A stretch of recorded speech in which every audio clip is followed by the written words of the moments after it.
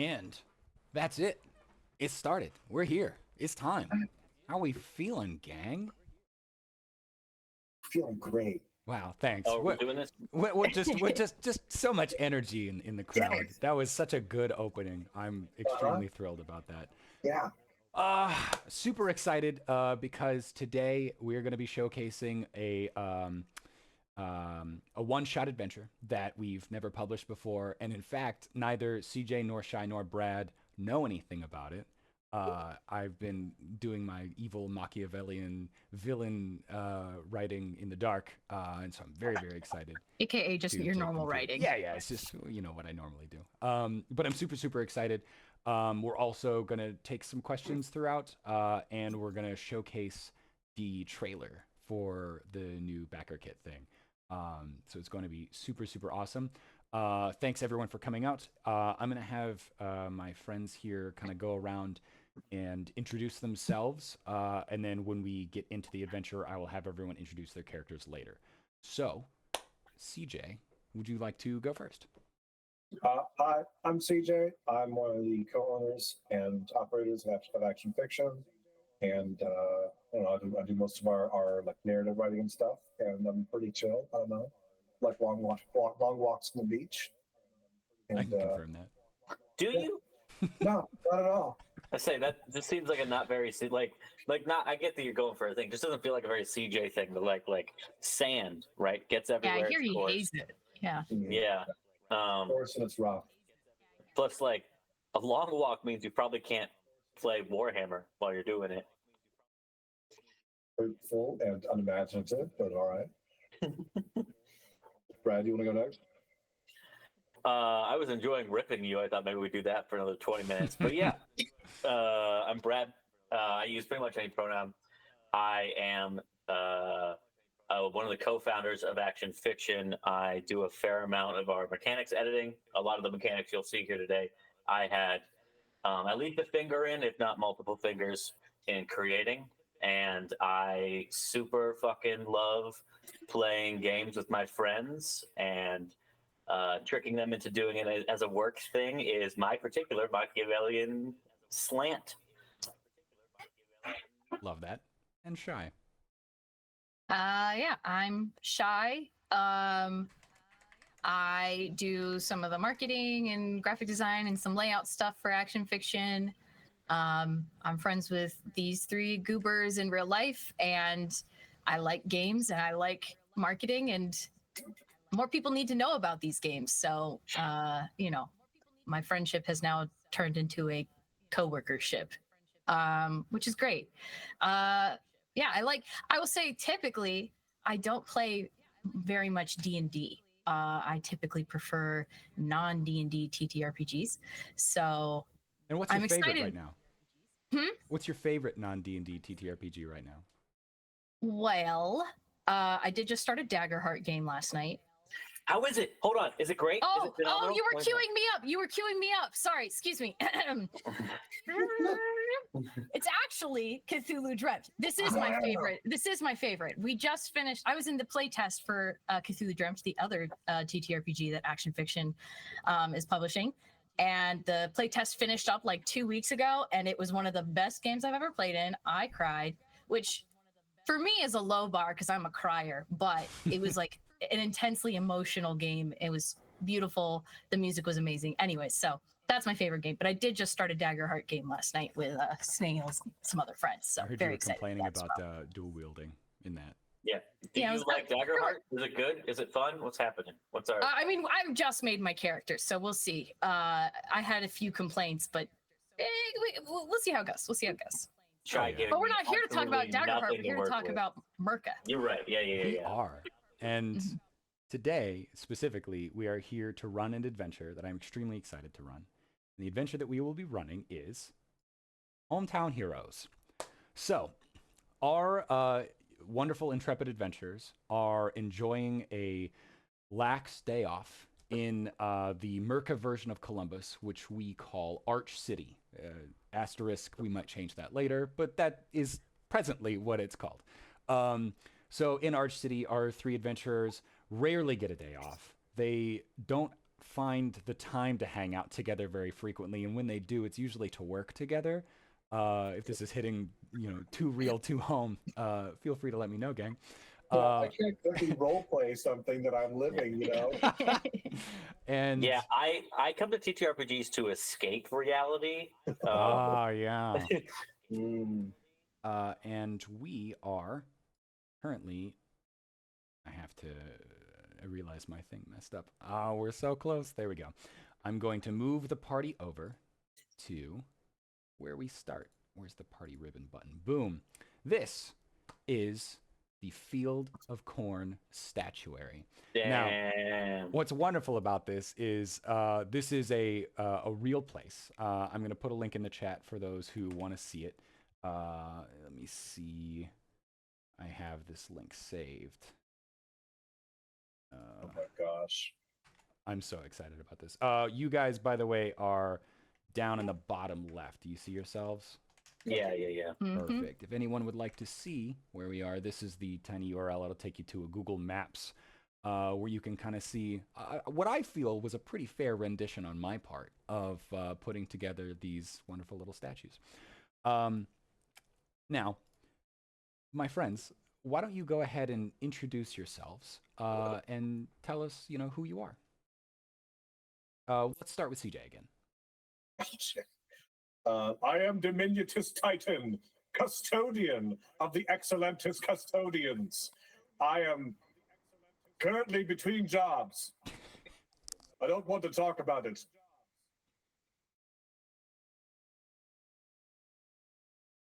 Man, this silence is so heavy right now. Sorry, CJ. I was waiting for you to do like a racing class combo. Yeah, I would love to hear it. Maybe a little bit about like what the class does, or like an item you're excited about. Something. Voice though, or I am one of the. I am an artificer, custodian. I am also a halfling. Titan, as he's commonly known, is like most halflings about 3 feet tall, but much thicker, and is always fully armored everywhere he goes, even when he sleeps. I believe I do think there are rules for that. You just won't get full rest, which won't be great, but it'll be fine. Yeah, who needs rest? This is a parody of America, right? No You're rest right. for the wicked. Yeah. Speaking of the wicked, Shy, why don't you go next? Yeah, I'm Jen and Tonic.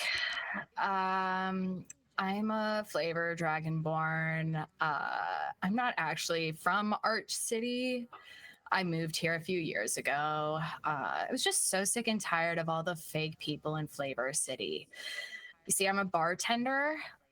So I was at this like really hip bar, all these frou-frou cocktails. So many people taking pictures of them. You don't know how many cocktails I had to light on fire. And for what? Just to get a little wasted? Just drink your drink already.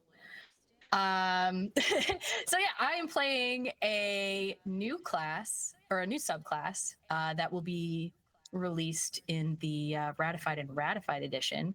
I'm a little nervous, but I'm very excited. It is a Blood Hunter Order of the Brewmaster subclass, which, I mean, if you guys want to talk quickly about maybe some of the design intent of it, but I've never played a Blood Hunter before.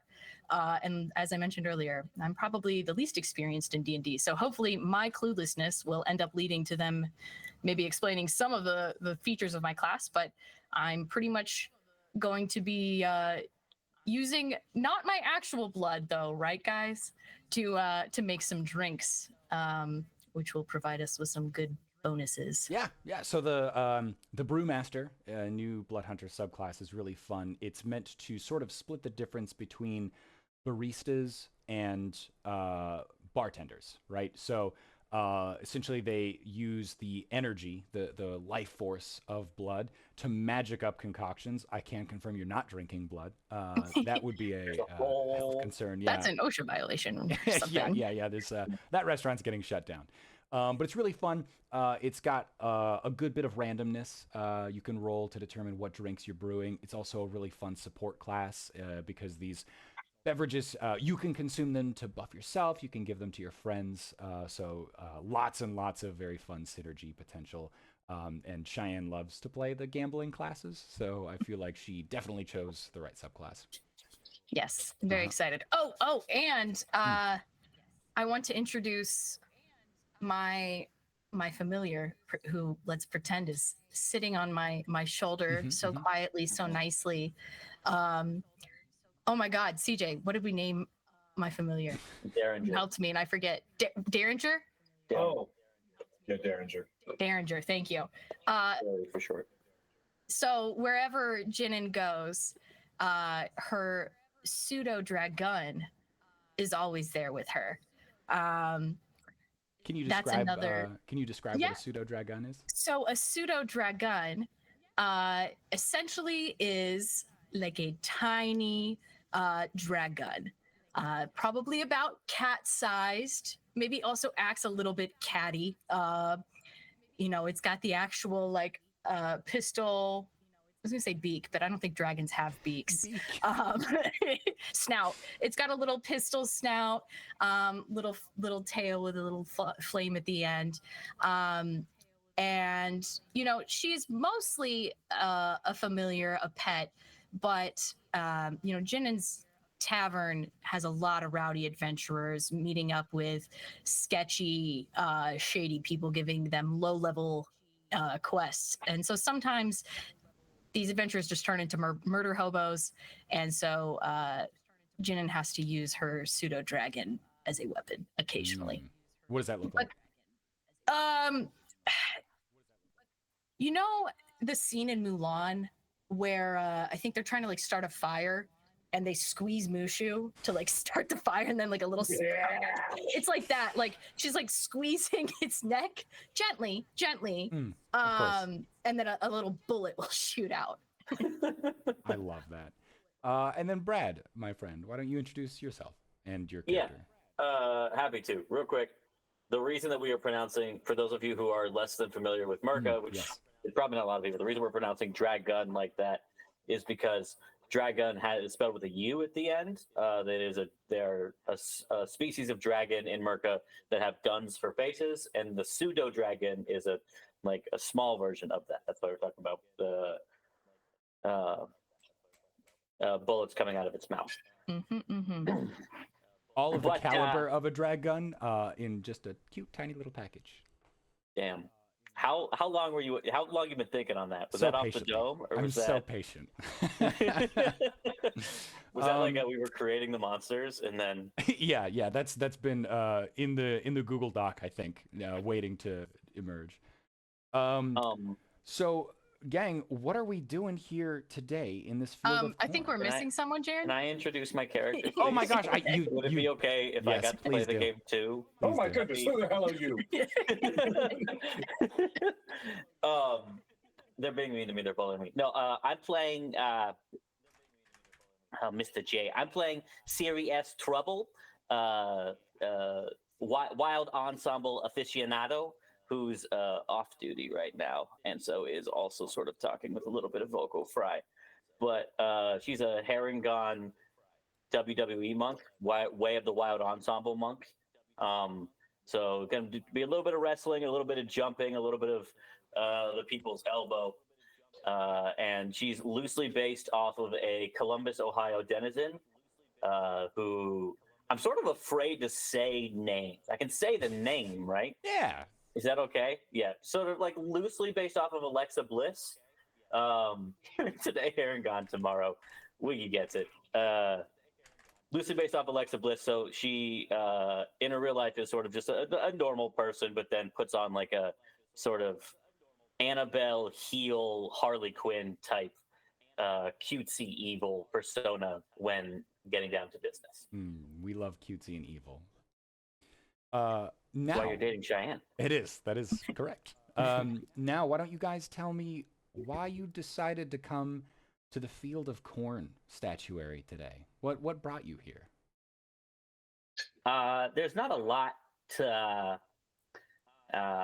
do that's free. And when I got some student debts, and they're not so much student debts anymore, but I got some debts. So I got like 1 gold on me at any given time, and this is one of the few free places you can go in Murka anymore, and it just felt good to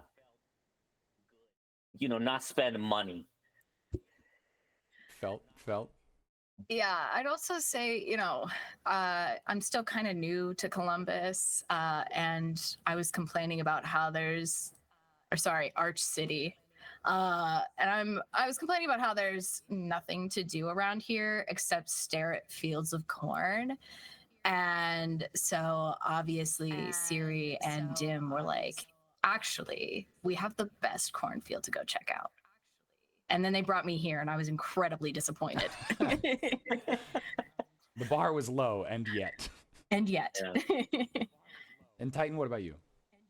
These corn statues are relics of our city, and I revere them so. But also, I am planning to wrap my legs around one of them so that I can take a picture and make an inappropriate joke on People Portal. That's good. That'll work really, really well. I believe I actually have that inappropriate picture on my phone of you doing that. No! Yeah, this is a real place. And Jared, my only critique of this, fantastic place to start a game. I think these might be too small. It's weird. Translating them to D&D, these are actually much bigger. Based on,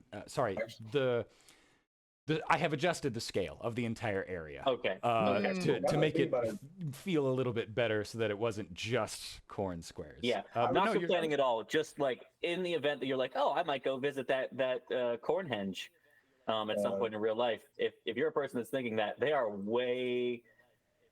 very impressive in a like tall statue kind of way. In a tall statue of corn kind of way. Really, CJ? Yeah, my dentist is right next to the corn statues. Yeah, same dentist that I go to, Shang. You guys are going to dox yourselves. There you go. Yeah, that's true. Now everyone knows where we go to the dentist. Shit, I literally just put it in Google Maps. Well, great. I'm so glad that, my friends, you're enjoying this beautiful statuary. It's a wonderful weekend day. The sun is shining, glistening off of the statues, which are freshly polished.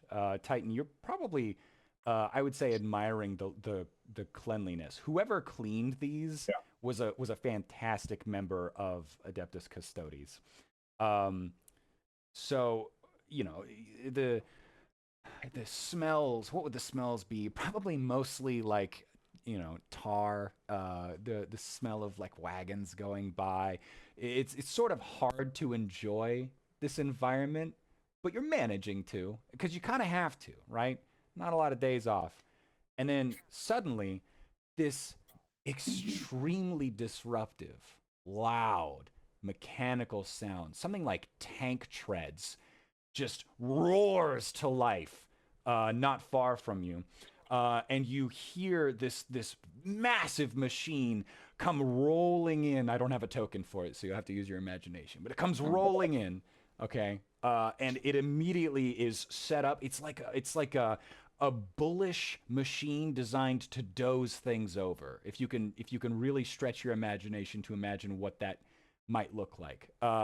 It's got this great big pushing arm on the front of it. This isn't a Kamehameha. This is the dish on the front of it. And it comes to a rest just next to this southernmost. What's the button? How do I make my clickies show? It doesn't matter. The one in the very southeast, where this blonde gentleman is chillaxing. And then, yes, thank you. How'd you do that? Someone tell me how to do it. Just click and hold. Oh, wow, it's click and hold. Man, I wish I was smart. And striding alongside this machine comes a man you wish you didn't recognize, but alas, you do. This man is Lex Weasler. Now, Lex Weasler is Arch City's preeminent billionaire. You might know Lex Weasler as the founder of Victor's Secrets. You would be wrong. Lex Weasler just bought Victor's Secrets. The Merkin way, you know. Yes, yeah, as one does, you know. With a small loan from his family's business, he actually put his family out of business. Now I'm starting to quote from the Wikipedia page, right? These are real things.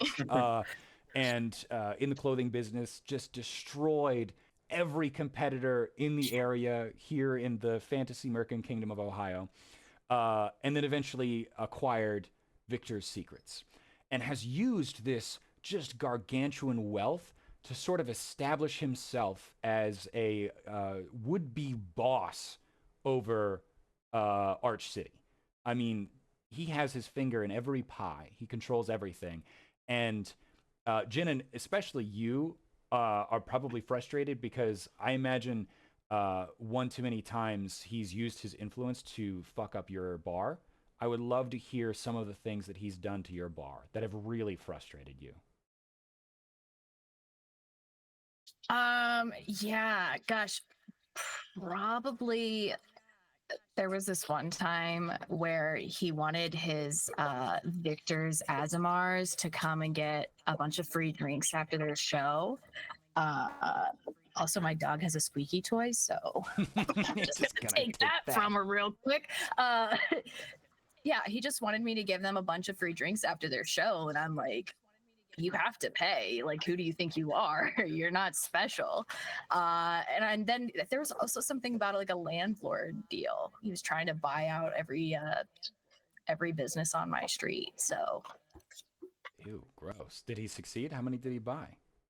I'm like one of the last remaining businesses there. Wow. Yeah. Cultural holdout. Love to see it. Siri, why don't you tell me why you hate Lex Weasler so much? Why is Lex Weasler the absolute scum of the earth, just the worst? Wexley's really good friends with person who owns our particular like wrestling troupe that bought all my big student debt when I went to school for medical dietetics. And man, I guess I'm just doing the Harley Quinn voice, huh? But one voice whenever is he comes around, whenever he comes around, we just have to treat him like absolute royalty, and he is not. He's like sort of a slobby, privileged, what do you call it? Like self-absorbed old man, and I think especially the women in the troupe are expected to like wait on him hand and foot and do the whole thing, even if it's past when we would normally be expected to be on duty, and he just makes my life worse, just in a very sort of personal way. I think that's absolutely reasonable. And Titan, what do you think about Lex Weasler? I dislike him. He is technically my ex-boss's boss.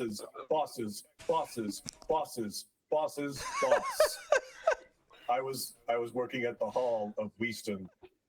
It wasn't a good time. Fuck that guy.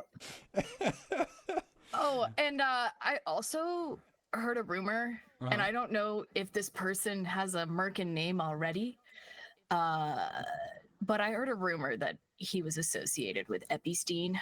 Oh, yeah. The guy who famously didn't kill himself. Yeah. Familiar with this guy. You're right. Absolutely. Well, here he is. And he slaps the side of the bullish dozer several times. And he says, man, this baby is gonna doze so many corn statues. And he turns to the gentleman who's piloting the machine. He goes, fire it up, Jimmy. It's time to go. What are you gonna do?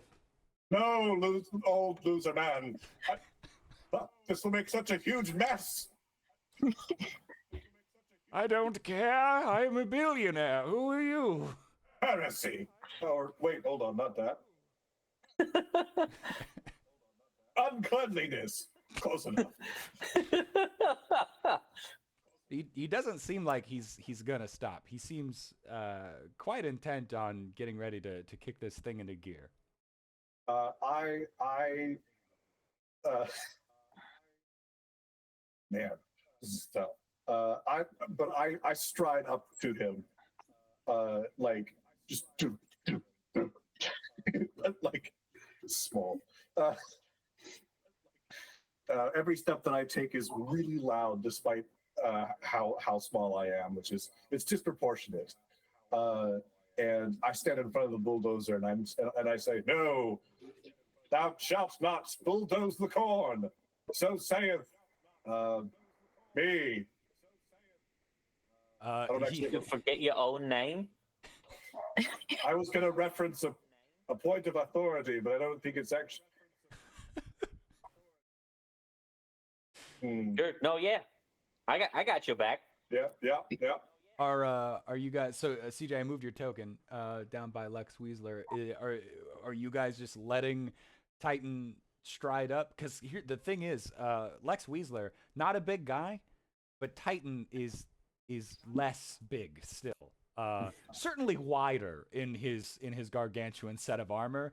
But Titan, you're despite this man's being probably like 5'8", you're still kind of like looking up at him. You know, he's not very intimidated. Yeah, I walk up there and I go, actually, so saith we. Yeah, happy to lean on my girly's shoulder while that's happening. Fantastic. Go ahead, CJ. Since you initiated this, go ahead and make an intimidation check. Okay. And I'm gonna say you can do it with advantage because you're backed up by all your friends. Sweet. How much do we tower over you? You said you're like 3 feet tall. Honestly, Yeah. the like album cover of the three of you would be really good. Oh no. Okay.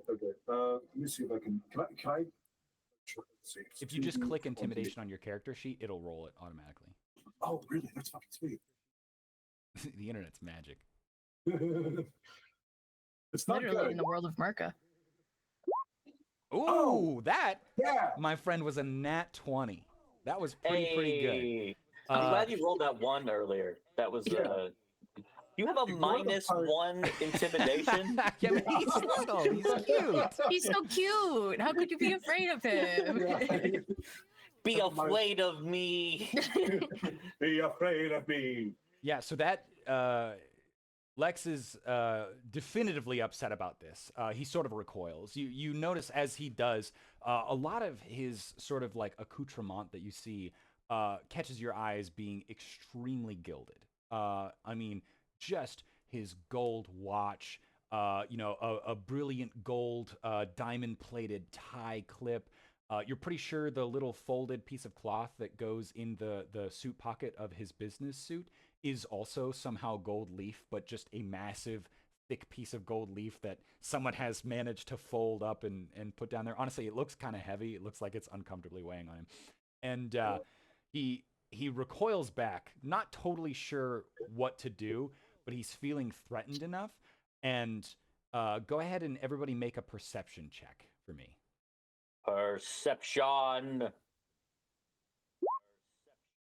Okay. The fuck? Mm-hmm. All right, well, that's not great. It's not. That was a 5. Oh, 18's pretty good. 18's pretty Okay. good. I don't gotta see anything. on my side, the number didn't pop up immediately, so it was just blank, and I was just like, "Oh, okay." You don't. Your perception's not high enough to perceive your perception. Actually. Siri is a little hungover and not like super perceptive in this exact moment. So this is really good for Cheyenne and not good. so good really for anyone else. Sweet. So what's going to happen now is, let me look at this really quick. You guys are going to roll initiative for me.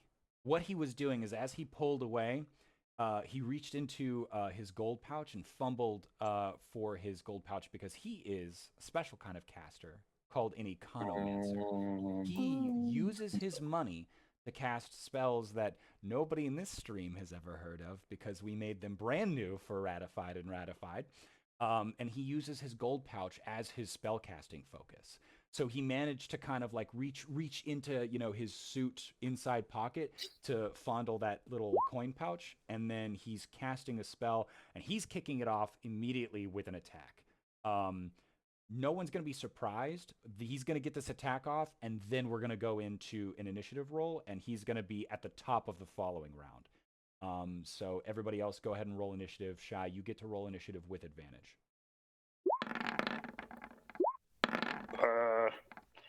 17's pretty good. Do you have the thing up, Jaren? I would like you to tell me what that thing is. There's an initiative tracker. The trap. I sure don't. You want to tell me where that bad boy is? It's off on the left here, isn't it? Turn. Yeah, it's a special button that only the DM has, so I can't actually tell you Nope, which I one got it. it is. I found it. Okay. Found it. And then if we select our character and then hit initiative, it should automatically put him in there. Love that. Doesn't matter. I'm gonna roll like fucking shit. That's unfortunate for you. Yeah. I'm gonna roll initiative just so he's in the turn order. He hit the little button for it. How do I do that with a character sheet? What's the How button? you do what? Oh, there it is. I found it. Beep.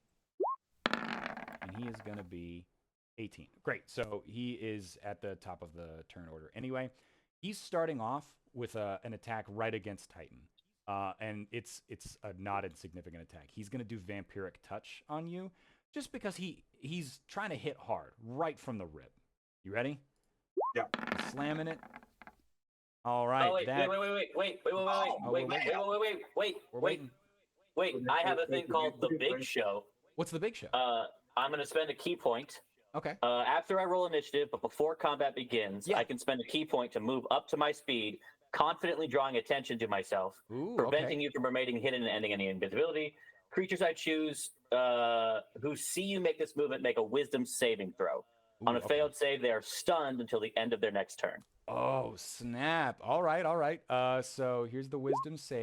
Are you moving somewhere? Do you want to move there? I can move up to my speed, so I think I'm going to move over here. That should be enough if I... Yeah, that looks good. 10. Let me... 10, yeah. I got 40 speed, so I'm good. So, unfortunately, rolled really well in the wisdom save. Rolled an Jesus 18. fucking Christ, You rolled come an 18. on. I know, that's rough. And I spent a fucking you spent key a point for to that do it. shit? Yeah, you did. You did. That was a nice shot. Nice shot. It was. You tried. Man, it would have been awesome. I was ready to be really excited. So, this seems incorrect. Can someone explain to me why Vampiric Touch rolled with a +10 on it? That feels not correct. What is his... +4 is the mod. +4 is the mod? What's his charisma? Mod. It's... He's a... Wait.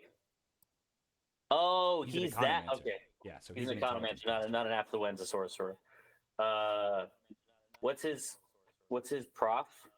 It should be 2. Yeah, it's 2. And he's got a +2 int? +4 int. So it should be +6. +6. Not +10.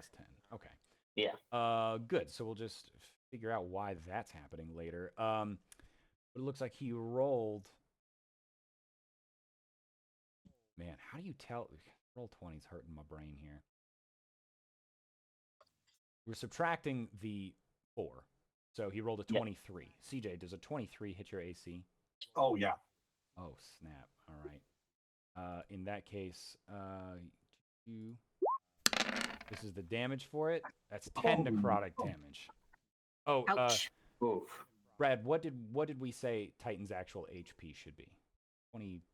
We said it should be 24. 24. Okay. Oh. So 24, and also, then you took 10. Also, your AC should be 18. 23 still beats it, but I think you have it set at 16. Wait, why is my AC 18? Because you have heavy armor proficiency, which means you should be wearing full plate, my dude. Which will just set it to 18. Yeah, but I have chainmail, so I... Why would you wear chainmail when you could wear full plate? Especially if you got a shit dex. It's like what I taught. Well, I think it has to do with my strength modifier. My strength is 13. I don't have the actual strength to wear anything above chainmail. You're just a little guy. Dang, that is brutal. Yeah.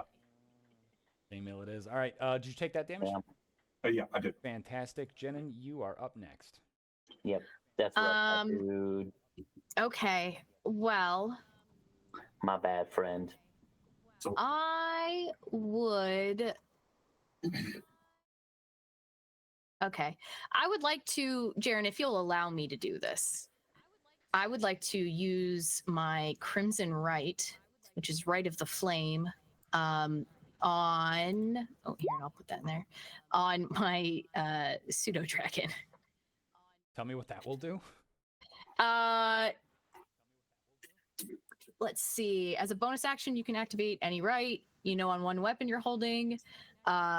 When you activate a right, you take necrotic damage equal to one roll of your Hemocraft die, and I can't reduce that. And then the extra damage dealt is fire damage since it's the Right of the Flame. But I'm mostly doing this so that I can do some of my blood beverage stuff later. Ooh, yeah. No, I'm down. Let's do it.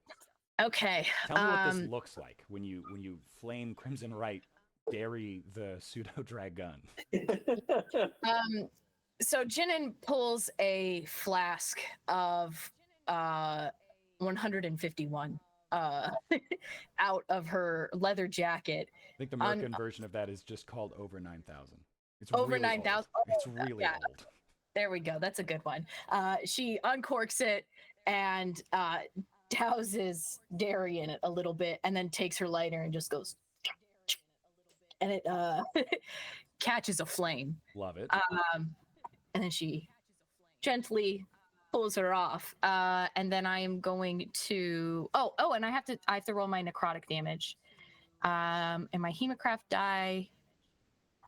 Is that a D12, Brad, or D? What's the question? That's a D4. Your Hemocraft die. Okay. So you will take D4 of damage, and then he will deal an additional 1d4 fire damage ongoing.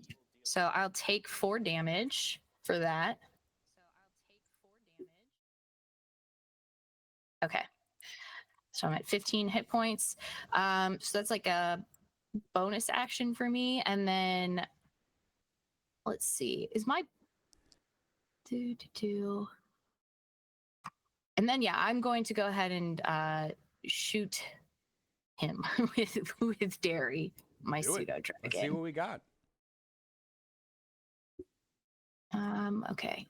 So do I just click on it in Roll20? Mm-hmm. Okay. real quick, Jaren, are these tokens wreathed in yellow? Are these like his henchmen? No, these are just people that were also hanging out at the Corn statuary. Oh no! So, run, guy, run! Yeah, run he's already. Honestly, he's been flattened by the bullish dozer. He's not running anywhere. He kind of had one of those, the scene from Austin Powers where the dude goes no and then just proceeds to get flattened. That sort of happened. Should have role played that. It would have been great. You rolled an 18. That, my friend, that definitely hits. That hits? Yeah. Okay. Tell me what happens. So I take Derry off my shoulder. I give her a little pet on the neck, and then I squeeze real quick as a bullet shoots out of her mouth with a little bit of a mixture between, I think, a meow and a gunshot, like a bullet crack. So try and imagine that, if you will. And then the bullet goes straight at him for 11 piercing damage, and then that's plus, I roll another 1d4 for that Crimson Right. Roll that d4. 1d4 plus another 2 burning damage. Great. Flame All right. So that clips right into his shoulder. Now, thankfully, he's a Murkan billionaire, and so his business suit isn't any normal business suit. It's magically enchanted. It's materially reinforced. So you can tell that the impact really rocks his shoulder because his bones are old. So the suit impervious, but you hear some clicking, like whatever dusty joint that smacked into it definitely did a number on him. He's gonna go have to see his personal masseuse or chiropractor on Monday, huh? Absolutely, yeah, absolutely. And that brings us down to Siri S. Trouble. Siri, What are we doing? First off, I'm going to let you know that you can cycle through the initiative count somehow. I don't know what it is. I found the great. button. Yeah. Great, excellent. I mean, you don't have to do any of these things. I'm giving you tools. Trying to I help love out. this. No, I'm a Roll20 amateur. Koa taught me everything that I know on Wednesday, and I'm trying desperately to retain all of it. That's so nice of them. Yeah. I am gonna relish in the fact that I get to do this, and then pull out a small, like, wooden mallet hammer looking thing. Ooh. And then twirl it a couple times, and then this motherfucker. Please roll us double. Oh my god! My friend. Yeah. A 7 ain't cutting it. CJ, did you give Brad your luck for this stream? I should have advantage, right? Because are we flanking? Oh, with you CJ? are. Yeah. If that gives you advantage, hit it. Okay. Oh wait, shit. That's okay. Doesn't matter. Oh, that's a crit though. That's Nice. a crit. That's a nat Great. 20. I did hit the wrong button, but I would like to stick with that roll if that's okay. I think that's totally fine. Yeah. Okay. Great. So we're gonna roll R1d3. Great. So that's gonna be. Then we're gonna roll again. Oh, I'm gonna hurt you, D20. Jerry, can you send me? Can you send me the picture that you used for this guy? After the stream, absolutely. I'm seeing it very small. It is quite Here, fun. I'll do a little zoom in on the stream too, so other people can see it, because it's pretty great. I'm pretty happy with it. Yeah, it's We did a lot of good photoshopping for this game. The preparation was intense. Oh, I forgot to also show something that happened here. So this, we lost this corn statue. Really, really sad. I know. Where is the thing? Is it over here? The dozer? No, it's here, and it occupies a space that is all three of these. So the dozer's just going on while we're shooting it. No, when it came in and then stopped, that was the big bad. Yeah, I really wish I had like a good. Yeah. Well, but all three of them. How do you? Where's my little marker here? Should just be the painting tool. Oh, but it's green. Mine's green. Balls. Hold You on. can change the. Yeah, you can change the color. I know that you don't want to change it from green because you're the dozer is roughly here. Yeah, occupying all. Okay. Oh my god, it ran that man's over. It did, well, yeah, about half of him. He's looking kind of like a tube of squish toothpaste. In your defense, he really should have moved and didn't really make a whole lot of effort to move. Yeah, the bulldozer was pretty slow. It's kind of weird he did it. Bullish machine, dozer, yes. excuse me. Yes. Yeah, I don't know what you're talking about. The dozer is him because he was clearly dozing off while the bull was. Anyway, so that is 13 bludgeoning damage to my boy. Okay. And 13. Okay. And then because I did that, I'm going to trying to think what I think also just a nice, like, one of those wrestler like front kicks as a unarmed strike bonus action. Nice. Yeah, hit it. Okay, and this should still have advantage. 17 to hit. That will hit. Okay, that should be 4 damage then. That's going to say 2, but that's because I forgot to change it from being strength-based on damage to being dex-based. That's 4 more bludgeoning damage to the individual. That is -4. All right. So, oh, Jaren. Yeah. I think I forgot to do. I think I can do my blood beverage as a reaction. Could I have done that? Yes, I believe you can blood beverage anytime somebody that has blood takes damage. Yeah, it's specifically when they take damage. When you deal damage to them. Yeah, when I deal damage with to my a creature crimson that right. has blood. Yeah. With your crimson right.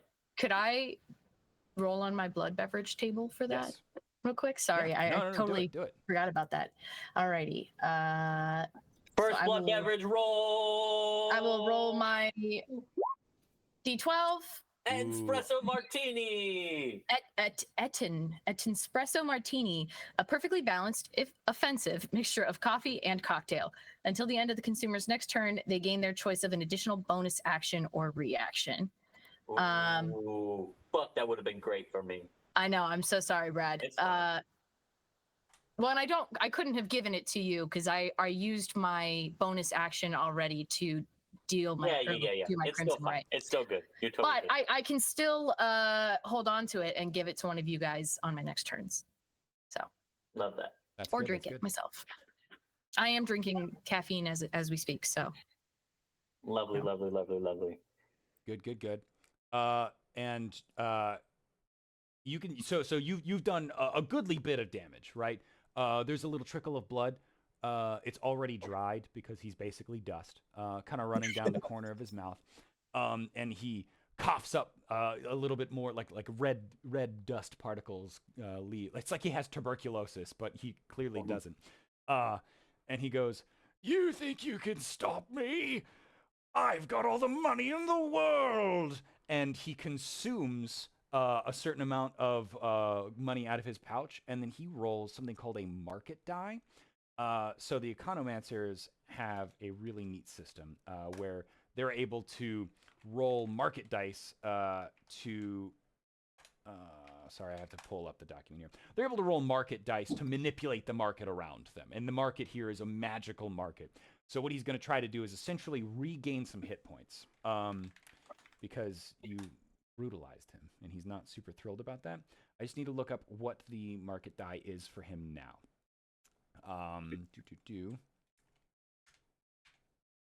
While Jared's looking at... Never mind.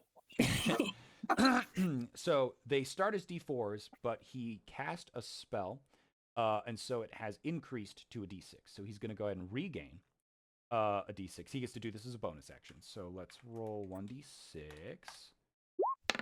And he's rolling a 2. That does not help him nearly as much as I wanted it to, but that's fine. good for us. And then he reaches into his pocket again, and he pulls out a crude revolver. And he's holding his magic, his coin pouch in the other, and the coin pouch starts to glow, and it has this eerie golden glow, and that crude revolver in his hand starts to glow with the same magic. You can feel, Titan, you especially, because you are so intrinsically connected to the weave. You and Jinin both can feel magic flowing from the coin pouch into the gun as he aims down the sight. He points it directly down at Titan's face. I mean, it's point blank. It's not looking good for you, buddy. And then he Wait, hold on. freezes. He's doing all this as a reaction? No. It's his turn. It's his turn. He's queued up and ready to schmangle you. You just did Jinin's turn. Oh no, I forgot to do my Yeah, blood. that was she was beverage. redoing it. Oh, That was retroactive. Yeah. Yeah. Okay, cool. All right, So he's I'm ready. You're staring down the barrel. It's right in your face, and then he freezes. And the bullish dozer machine freezes. And in fact, every single person in the entire area freezes. No one's moving. No sounds are happening.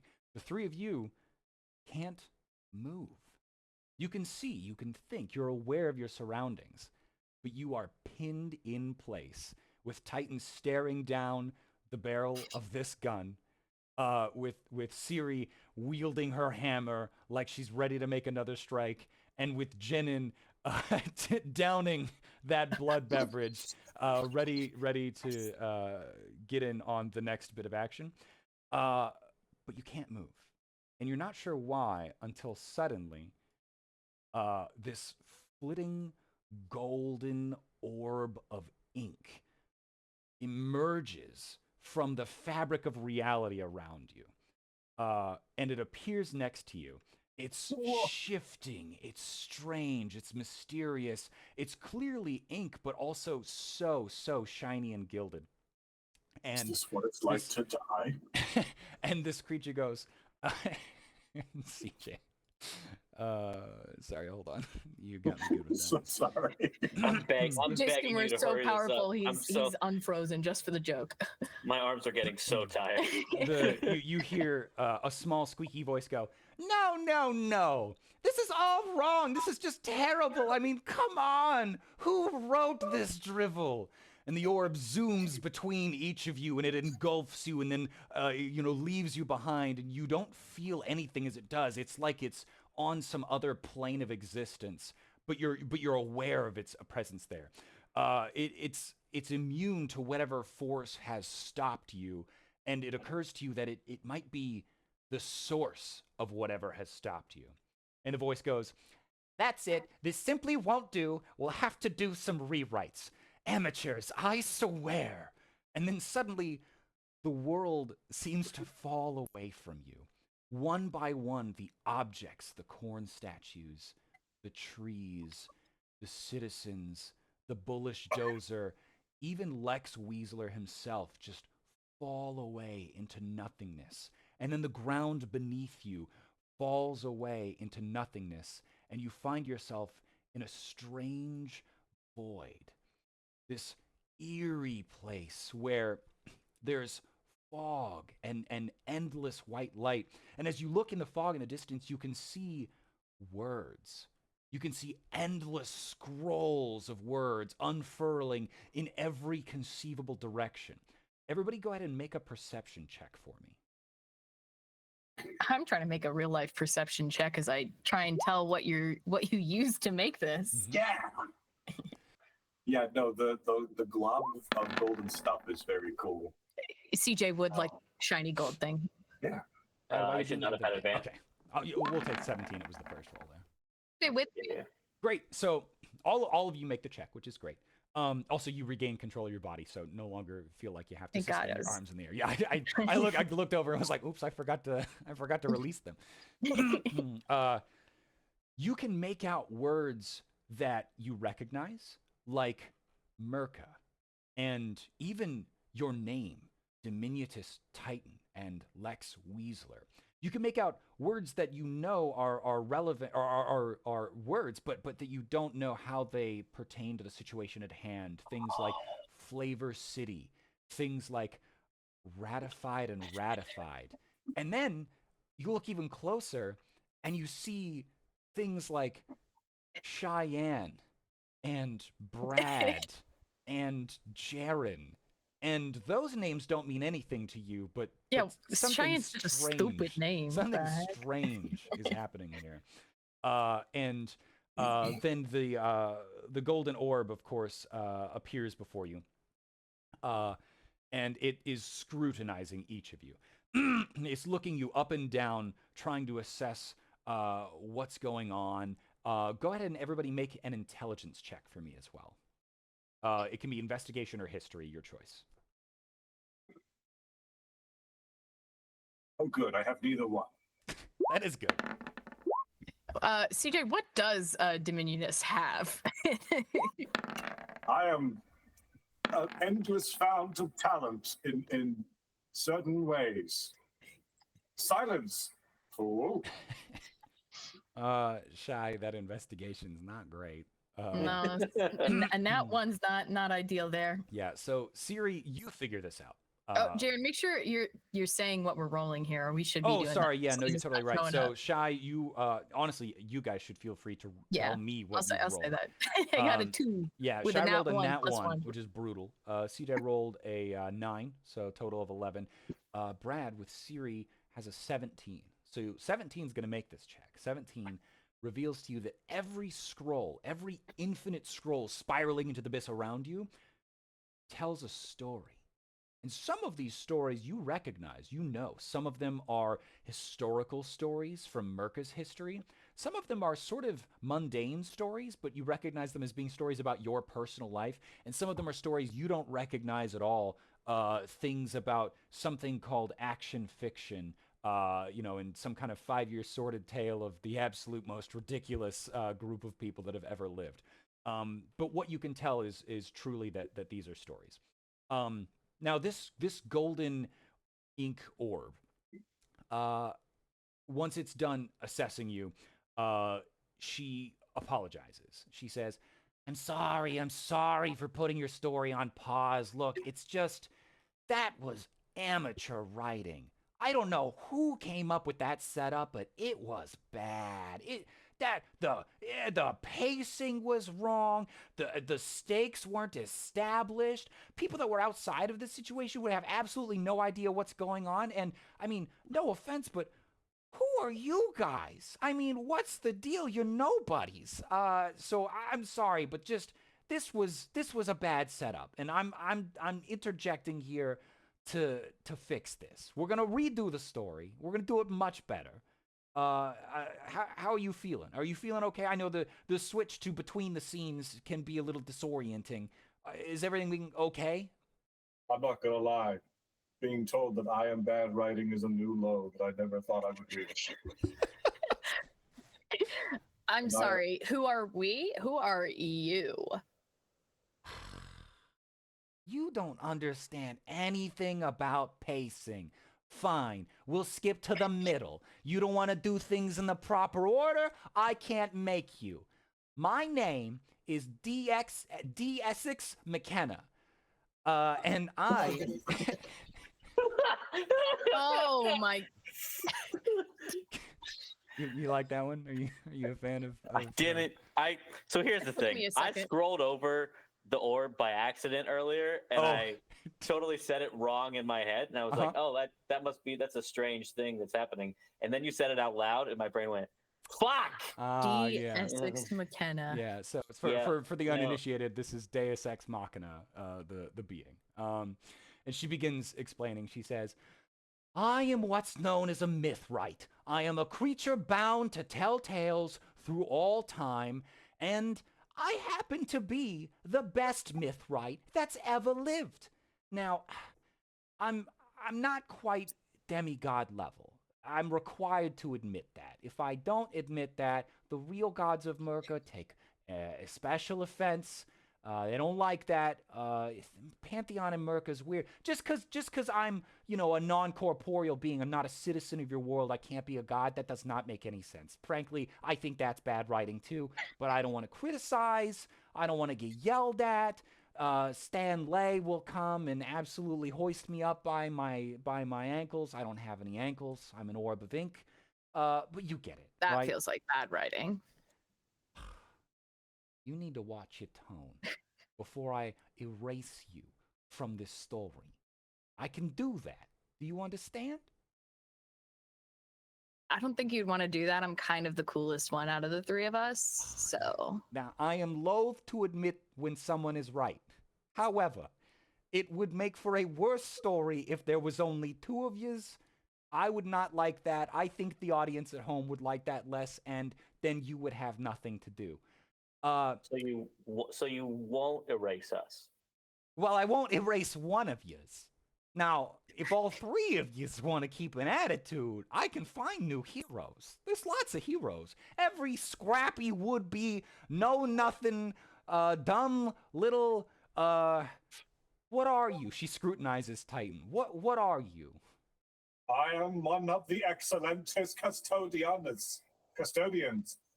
Yeah, every one of yous guys. There's so many of yous. Everyone wants their shot. I didn't pick you, okay? This is just the way the story unfolds. But I can unpick you is what I'm saying. Now, the problem, one of the major problems with that story, beyond the pacing, beyond not establishing the stakes, is the power scale for that fight was absolutely incorrect. No offense, but you guys don't stand a chance. That's a billionaire. That's Lex Weasley. I mean, he eats people like you for breakfast, and that sounds like a euphemism, but I mean literally, Lex Weasley eats babies for breakfast. It's how he maintains that youthful glow. I am not a baby. Oh, I just resemble one. you do. You really do. How old are you? I am 45. Jesus. I mean, what's your skincare routine? No. Look, you're distracting me. I don't even have skin. Look, I'm here to fix this. I understand it could be confusing. I'm happy to answer what questions you have that I can. But I want to try and make your story better. Would you be okay with that? Not that I need your permission, but I'm asking. I'm fine with it, but I do have one question. Wouldn't Fine. you say that like breaking the fourth wall is kind of like a lowbrow, cheesy, and easy way to impress your audience as a writer? And it's kind of a tool that maybe writers rely on too much. Is there any sense of irony going on here that you think is maybe a little heavy-handed? I'm Or not gonna lie, it sounds to me like you have damn near overdosed on irony. I think that you could stand with maybe perhaps abstaining from irony for a while and maybe I'm with the consuming media giant. that. I mean, Go ahead, Titan. I am a blood hunter, so I do have like a heavy dose of iron in my diet. I'm with the big gold ink ball on this one. You're the kind of person that speaks sarcasm on their people portal dating profile. Sorry, that was such a devastating burn. It's worse because it's coming from him too. I know. Like he's looking up at you like, "Mommy, listen, you're pretty fucking disappointing."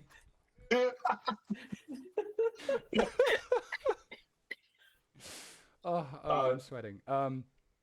Oh, great ink ball from the. I'm not gonna lie, I forgot your name. I'm really sorry about that. D-Essex McKenna. You can D- call me D-Essex. D. Everybody D. says I'm a little D's. nuts. My D, lord D. D, the letter D. Everybody says I'm a little nuts. Mm. No, I got it. That's good. No, I got That's it. good. That's good. I understood the joke. I am grievously injured. Can I not be grievously injured?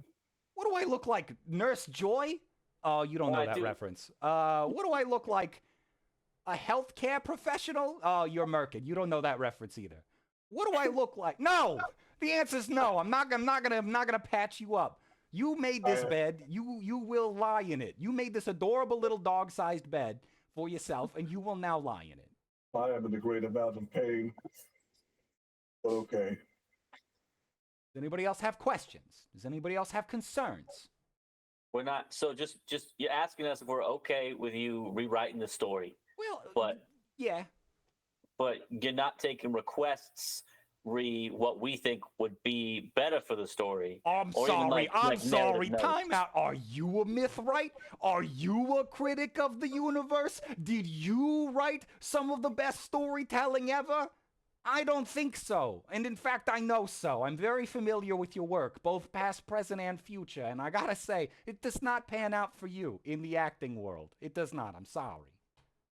Have you read my fan fiction collection on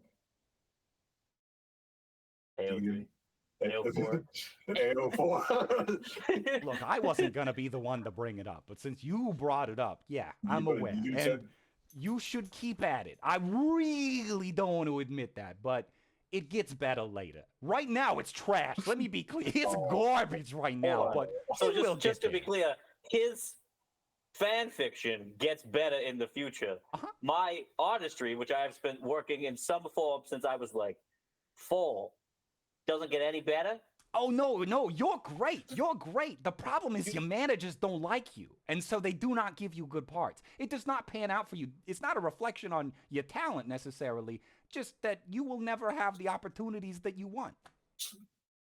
Could we? That will be my request then. Could we change that particular part? All right. Well, of the now you're story? trying to Just like- change destiny and fate. Guys Well, all want as so long as we're much. here, I thought maybe we open up the hood. We take a look at the inner workings. We say maybe the fan belt doesn't need to be there. What the Your hell fan is a belt fan needs belt? to be there. Do not remove your fan belt. This is Brad Is that a talking. real car thing? All right, That look, feels like a made I up don't thing. know if you can remove a fan belt, but I do know that they're very important. I don't like taking notes. However, I will take your note.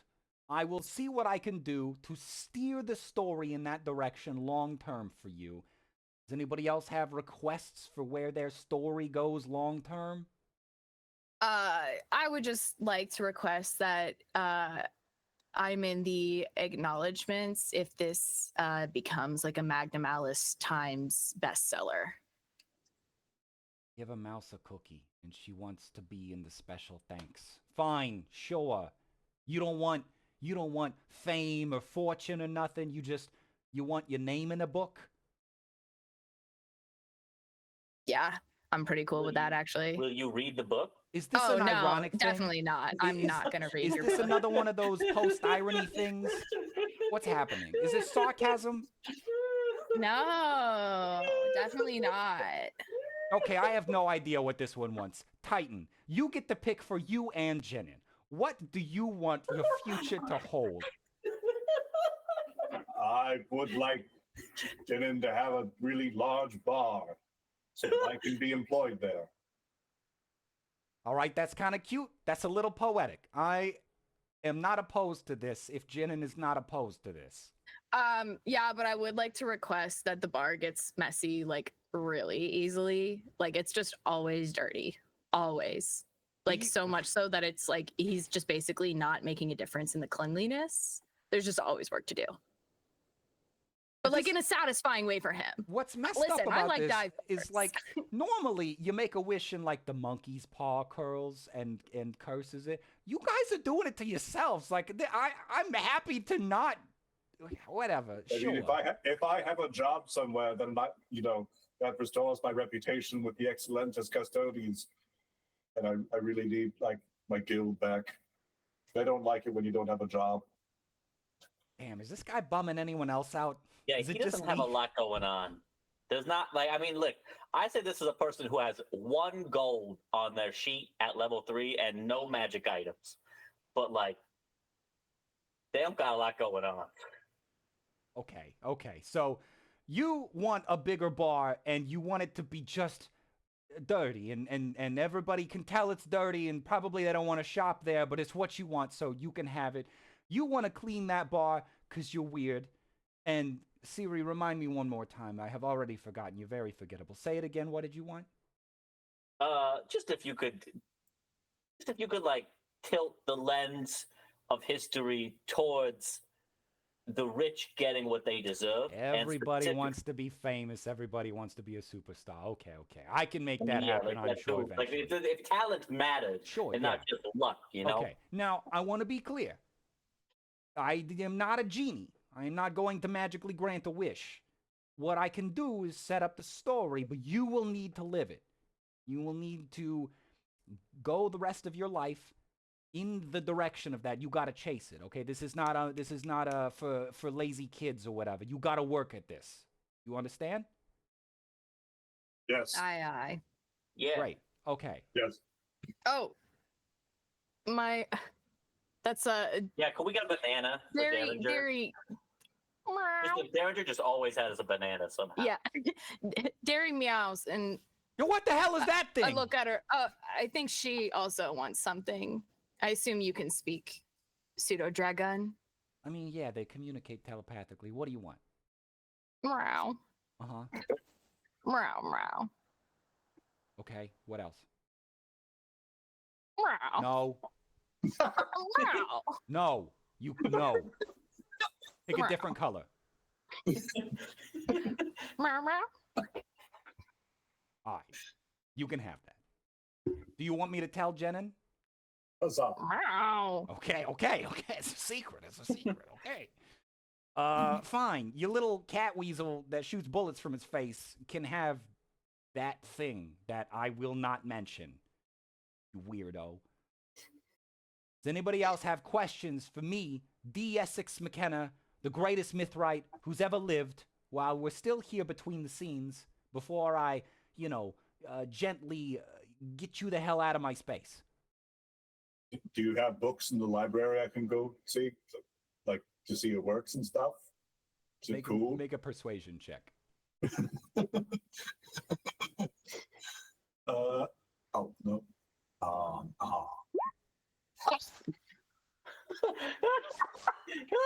CJ, That's what a did you roll? 31. Let everyone know. That is a dirty one. Not a that one. A dirty one. You rolled a 2 minus 1. She kind of looks at the infinite scrolls all around you, clearly within reading distance, and just goes, no. No. Me? But I tell you what, you want to go to a library? That's fine. I can take you to a library. Because in fact, you're going to need to go to a library. I know that doesn't make sense, but here, let me try to explain. And then she snaps her fingers, and poof, you all find yourselves standing outside of one of the largest libraries in Arch City. It has a beautiful cantilevered awning outside. They're setting up for a festival, which is coming next week. It's a book festival where lots of local, authors will be Arch there. City Book Festival. Yeah, Arch City Book Festival. They're going to be there hawking their wares and things. In the midst of it, no one really seems to notice you, and certainly no one seems to notice this glowing golden orb of ink that seems to just radiate little motes of brilliant shining light. And she kind of motions to the library and she says, if you want to fight Lex Weasler, which, by the way, is how your story's supposed to go. I know I paused it. He's still there. So is the Bullish Dozer. Everything's still there. It's waiting for you, but it's on pause. If you want to fight that fight, which I recommend you do, because that's what the story is. And if you want your dirty bar, and if you want your fame, and if you want your, I don't know, job, then you're gonna need to take him out. And in order to do that, I'm telling you right now, in order to do that, you need a powerful magical item that I happen to know because I wrote the story. I happen to know it's in this very library. It's in there and it's waiting for you. What you are looking for is a book. It is a powerful reality-altering book. Now, most of the time, only myth rights can interact with this book, but because I'm trying to fix this story and patch up whatever idiot wrote this story's really shoddy work, I'm gonna get you in there. We're gonna get it. It's called the MacGuffinomicon. Now, this thing, let me tell you, it's exactly what you need for this particular story. It's the precise thing that you need to win this fight.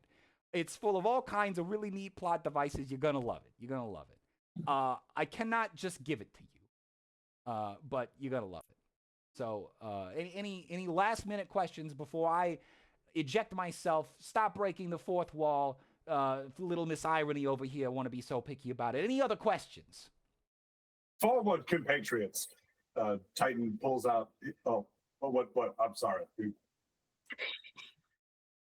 Oh, yeah, no, I was just wondering if, like, you said you're the greatest myth writer of all time, if there was some sort of, like comparison study or, like, a numbers, like a job metrics thing we could look at, some sort of, just to, like,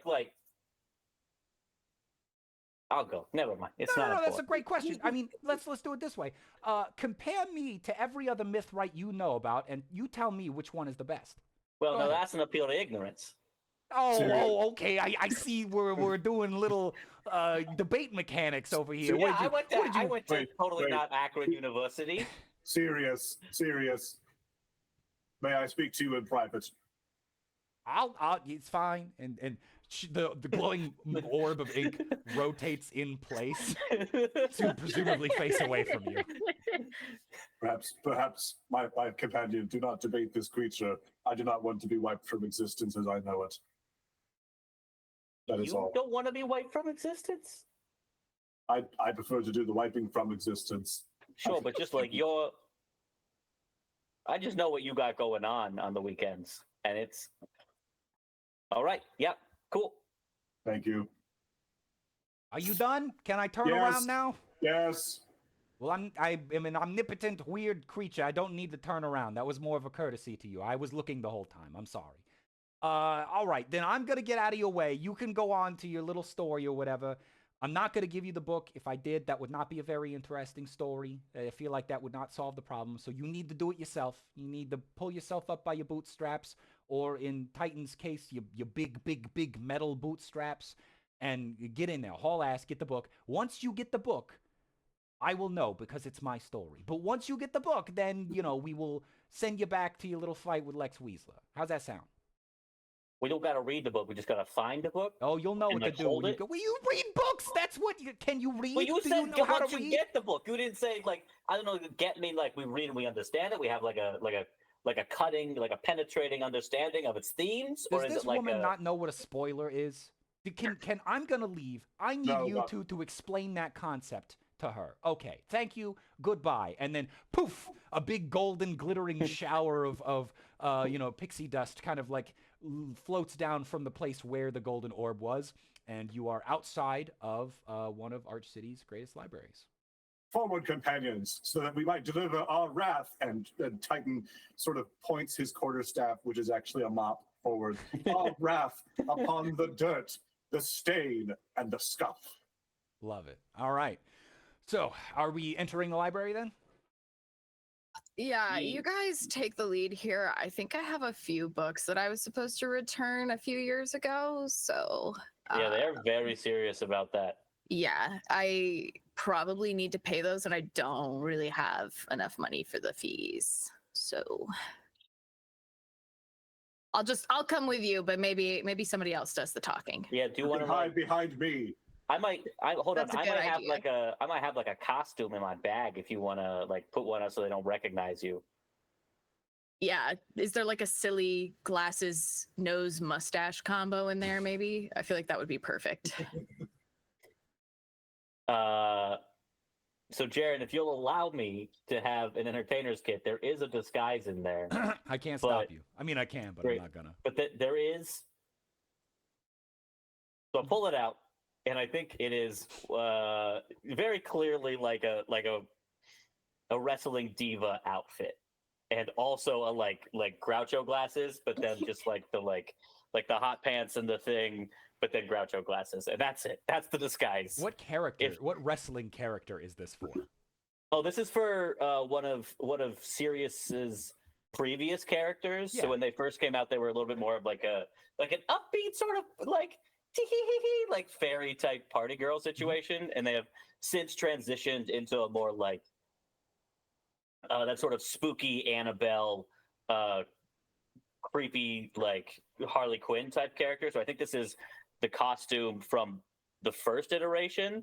Got So it. it's like bright pinks and purples and like covered in sparkles, and yeah, I did a lot of research. And where on Alexa where Bliss do for the this. Groucho marks or whatever The glasses? Groucho glasses are the thing you're talking about, where they're glasses. Yeah, and I'm just wondering, is also- that a part of the original costume or just you also have? No, I think that picked up.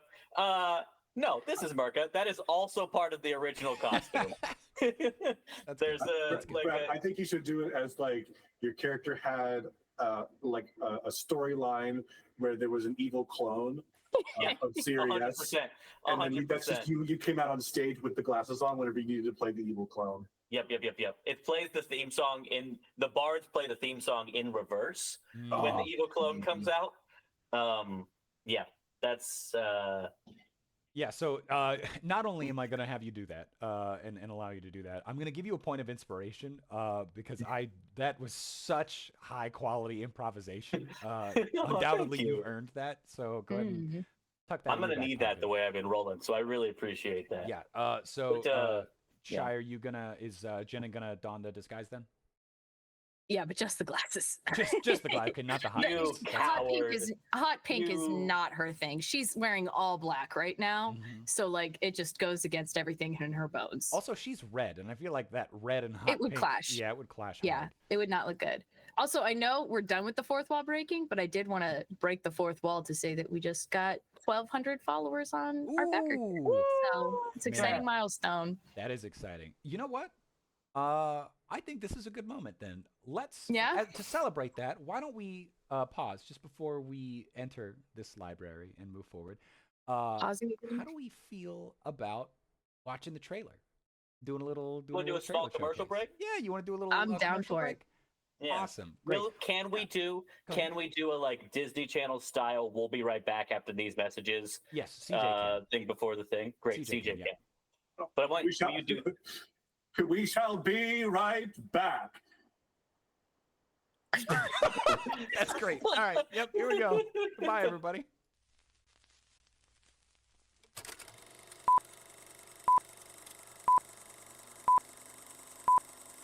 Are you tired of your D&D night being bland and boring? Do you want a campaign that's wacky, ridiculous, and off-the-wall bazonkers? Hark! Sir William Mays here, ascended god of trade and commerce, for Monsters of Murka 2nd edition, a series of campaign supplements for 5th edition D&D. That's right, the platinum best-selling series you've come to know and love is returning for a 2nd edition, bringing all new content for the high fantasy parody pop culture world of Monsters of Murka. With over 750 pages of content, you'll find subclasses, you'll find items, you'll find monsters and spells all ready to jump off the page and into your game.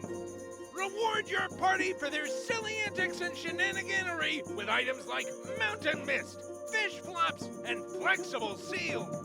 Meet legally distinct parodies of your favorite pop culture icons like Lord Guillaume Fier in semi-fantastical locations like the land of Wall Moria, or punch capitalism incarnate right in its stupid face. The 2nd edition of Murka completely overhauls each book with rebalanced content, plus brand new, never-before-seen subclasses, items, and monsters. So much new content that we'd need to write a book about it. Heck, we'd need to write 3. Whether you're large or small, these 3 books can do it all. But hey, don't just take it from me. Listen to these reviews from real paying customers and 1 paid actor. Pause if you want to read these, because we don't have time! It's D&D in the land of the free. It's got satire galore, and we gave it more. It's a world so nice, we made it thrice. So grab your friends and chuck some dice. Each book in the Monsters of Murka series works as a standalone setting, or you can mix and match the content into one big Murkin melting pot. Bundle all 3 books together right now and save. Take your campaign into the world of Monsters of Murka today.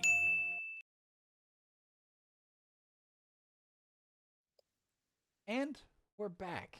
I realized, by the way, I wanna talk about the trailer in a sec, but I realized it's probably for the best that CJ did kind of a wonky little hand gesture. That way we don't get sued.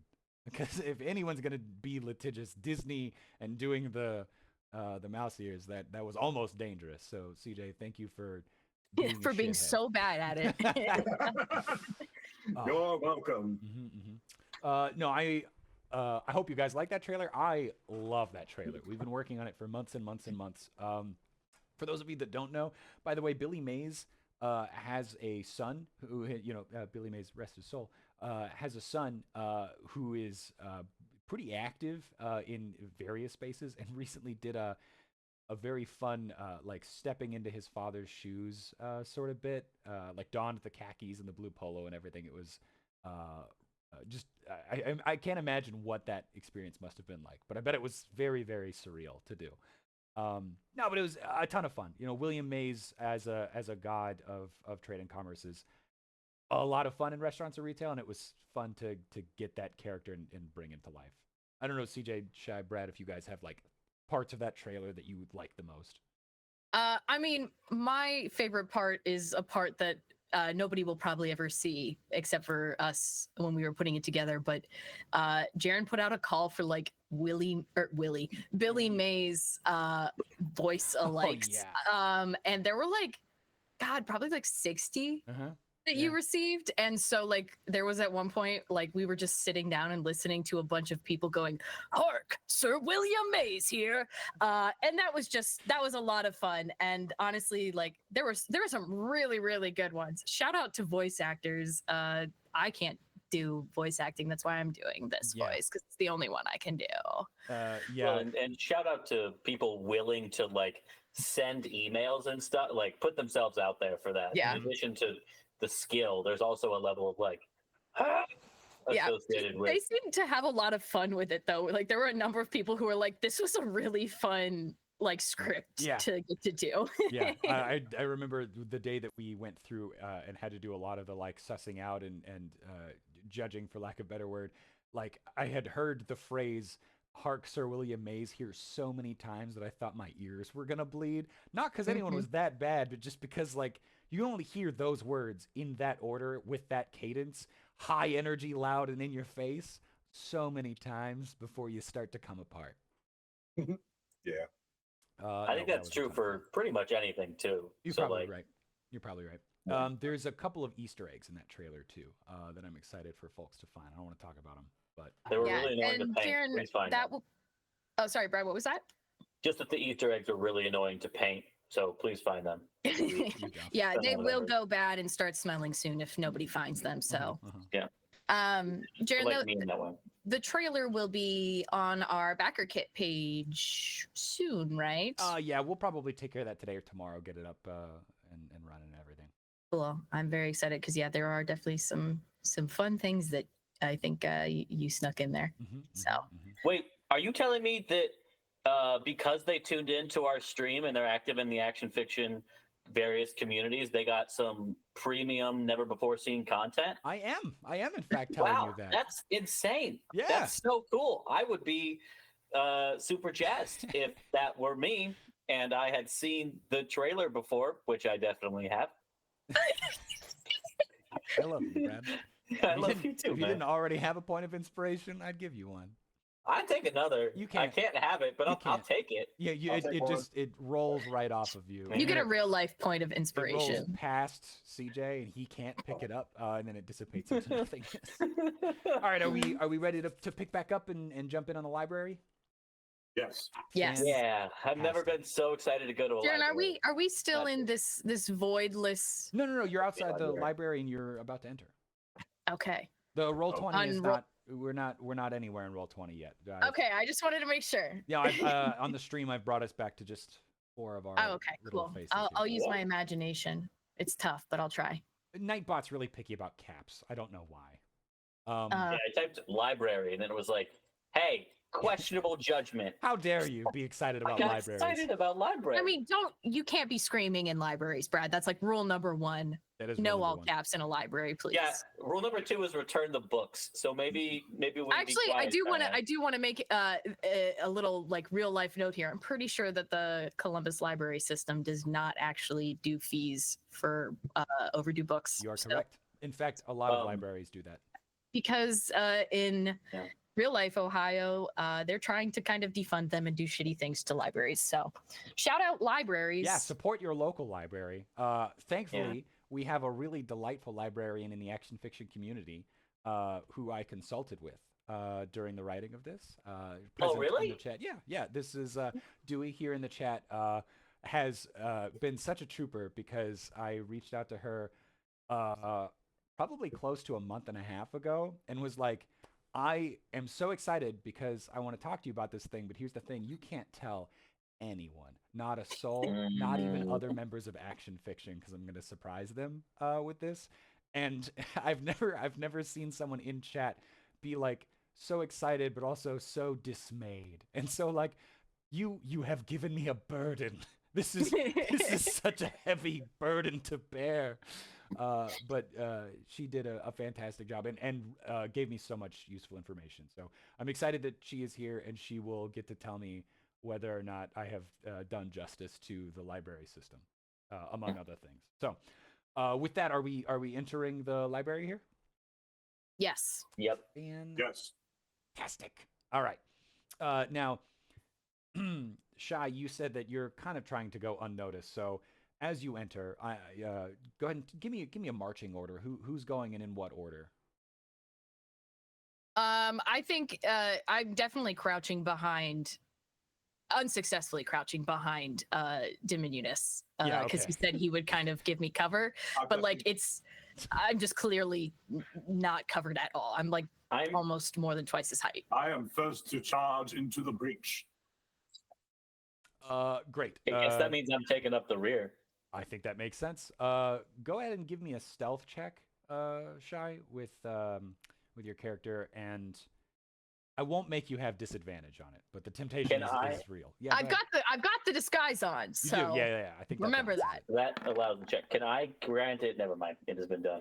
I got a 7. Can I attempt a sleight of hand check to help hide her? What are you gonna do? Put me in your pocket?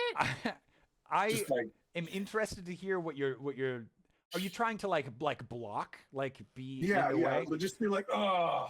So yes, but this is not going to be a sleight of hand check. This is going to be, I think, a performance check. Because it's I know, but you're sort of like trying really hard to kind of like body block yourself. So I'm thinking that's where we're at. Yes. Oh, okay. Okay, all right. So 17, not bad.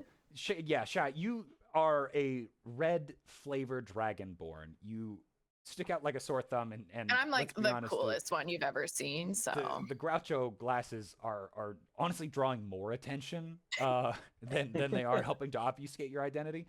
But thankfully, Diminutus Titan is such a living wall of a person that he manages to kind of like square his shoulders. CJ, go ahead and describe to me how Diminutus Titan blocks this, keeps her hidden. Oh, this is just how I stand. I'm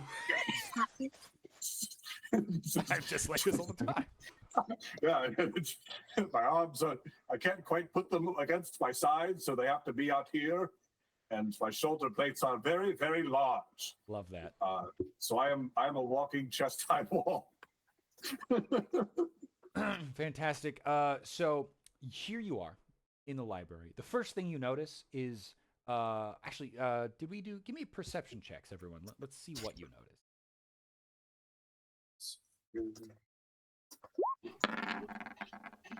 that's another 7 for me, Oh. and a 4 for CJ. You said perception. I did say that. Perception. How do I only have? What? Hold on. I don't know, Oh, that's why I've been rolling so fucking shit. Oh, what are you rolling? nope, 10s? never mind. Oh, Never mind. Nope. Just bad luck. Yeah. I thought there Oh. was an issue and there was not. Bad luck, huh? Yeah, that's a nat motherfucking 20. So what I'm talking about. perceptive. That's what I'm talking about. I see everything. So that's good. For the chat, prior to running this, Brad issued some concerns with the randomness of Roll20's dice rolls and strongly preferred rolling personally owned dice.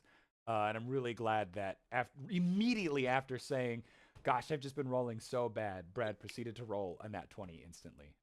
Just keeping you on your toes, buddy. I'm really happy about that for you. In that particular instance, I was actually talking about being confused as to why I have a wisdom of 10 as a monk, but that's because ours is a charisma-based monk, and it's a cool fucking class, and you should check it out. But this is mostly me deflecting from having been wrong. That's good. That's good.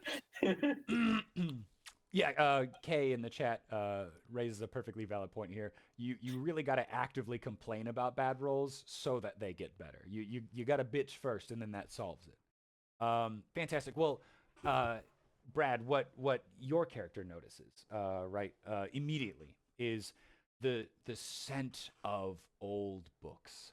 That delicious, warm, papery leather scent.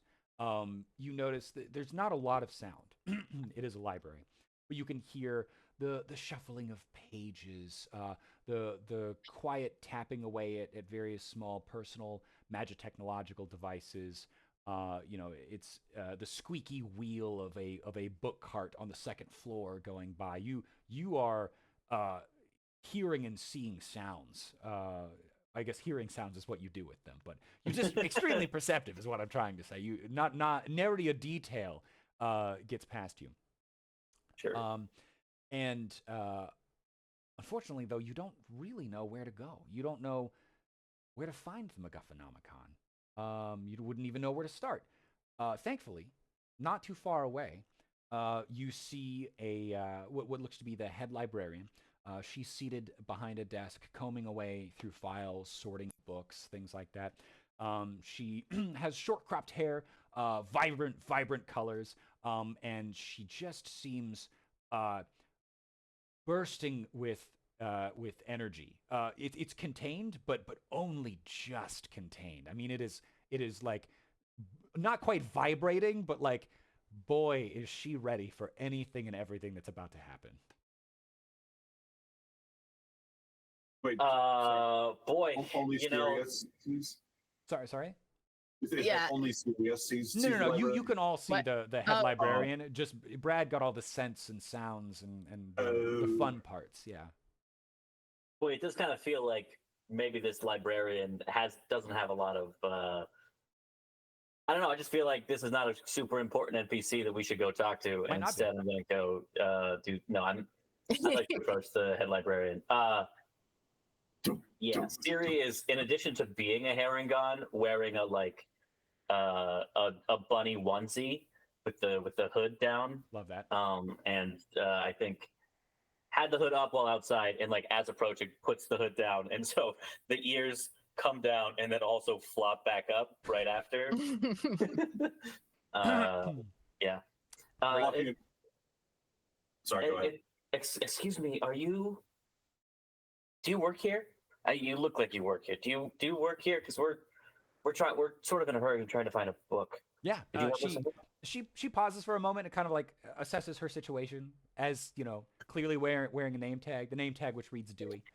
Clearly wearing a name tag, sitting behind the desk, clearly going through files. And she kind of does a quick self-assessment as if to check herself before she goes, well, what do you think? But, you know, she restrains and contains, and she goes, yes, I do.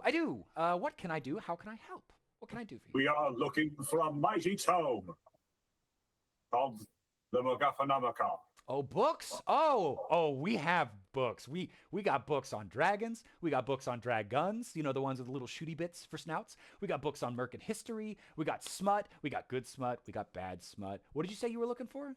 Hold on, Smut? you have bad smut? Can I would you like point us to the bad smut? Yes, I would like to go see the bad smut. Okay. I mean, the bad smut, it's sort of mixed in with the good smut. It's more fun that way. But it's up on the floor with the rest of the fanfic. Say, are you Diminutus Titan? I am We have some of your fanfic up there. in the smut section, right? No, it's in the trash can next to the smut section. You keep trying to sneak it into the smut section, and we keep finding it. Can you stop doing Yeah. that? No. Okay, I guess that's If fine. we're looking for the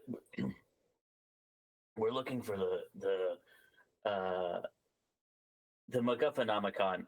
If you can point us towards it, I'm happy to promise to try and stop my friend from sneaking in any more of their low quality smut. Sure. When you say the MacGuffinomicon, her eyes light up, and you can see like the systematic categorization of like going through all of the sections in the library. I mean, like truly a master of her domain, and she knows exactly where this book is, like directly how to lead you there. And she goes, "Oh, the MacGuffinomicon. Yeah, of course. It's the magic tome. Yeah. So you want the arcane tomes and grimoires section. It's one of the wonkier wings, so you'll kind of need to be careful. And when you go there, it's right over there, by the way. You see that long, dark, spooky hallway over there in the corner. Yes. And Yeah. you do. It's nice, long. It's one of those like comical, like once you're 3 feet into the hallway, it's completely shrouded in darkness. There's like the rest of the library is like pretty contemporary as medieval fantasy goes. This feels, if you'll forgive the on the nose nature of it, rather like a dungeon. In the way that like, there's spooky chains. You're worried that if you listened too closely, you might hear like the groaning of a ghoul or something like that. Quietly though, right? Of course, yes. It's quietly growing. Astoundingly quiet. So she points over there and she goes, yeah, you'll need to be careful. You'll need to be really quiet. You don't want to disturb the patrons. You especially don't want to be disturbing the patrons in that wing. Not only because I will have to throw you out, but because you will have to, well, you just, you just don't want to do that. It would be bad. So, the arcane tomes and grimoires, it's straight down that way. And yeah, just be quiet. Can you be quiet? You guys are good to be quiet, right? That fine? I can use my inside voice. Okay, see, you're already fucking it up. I'm a little concerned. I can just show me really quick in this moment right here. Can you be quiet? Go ahead, Titan. Why don't you try? I know your name now, by the way. I can use my inside voice. Great. Okay, that seems like it took a lot of restraint, but I'm happy with it. You, bunny girl. What's your name? Use Siri. You can call me Siri. I like that. Siri's good. That's Thank you. pretty It's good. good. Yeah. Can you give me your best sort of like inside voice, just being quiet, respectful of other patrons? Yeah, I could do that. That's fine. Yeah. Yeah. That's just on the threshold. I'm gonna allow it, but I'm keeping all of my various eyes on you. And then you. Wait a minute. Are those is that nose and mustache really your nose and mustache? They look sort of like they're attached to the fake glasses that you're wearing. Yeah, that's my real nose. It's attached to my very real face. Can you make a deception check for me? I don't think I'm super great at that. I'm not the worst. I could be worse. It's a 16. Okay, Okay, you know that what? could have been worse. Yeah, that actually is gonna do it in this case. So she suspects something. She does not immediately recognize you. So she goes, "Okay, and you are?" I'm Chair. Yeah. Chair. Your name's Chair. Like where? Chair. Like, and then like Dewey starts rocking around in her chair, and she goes, "Like chair, like this." Yeah, my parents were really big fans. Of chairs? Yeah. As were mine. Yeah, I mean, gosh, same. Honestly, I got a lot of strong opinions on chairs. Don't like the ones that have armrest. Do like the ones that don't have armrest. Armrest just too confining. Not a big fan. Sorry. Can you give me your quiet voice, your indoor voice? Can you just bring your levels down and then say something? My level is always so down. No, down. My level is always Just so loud. Just quiet.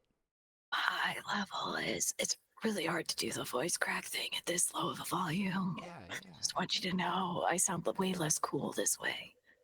Well, I didn't think you sounded that cool to begin with. But great. No, Well, I'm you happy were with it. That wrong. volume was great. Volume was fantastic. So yeah, then I trust. I'm putting my trust in you. I'm putting my faith in you. You're just gonna go down to the Arcane Tomes and Grimoire section. And the MacGuffinomicon, I think it's on display at the end of the wing. Kind of one of our more special books. You can still check it out. Totally fine for you to still check it out. But yeah, it should be just straight down there. Now, listen, if you happen to notice any doors or hallways that veer left or right, those are not real. Do not go down those. You will not survive. And then I have to go and fish your body out. It's very time consuming, very gross. I don't have enough gloves on hand today. So please just straight back. Does that make sense? But you have fake doors down there?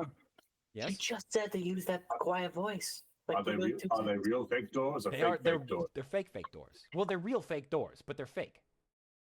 You So understand we what I'm saying? can't go in them? You can. I will allow you to go in them. I can't stop you to go in them. You can go in them. I'm just telling you that I will be the one to fish out your body, and it's gross. I don't want to do that. I'd rather not. So I'm asking you nicely, as the head librarian of the Arch City Library, to please not do that. Understood. If it's not on display, Sure. Yeah. if it's not on display down there, is there is there an author's name or something that we can look it up It was by? collectively written by the Mythrights. You know who the Mythrights are? Yeah, and Vaguely who would you say is the best Mythrite? Who would you say is the best Mythrite out there? I mean, that's. You asking my opinion? Yeah, in your personal opinion. Yeah. Gosh, okay. I mean, there's a lot. Well, I mean, There's- actually, if you have like studies or like data on who is and isn't the best. Oh no, it's very subjective. I mean, no one. You can't have like a true best. It's very opinion based. So no. But like, I'm happy to tell if you my had to pick personal- one, yeah. It's tough. It's tough. There's Sando Brandy McFander Sander Banderson. He's pretty good. Not the best, but he's pretty good. You've probably heard of him. Stan Lay was a Mythrite before he ascended to godhood, and then sort of afterwards. It's weird. His situation's neat. But I gotta say, personal favorite. Just my personal taste, right? Because there's no right answer, and and I don't like to pick favorites. It's kind of rude to pick favorites. But I do, I have. I mean, I think everybody has favorites of things, right? You guys have favorites of things. You're asking my opinion of favorites. So, gosh, favorite Mythrite, gotta be like of all time, like of all the Mythrites ever. Yeah. Okay. And And just one. I can't have multiple. Just the one. Yeah, I know it's so tough. Yeah, that's tough. That's tough. Cause well, I haven't thought about it in a while. I used to have this like ranked top 10 journal thing on the World's Wide Weave where I sort of talked about a lot of the myth rights. But gosh, yeah, trying to pick a favorite, gotta be DS6 McKenna. I mean, she is crazy Damn it. good. Sorry, you seem upset. Is that not your favorite? Well, everyone is entitled to their own opinion. Thank you. Yeah. And sorry, just one last time. Could you give me the name of the first myth right? Just so I can be sure that you say it the exact same way as you did the first time, and then that's canonized. Just real quick. You mean the first myth right ever, like whoever lived? No, like the first one you listed off for us. Geez, I don't know. Yeah, I think it started with I don't Brando super something, remember. maybe. Can you refresh my memory? What was it started with Brando. Brando, Sando. Sorry, I just want to take notes so when I come back to the library, I can check out It was one of their books. Sandy Brando Manderson. No, I think there was another word in there. I don't think that was it. I'll tell you what. I will try. But I'm confident that I'm going to fuck this up. So really excited for these two things side by side. You must be talking about Brandy Sando McBrandy Sandberg Dander Banderson. That's who you mean, right? Exactly. Great. Yes, Yeah. that's the one. Thank you. Yeah, Thank you. Nailed it. Fucking nailed it. Confident in that one. All right. Have you guys got any questions that you want to ask to Dewey before you move on? Yeah, this is totally unrelated, and it's more just a general library question. What's the punishment or like fine for not returning books for maybe a few years? Just curious. Oh, Totally yeah. unrelated. Well, Yeah. look, I mean, we'll ask nicely if you would consider donating, right? We would I mean, did they lose the book? Are they returning it? What's the deal here? Yeah, let's say maybe they checked it out and they were gonna return it. They had the best intentions, and then it was just like they forgot about it, and then it was underneath their couch, and then they moved, and then it was like in a box for a couple years, and then they found it one day randomly and went like, oh, and now it's just like sitting on their counter haunting them, and they're like, man, I should really go return that. But now like they're really afraid that it's just like stacking up fees and fees and fees because it's Murka. So yeah, I'm gonna have to consult this really specific scenario that you're calling out there. So I'm gonna have to. No, I feel like it could happen to anyone. Sure, really. Sure. Yeah. But just there's lots of rules and regulations and things. So I'm gonna consult the librarian guidebook and. Once you grab the Megaphonomicon and bring it back, happy to give you that information you said it was for a friend? Yeah, for a friend. Yeah. Just give me some time to sort through this. And then what I'm going to do here is, Dewey, my wonderful, wonderful friend, you have until we return to this moment, and then you can give us what that Merkin punishment is. I feel like it's only fair to let you decide specifically what happens if you want. If you don't want this responsibility, I'm happy to improvise. But if you would like to give a good Merkin consequence for that particular action, I thoroughly encourage it. I hope it's not what Wiggy suggested, which is I hyper also death. hope it's not hyper death, but it's not our call to make. It's Dewey's call. Hyper death is my favorite. Yeah, Dewey, just type it in the chat, and then that'll be the official. If it's too long for a NPC Twitch answer. chat, you can DM it to me on Discord, and I'll check back later. You son of a bitch, I'm in. All right. Great. With that, anybody else want to ask cheese Dewey anything that. else? I think Brad is interested to know, but Siri is less interested. Siri's going to begin walking. Brad wants to know if Dewey has a snack of some sort. If Dewey has snacks? Yeah, is there like a snack pile, like maybe like an open bag of some sort of like deep fried dough or snack pile is a pretty salted. accurate. Yeah, snack pile is a pretty accurate assessment for what's going on. Dewey stays strapped with the snacks. If you were, wanting a particular kind of snack, Is there a specific? You said maybe a And let's say like a bag of like some sort of I don't know, some sort of like twisted bread, like a scrumptious salty salted toast. You honey. looking for a salty toast? Is that what you're talking about? Well, but like in some Disgusting, sort gross, nasty. of Yes. Now that I think about it, I could go for some salty toast. Salty toast? Salty toast? Yeah, what you're We'll go asking to about is salty toast pretzels. yeah. Disgusting scum of the snack world that they are. But yeah, Yeah, no, Dewey's, agreed. Dewey's Delicious, got soft, wonderful, dippable pretzels. definitely not soft. Those things are crunchy and dry like the Sahara Desert. If They it were can a be. They stick. can be They soft. can be. Or they- Most of the You time. never ordered a soft pretzel? Is that why you hate them? No, I love soft pretzels, but probably if this is a snack pile at a library, I don't think there's an Auntie Anne's or the American equivalent thereof in this library. So it's probably dry, dusty. Shit, J&D's here at seeing me violate the truce. Now I fucked up. I fucked up big. You were prompted. I you were feel prompted. like I got Also- baited. Also, the truce has been, for those who aren't on our Discord, there's an ongoing, I think it's 3 years now, thread on the goodness or badness of pretzels.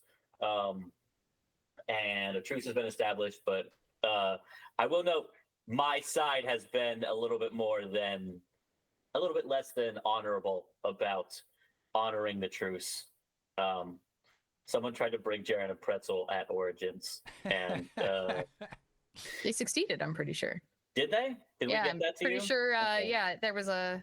Saturday was nuts. Oh, for me, so I maybe don't not this year. I remember. I think maybe 2 years ago or 3 Yeah, years a couple years ago. It was a pretzel. One year we ambushed Jared with it. It was fun. Right, can Yeah. you do me a favor? I'm gonna move us on to the next scene here in a second, but before I do, I think it's on the shelf straight across from you, like the shelf that has our deluxe books and everything. There should be a stuffed pretzel over there that has a horrifying face on it. Would you All briefly right, go look for that? I'm gonna go see.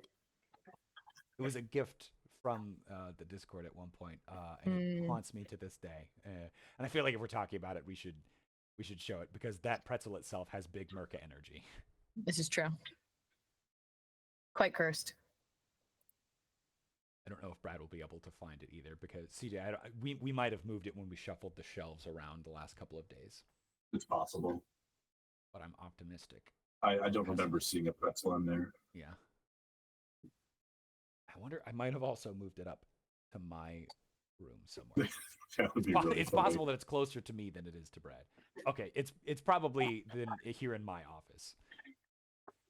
I will find that Yeah, pretzel there, at some point and bring it out to show everyone. Okay. Last round of anybody got questions for Dewey? I think we are all good. Fan. Let's go down that definitely not scary. Oh, definitely not scary, dark, mysterious hallway of death. I mean, knowledge. That's my favorite. Knowledge. Yeah. Go ahead. Can I go down first? Yeah, I was gonna say, go ahead and establish a marching order for me. Yeah. And I don't know if you are intending a wisdom saving throw here, re the fear, but I do think that Siri has been sort of in like, this is my day, my 1 day off of the month mode Yeah. for a while. You're not even supposed to be here today. Yeah. And I think with that, and also she sort of like goes into the character. Mhm. And part of the character is, despite the fact that she is, Legis Bliss is sometimes called the 5 feet of fury. So Siri is 4'8" feet of fury. Yeah. She is often smaller than her opponent, so has to walk with like the confidence that she is the most terrifying thing in the room. Mhm, mhm. And like is just gonna enter whatever Zen headspace that is. You're often more smaller than your opponents. Yeah, 100%. I think I like to think that I mean most of this is happening internally, but that might be why diminutive and Siri get along. Yeah. There's a kinship in being this like teeny tiny people who can like people around. And so I'd love to make a performance check for the effectiveness of that particular Zen state. Yeah. So To sort of enter that sort of like Harley Quinn, nothing can touch me, even though I'm 120 pounds sopping wet. I think that's very reasonable. So the other two of you, Shy and CJ, I'm going to have you guys, for your characters, roll stealth checks to get through quietly down this hallway. Brad, I'm going to let you roll either your performance or your stealth check, whatever is your preference, and you can do it with advantage. Okay, thank you. Wow, CJ and I are twins, 12 and 12, huh? Oh yeah. Is that stealthy enough for you? I will be rolling performance, and I will be rolling with advantage. Ooh, Look at Okay. that. All right. So 17, nice. there are a couple of close calls. I also rolled a 12. What the fuck? Yeah. So Siri makes it through just leading the charge confidently and quietly. CJ and Shy, I'm going to have you both tell me one thing you do along the way that kind of gave you one of those, I don't know if you've ever had that experience being up in the middle of the night and you accidentally do something that's way louder than you meant it to be, and you kind of have that, you freeze and wait to see what happens. I want to hear what those were for you guys. For Titan, it is just that, like, in order to not be stomping around super loud in his armor, he's got to really focus on rolling like heel to toe. And there's just one spot where he has been doing enough heel to toe rolls that he has an ADHD moment and forgets, and then just clamps it down on the floor, just boom, and then stops and goes, and then just keeps going. Good.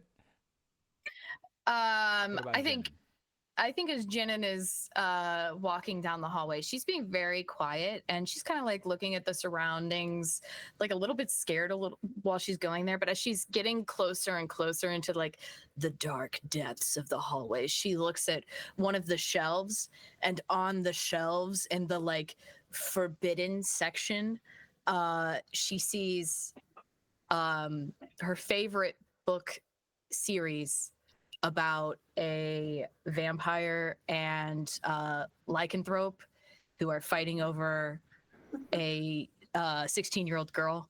And she just gets so excited remembering the good times of reading those books as like a young teenage girl. And she goes, "Ooh!" And then like quickly clamps over her mouth and like looks around. I love how character breaking that is too, for like kind of vibe, and she just has this brief moment of like unbridled joy. Yeah, that's precious. Well, thankfully, well, actually, so both of those were louder than you would have liked, and I've taken note of them. And now, I don't like that. I know. And now we are arriving in the library's Arcane Tomes and Grimoire Sanctum. Now, specifically, this area is known as the Silent Scriptorium. You enter the area. It is, interestingly, the whole room it's almost circular. It's a 7-sided sort of room. The walls are all at very strange angles. There are tons and tons of handwritten notes and journals, lots of comfortable seating. There's a little guest log nearby, near the entrance as well. You're more than welcome to, yes, thank you for marking that. You're more than welcome to sign your names. You notice immediately a couple of things. Sorry, I'm losing track of my windows. I have too many of these. Here we go. Things people in glass houses say. Oh my gosh. Oh no, don't throw those stones. Yeah. I'm losing track of all my things. I have too many windows. What have you done with the real Jaren? So, a tense, oppressive stillness hangs in the air. A silence so quiet that you could hear a mouse fart. And you do. The rounded chamber you find yourself in has tall, vaulted stone ceilings which reach far above you, and towering bookshelves climb the walls around you. 3 glass cases containing thick handbooks sit at the center of the room, a set of perfectly transparent musketeers sans panache. Around these glass cases is a table, a pair of tables with several books that have been left haphazardly some with their spines cracked like the victims of some second-rate chiropractor. And at the far end of the room is a shimmering golden book. I mean, it's a thick book, too. It's taller than it is wide. And it's on this brilliant pedestal, but both the book and the pedestal remain translucent, glowing with this ethereal green glow. You can see right through them. They're incorporeal. What would you like to do? Do I still have to roll stealth to walk around? No, but I will tell you, you will need to be extremely quiet in this. This is called the silent scriptorium. So I'm going to ask not only for your character, but also for you as players. You're going to need to be extremely quiet. And every time one of you bitches is too loud, I will be taking note. I'm looking at you, Brad. Okay.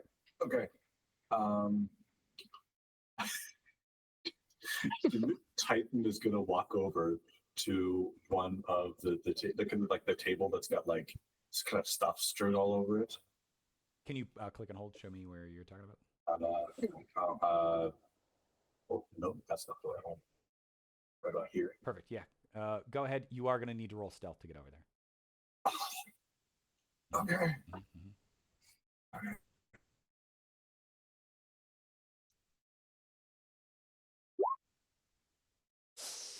Just barely. Just barely. Yeah. You sneak your way over there. You can move your token over there too. Hold on. Can I?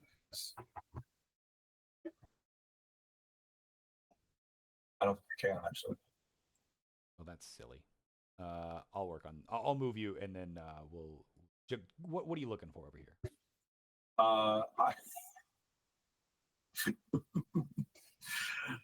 Just to riff off of our previous conversation, Titan sort of looks up at the table and then reaches into his bag and pulls out a terrible-looking fan fiction novel.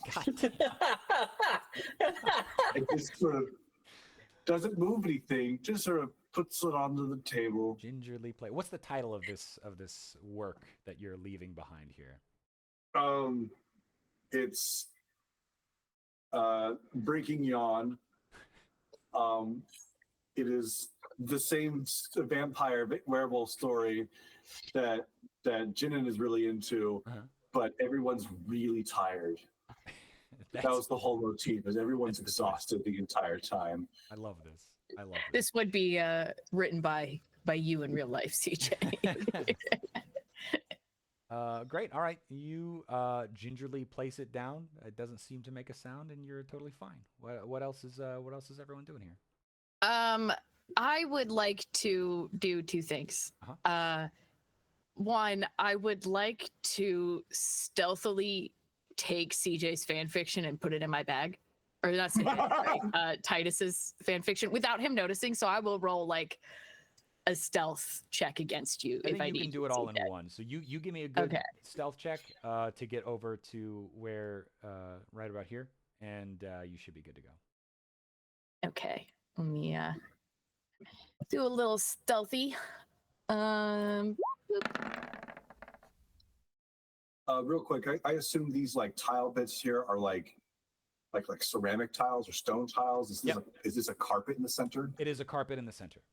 Okay. So I rolled a 7. Yeah, so that is loud. So tell me what you fuck up in the short distance between the entrance of this room and picking up and snatching away this fanfic.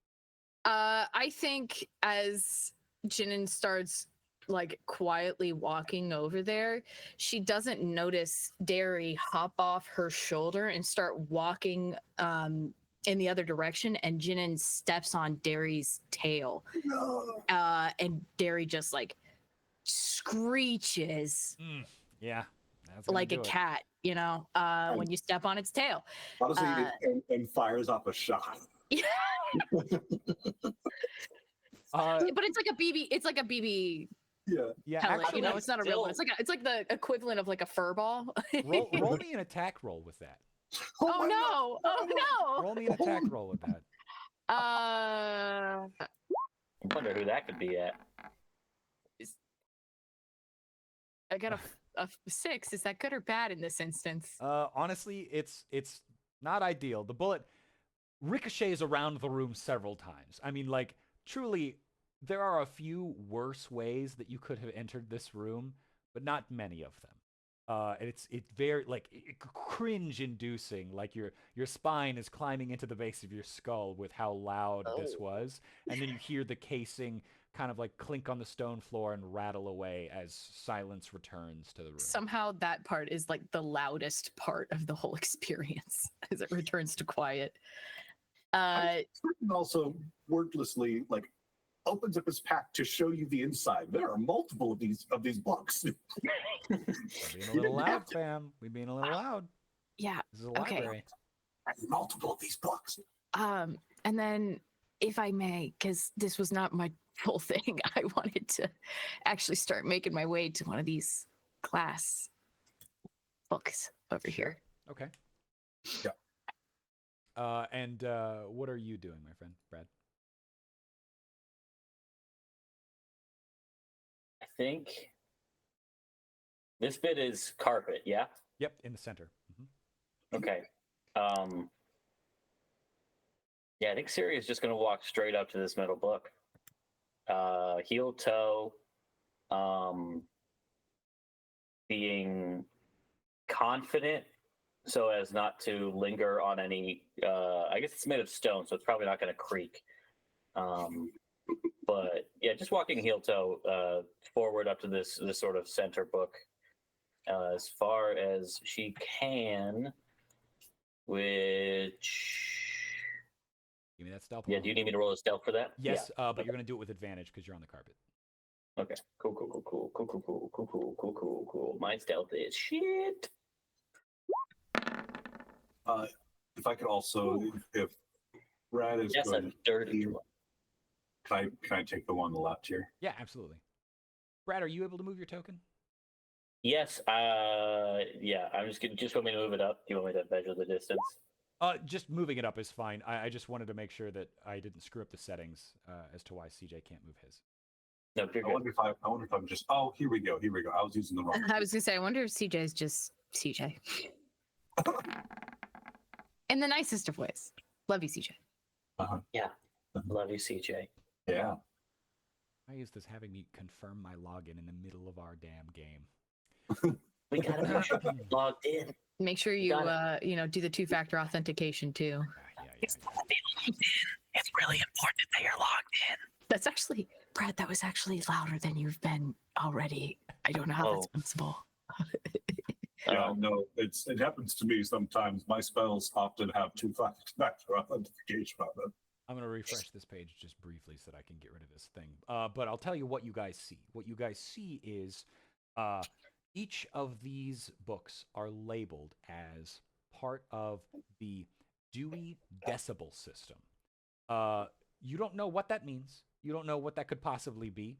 They are in locked glass cases. Now, you could try and finagle open these locks if you feel well equipped, or you may have to find alternate means to get through the glass. That's assuming you wanted to know more about these particular books. The Dewey. Can you type out what that thing was? Happy to. This is the Dewey Decibel system. With a B? Decibel as in sound.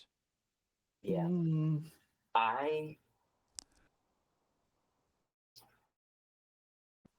Siri has primarily been talking sort of down here. Yeah. And I think is going to watch carefully. It's going to move up here. Or no, I didn't say there. But maybe take a step back so that she can watch all three of them. Okay. And then raise her voice just a little bit and see if one of them perhaps vibrates when she gets to a particular decibel. Sure. What sound or what are you saying to make sound here? I hadn't thought about. I was too focused on the puzzle and not enough on the Puzzle? What puzzle? What are you talking about? Puzzle? I think she just says the words "tee hee," but in This like is a semi. horrifying. This is horrifying. Like in a like Annabelle, wife of Chucky Sure. situation, like a "tee hee." And the moment you reach kind of like a normal speaking voice, an eerie sound, you can't tell where it's coming from. It's somewhere in this room. It may not even be from one place, one singular place, but you hear a shushing. You hear shush, and it fills the room all at once. Shush, and then it's gone again.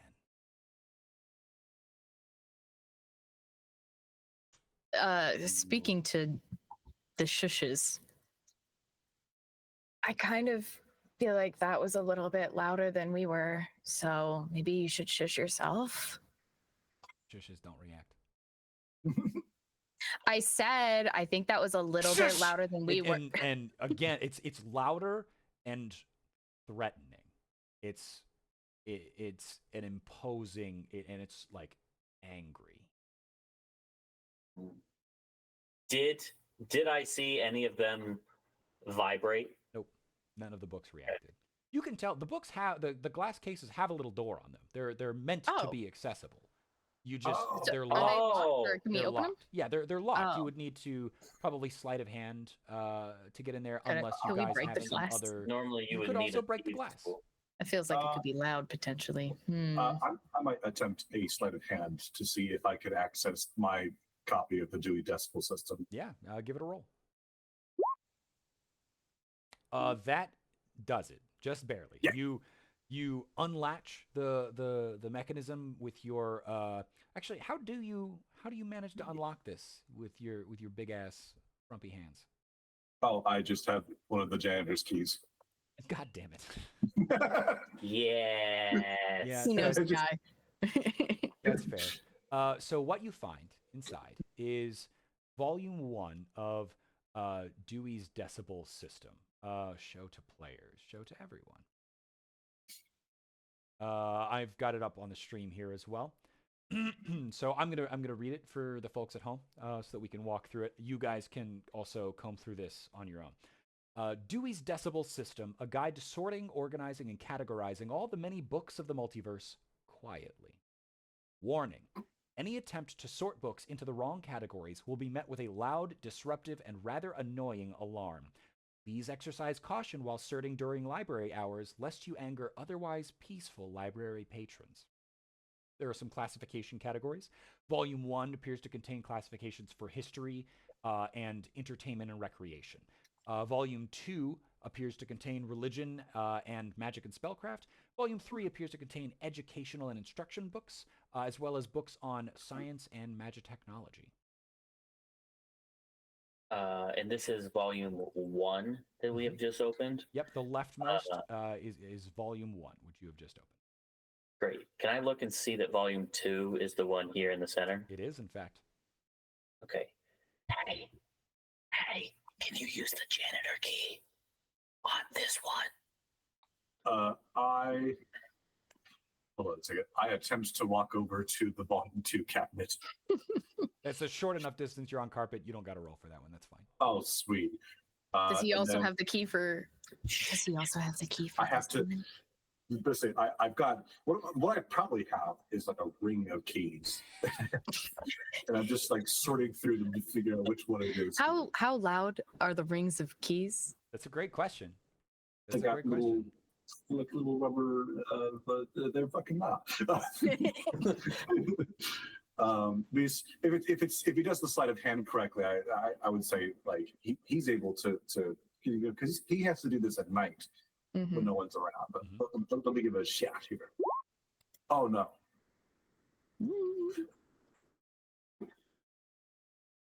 8.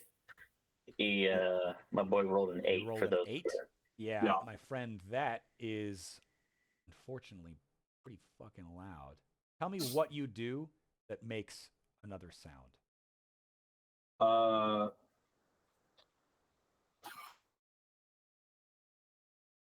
I think I'm just too careless with the keys. You know, like one doesn't work, and then the next one doesn't work, and I'm just like, ah. and then finally just sort of jam one in there. Oh, have we gotten?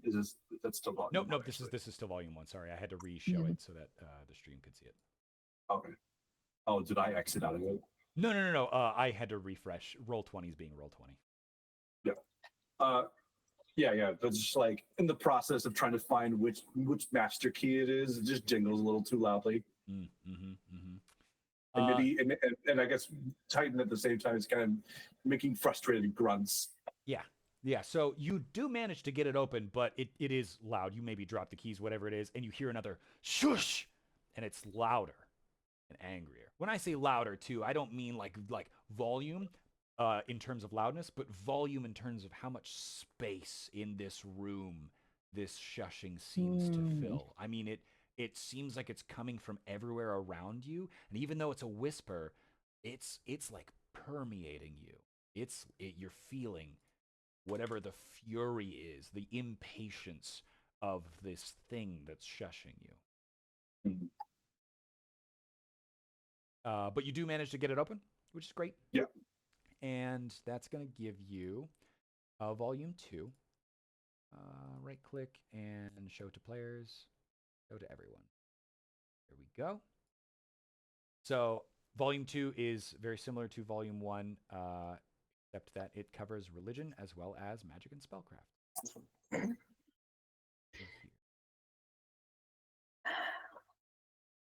440 is magic items, and 441 is, of course, magnets. Yeah. Glad you like You've also done blood magic by blood type, which I think is pretty fucking cool. Glad you like that. Yeah, Yeah. There's some fun stuff in here. I'm very curious about in volume 1 there is 220 under entertainment and recreation. There's hobbies and interests. 222 TTRPGs. 223 cool things, which is funny. Those are two very separate categories. But then there's 270 tabletop RPGs. Yes. How does one categorize this? Man, to be a librarian. There's a reason that librarians are a kind of magical being, right? It takes an egregious amount of cognitive effort to comprehend the esoteric draconian nature of Dewey's decibel system. I also like that sandwich is under history. It's the history of sandwiches.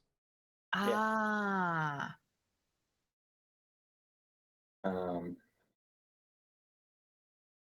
Well then I'm gonna back away from mine. Hey, would you mind getting the third one here while you're at it quietly this time? Yeah, real quick. I don't know that we need the third one. I feel like, DSX McKenna would say something about the rule of threes and writing, and that usually whatever, all good things come in threes. Maybe we do. Before I head over, I look back up at the kind of the pedestal here where the big book is. Yes. You said it's like glowing. It's ethereal. It's see-through. It's non-corporeal. Okay, so I can't like go up and grab it. I mean, you could try. Those are scary words. I think. Why don't we just grab the book we're here for? Is it? We think it's up here. Yes. That does feel very what the Necronomicon. Yeah, I'm gonna try and walk up to the pedestal. Wait, no, you should not. Come back before you hit the steps. Come back before you hit this. Okay, listen to me. What are you wearing right now? My uniform. What is it made of? Awesome. Okay. While we're having this conversation, I would like to quietly, in my previously established bunny onesie, sort of slip my way up so that when I get on the marble, I'm not clanking metal against rock. Okay. Hold on a second. Actually, I need to look something up real quick that might change what we're doing. That's good. While you make your way up there, you're still going to need to move stealthily. So go ahead and give me a stealth check there, bud. Jaren, because I'm wearing chainmail, I have disadvantage on stealth checks. Oh, buddy, I wasn't sure if that applied to chainmail, and I didn't want to ask. It applies to all heavy armor. Yeah, that's rough.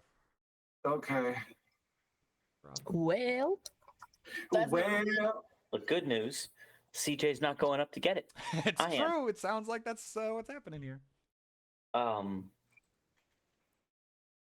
Can I do, instead of a stealth check, an acrobatics check if I flip? Like some sneaky gymnastics? Yeah. Yeah. I'm gonna say you can do that. Excellent. You are gonna be required to describe to me the gymnastics routine based on the results of your roll. Excellent. Happy to do that.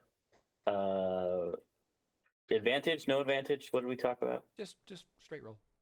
Okay. That's not great. Oh no, that Okay. is a 2. I think Siri climbs up on this like metal pedestal and stands like it is the corner of the ring, 1 foot on one with like the corner sort of in between, and then attempts to do a sort of half flip spin, sometimes known as twist bliss in the WWE world, but has forgotten her own benefit that she is wearing a bunny onesie, Yeah. and so like flips and lands in her spot, but fucking face plants. Oh. And immediately the clacking against the marble reverberates off of the tall vaulted stone walls, and you hear again that shush. And there's a rasp, there's a fury in the voice. There's like a haunting, historic fury in the voice.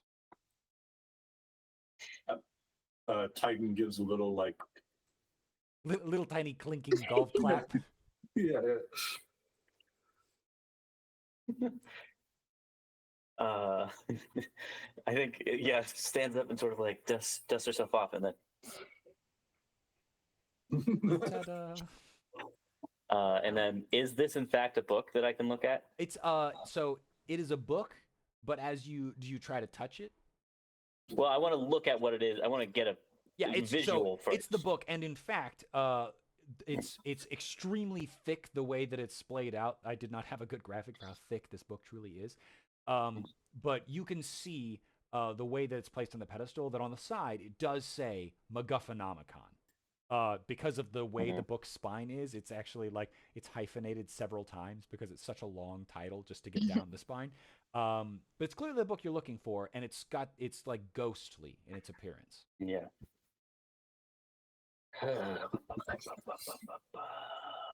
touch the book. You know you want to. Well, what's this pedestal that it's on? Is that? Yeah, I'm gonna touch the book. I will touch. Find a bag of sand that weighs the equal amount of the book. Your hand waves through the book and the pedestal like it's clearly it's as if it's on some other plane.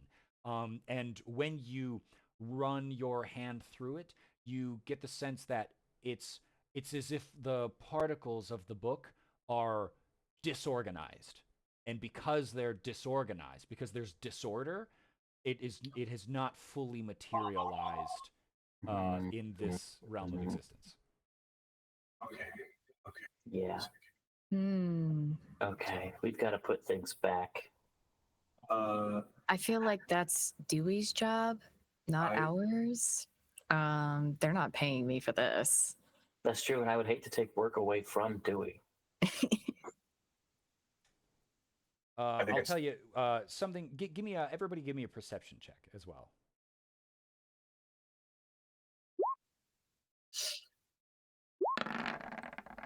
You got to tell me what you. I got an 8. Ooh, nat 20 from Brad. Oh, nice. Baby! That feels loud. Yeah, listen, I'm gonna shout about it when we get out of this thing. Okay, let me really quickly.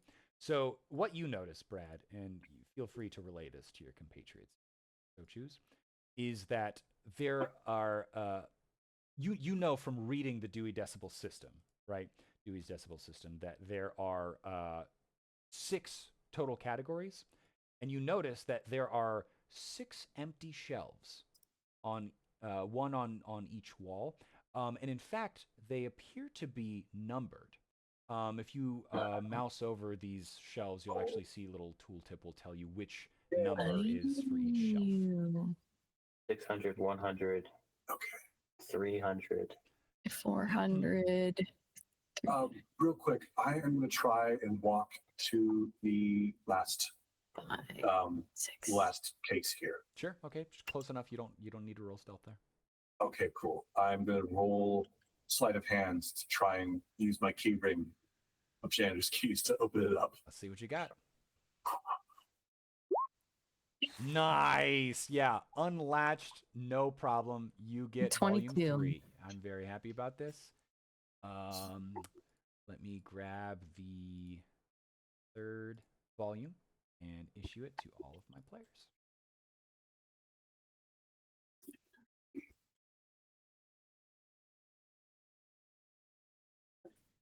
I gotta get these all lined up here. Yeah, I'm also struggling for screen Yeah. real estate. Can I force open? Oh, it's in here. Okay. I'd close the other 2. Yeah, it'll be in your own personal handout section. I see. I'm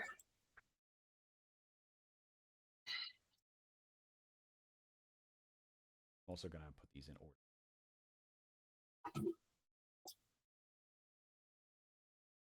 Oh, while you're doing that, Jaren, I would like to say that Dewey has said it. The real life Dewey has said in the chat that she hates when people put things back themselves because it's easy to get wrong. So it really is just best to ask your local librarian. In real life, yes, but as we've learned from the Dewey's Decibel System, thankfully, if you try to sort something wrong, an extremely loud and annoying alarm will sound. So hey, you can't possibly put it back wrong. Lovely.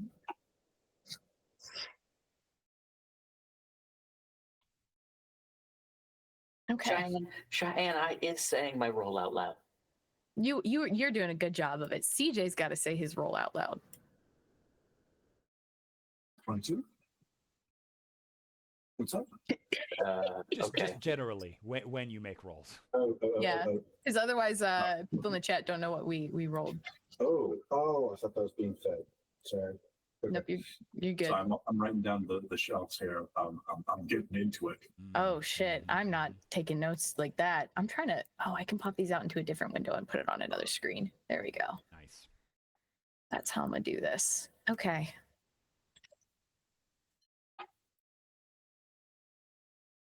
So volume 1, history, entertainment, Okay, yeah, we gotta just 100. The universe, planes, Earth, and far away. And we have to be quiet while we do this too, huh?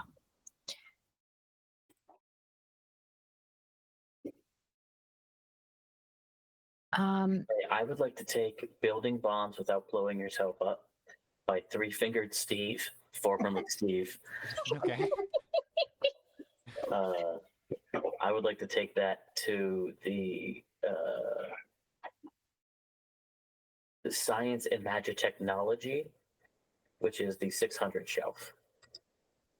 What shelf are you going to put it on? What specific? Oh, sorry. numbered It's category? this. I'm trying not to move the thing. Yeah, it's the green book. Yeah. It's the green book, and it's this one. Right. Yes. But you'll need to put it in the specifically correct numbered category. So you'll see in each Dewey's Decibel. Oh, system, you're asking the subcategory. Yeah. Oh, sorry. Yes. Subcategory. It's a That's all- 3-digit that's all. number. You have to assign this book a 3-digit number. Oh, okay. I see. Yeah, I think that is 660. Okay. Oh crap! Hold on. I got out of it. You liking what you're seeing, CJ? What are you laughing at? Tell everyone. I'm looking at trying to do the 300 one, which is the because I want to go grab the teachings of the Church of Mythology. Oh, you taking dibs on that one, CJ? Because Yeah, that was a fun one. I was gonna grab that. You go for it. Okay, yeah, I would like to go grab the teachings of the Church of Mythology and take it to the 300 shelf. Okay. Down in the lower right hand corner. Yep. That was a Fireworks. firework. But I'm just looking at 372 is title of 7 words or fewer, and 374 is title of 8 words or more. Yes. So, I would like to point out that this is technically in the religion section, and in my personal opinion, as Jinin, mythology, it's religion. That's very valid. It's a hotly debated topic, but legally they are classified as a religion, and so the Church of Mythology gets categorized as such. I am going to grab the Church of Mythology book and place it in 372. Yeah, I'm going to do 372. 663 Okay, for hold the. on. I want to do one book at a time. So, CJ, your Titan picks up the teachings of Church of Mythology, takes it over to that shelf. Explain to me how you are placing it on this shelf. Are you gingerly hucking it on there? What's the deal here? What's your thoughts? I think I'm already being very, very careful to not make a lot of sound as I'm clanking over there in my armor. So I'm probably going to try my best to be equally ginger with the book as I slide it into place. Great. You slide it onto the bookshelf 300, subcategory 370, which is what's the category? Doctrines and teachings. Yeah. And you said which one? 372. So title of 372. 7 words or fewer. And as you place it into its position on the shelf, no sound. It would appear that you've placed it correctly. No alarm has sounded. So that's one book down. Amazing. Yeah, 663, please, for our how to not blow yourself up. That is not a place on the shelf. What? There are only 661 and 666. Oh, there's nothing in between. No, you will be picking from the categories that are available here. Oh, okay. That is neither of these things. Brad, while you're maybe looking, I would like to take a stab at my book, which, Which book are you doing, Shai? well, Derry, when she finally forgave me for stepping on her tail, jumped onto this blue book over here with fervor, titled "How to Train Your Pseudo Dragon," collectively authored by the Noble Reptile Alliance, NRA, and she's pawing at it. So Jinin walks over there and goes, "I ain't reading this." How loud did you say and that? quietly, she's just whispering to Derry, "I ain't reading this." Checking. And she's looking at the Dewey Decibel System, and man, she thought for a second, "Oh, 610 biology, animals. Oh, it specifies not pseudo dragons." Well, Pseudo drag guns? not pseudo dragons, which this book is about. And then she thought, maybe weapons, 630 range, melee special. Okay, could go there.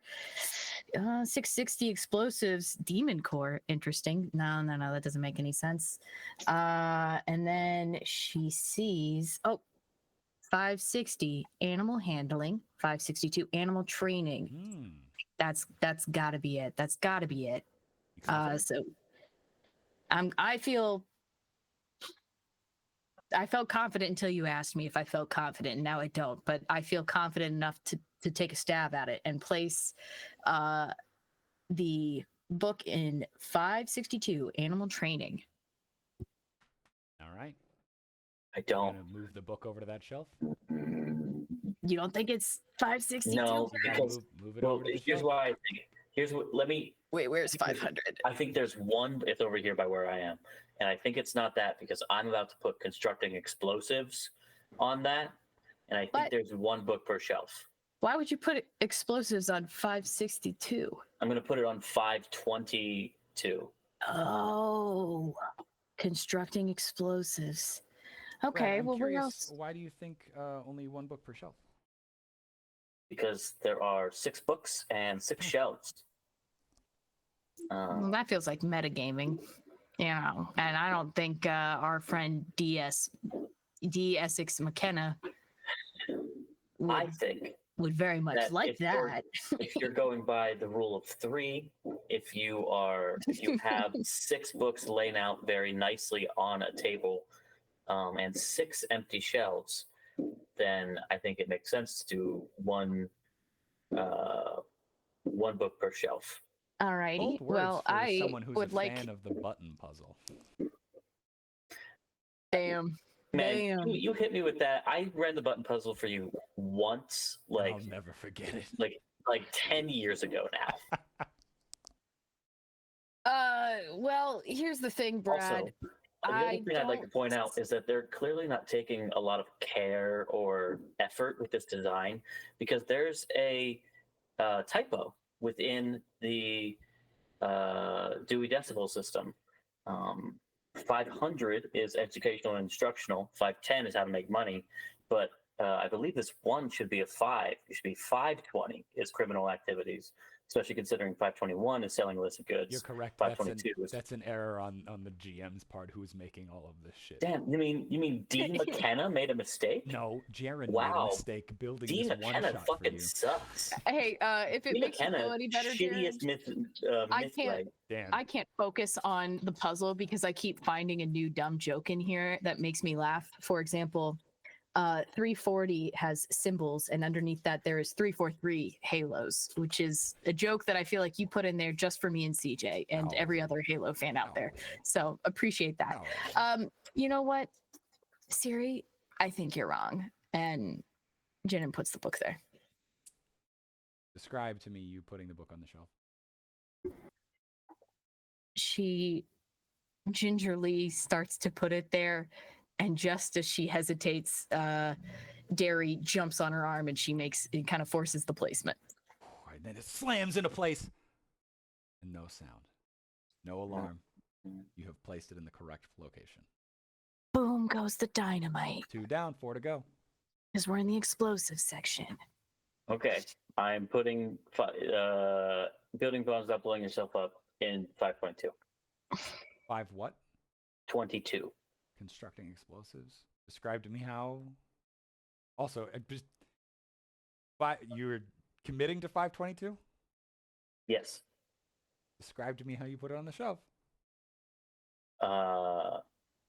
Confidently.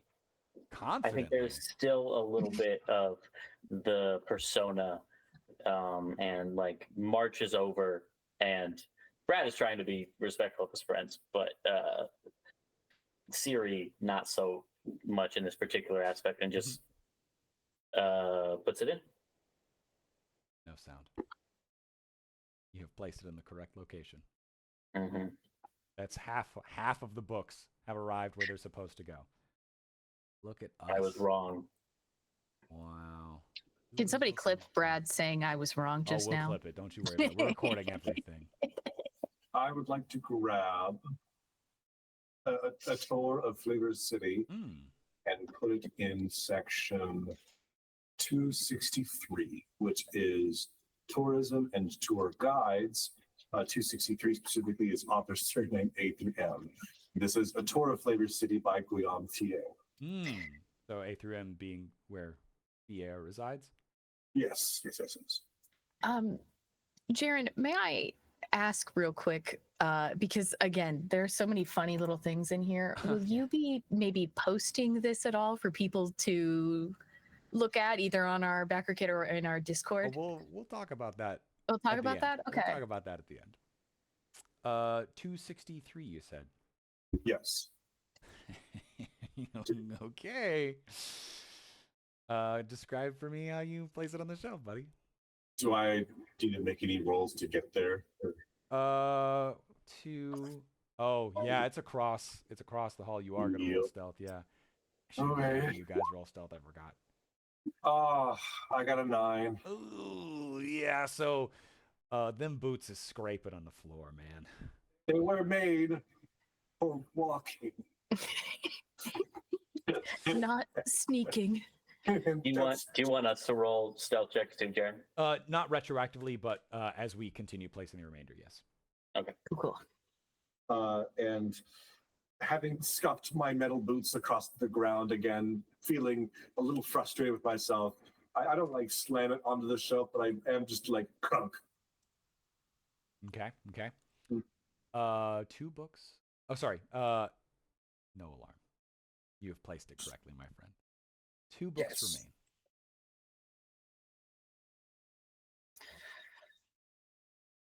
remain. Well, I see investor.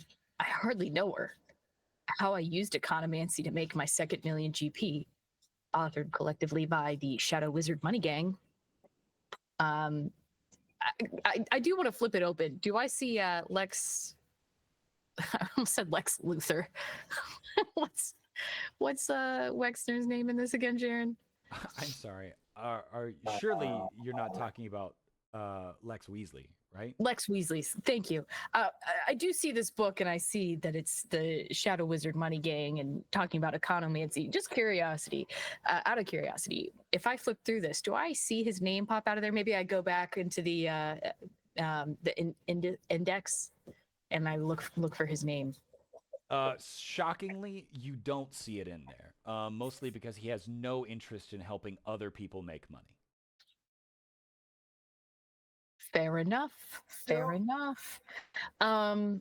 Okay. Well, after that, I am going. Oh shit. No. Okay. Yeah. You almost made me. Tricky puzzle. You almost made me question my decisions. I was going to place it. No, I am going to place it into.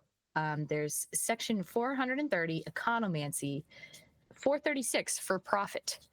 I almost put it into how to make money, capitalism, but then it says non-magical.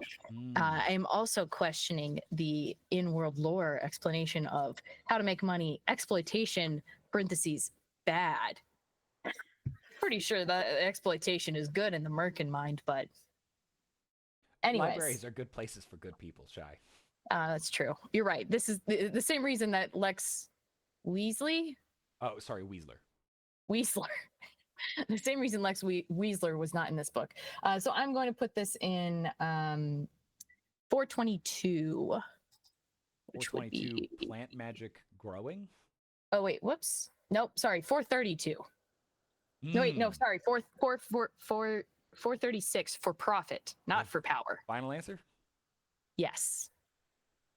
Oh, and I should make a roll. You need to make a stealth roll. No stealth roll. And I will say you should make this roll carefully. Oh, that's God, okay. I'm rolling a lot of these. Really loud shush. And this one, you have to second guess yourself. It's just as you're putting the book on the shelf, and the shush almost sounds like it comes from the shelf at you. Like it's in your face. That's and no point. It's hard to imagine that this voice, this chorus of voices could possibly be more frustrated and impatient than it is. This thing feels like it is at its breaking point. And you have one more book to sort. Sorry. I would like to hop up on this. Is this a table or a rug? It's a table. Hop up on this table and then put the blue book over here on the 100 shelf at the 151 mark. So that's History of Murka about war? Yep. Go ahead and make me a stealth check or an acrobatics check since it sounds like you're flipping around the table. I would in fact like to do it. as an acrobatics check. Sure. Such, in fact, that she is hand walking on the table and Yeah. puts it in like feet come over the head and put it in with the. Oh, this is almost a pretty much- horrifying Ew, image, you're but I'm touching the book yeah, with your grippers. very, very in favor of this. No, not very like, in but they're favor. like, Titan is Yeah. taking notes. yeah, the onesie has little grippers on the bottom. Boy, that's not Oh. showing up for me. Okay. Whew. That was close. 23. That was Very close. nice, Brad. You gingerly you, place thank it you. on the shelf, and then a really loud alarm doesn't sound. Oh, doesn't damn, you got me. I fucking knew. Nothing happens. You place it in the correct category, and as you do, the incorporeal, ethereal podium and book at the front of the room, a swirling magical light envelops it and whirls around it as little bits of paper seem to, float out of midair, out of nothingness, and begin assembling this book bit by bit, page by page, cover to cover, until the entirety of the book is there, laid open before you on a solid podium with a solid corporeal, gilded book. Well, Titan, very excited, just kind of gives a very silent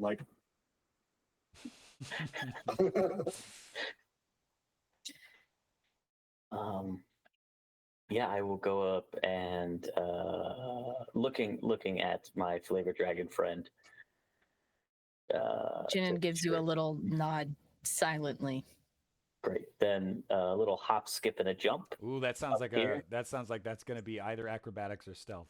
Hop, skip, I am and happy jump. to That's A a hop, lot. skip, and a jump. That's a lot. What about a hop and a jump? All right, we're still rolling good. 22, very Worried nice. about it. There you are. All right, let me show you. Are you picking up the book? Yes. Then, my friend, I am so pleased to inform you that what you have acquired is the MacGuffinomicon. Here it is in Oh all of my its glory. god. The Who did MacGuffinomicon. do this art? Now Is it this art is from Free Pick. I can't remember the name of the artist now. I feel shitty. I specifically tried to commit this to memory, but it's from an artist who does a bunch of really, really good freemium assets. And I added the text of MacGuffinomicon along the spine of it. So this is a legendary magic item. Now you might be thinking you're third level players. That's crazy, and it is. But if you have any hopes to defeat Lex Weasler, you are going to need this powerful magical item. For the folks at home that are not going to be reading this, because of course my players are going to immediately want to start consuming mechanics, I'll give you a sort of high-level overview of how this magic item works as I expand it out and see in the event that anybody can read it on the stream.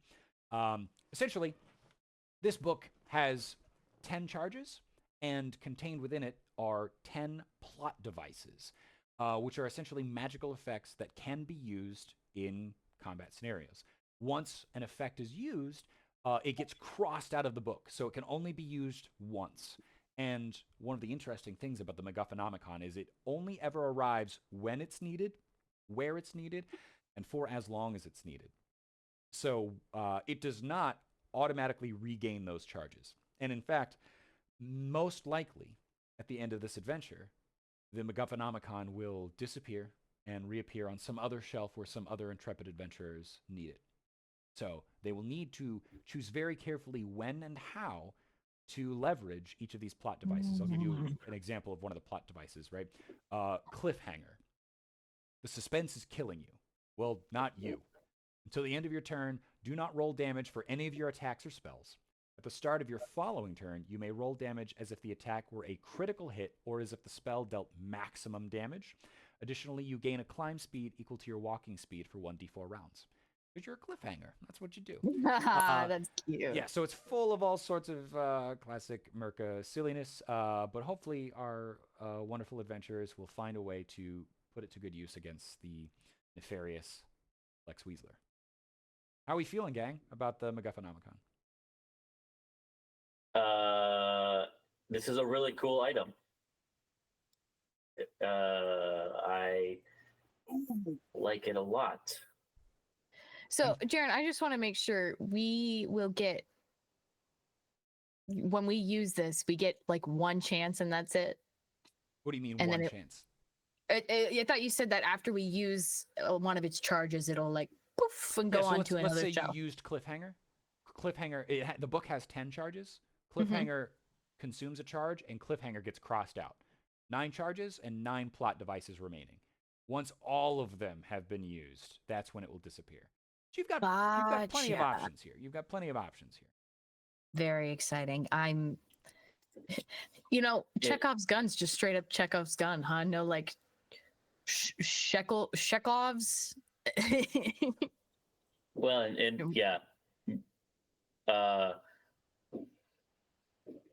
Yeah, I should say this doesn't require. I had to solo design this, so like this is not a final version, and You're good. There I'm will messing be with you. some improvements to be made for sure. I'm very excited by this item. Yeah, It's you very did a cool. really good job with this. I do think there are a couple of things like I know what Yeah. I want to do. What do you want to do? it doesn't currently require attunement. Nope. Does that mean we can pass it between each other and use? Okay. Yes, cool, you cool, can. cool. Yeah, I should say Thanks. I believe it's in the text, Oh. but you will need to be holding it when you use it. But because it doesn't require attunement, yeah, you'll be able to. We'll use 2024 rules for this part, but the object interaction function is also how you will pass the book back and forth. So it won't take a bonus action or a regular action to move it around you guys once you're back in combat. Cool. I also see now, Jaren, that once you've used all 10 charges, then you roll the 1d20. Yep. On anything other than a nat 20, it disappears. If it's a nat 20, it comes back onto another shelf and has its magic. That's fun. I like that. Okay. All right. Also, I want to say that they could have fit MacGuffinomicon on there without any hyphens, but whatever. You just do it the other way, which is the direction it should be if it's on a shelf anyways. This But is a Murka book. Okay. you're right. Okay. Let's grab that book. Let's grab Yeah. the book and go. Yeah, I will walk down here. So you picking up that book? Yeah, I'm gonna pick up that book. Now, Sorry, you might notice that book is large. Book is heavy. like large sized. No, but it's a big ass book. Okay. Moving it is something that a single creature can do. You're still going to need to make your checks to exit this room. Each of you will need to make one stealth check to exit this room. Brad, you will be making that check at disadvantage. It Okay. can still be in acrobatics if you're going to be flippy dippy in. As across will the I. board. Yeah. Is this? Can I request that this is at a little bit of an angle? This room, perhaps Sorry. angled this way, What do you mean angled? like on a hill. I mean, certainly you are higher up because you're at the steps, but once you're down on the carpet, it's flat carpet on the way out. Can I pitch you on it? It's a hill all the way down because I would like to sled on this particular book. I'm sorry, but no. You just got the Okay. big ultimate magic item and you want to sled on it. Look, I Yeah, would not begrudge you of attempting That's what a that. heel does. I just got the holiest, Oh. biggest, most important thing, and I'm gonna treat it wildly disrespectfully. I'm not stopping you from disrespecting it. I'm just telling you the geometry of this room is a normal room, so flat Okay. floor.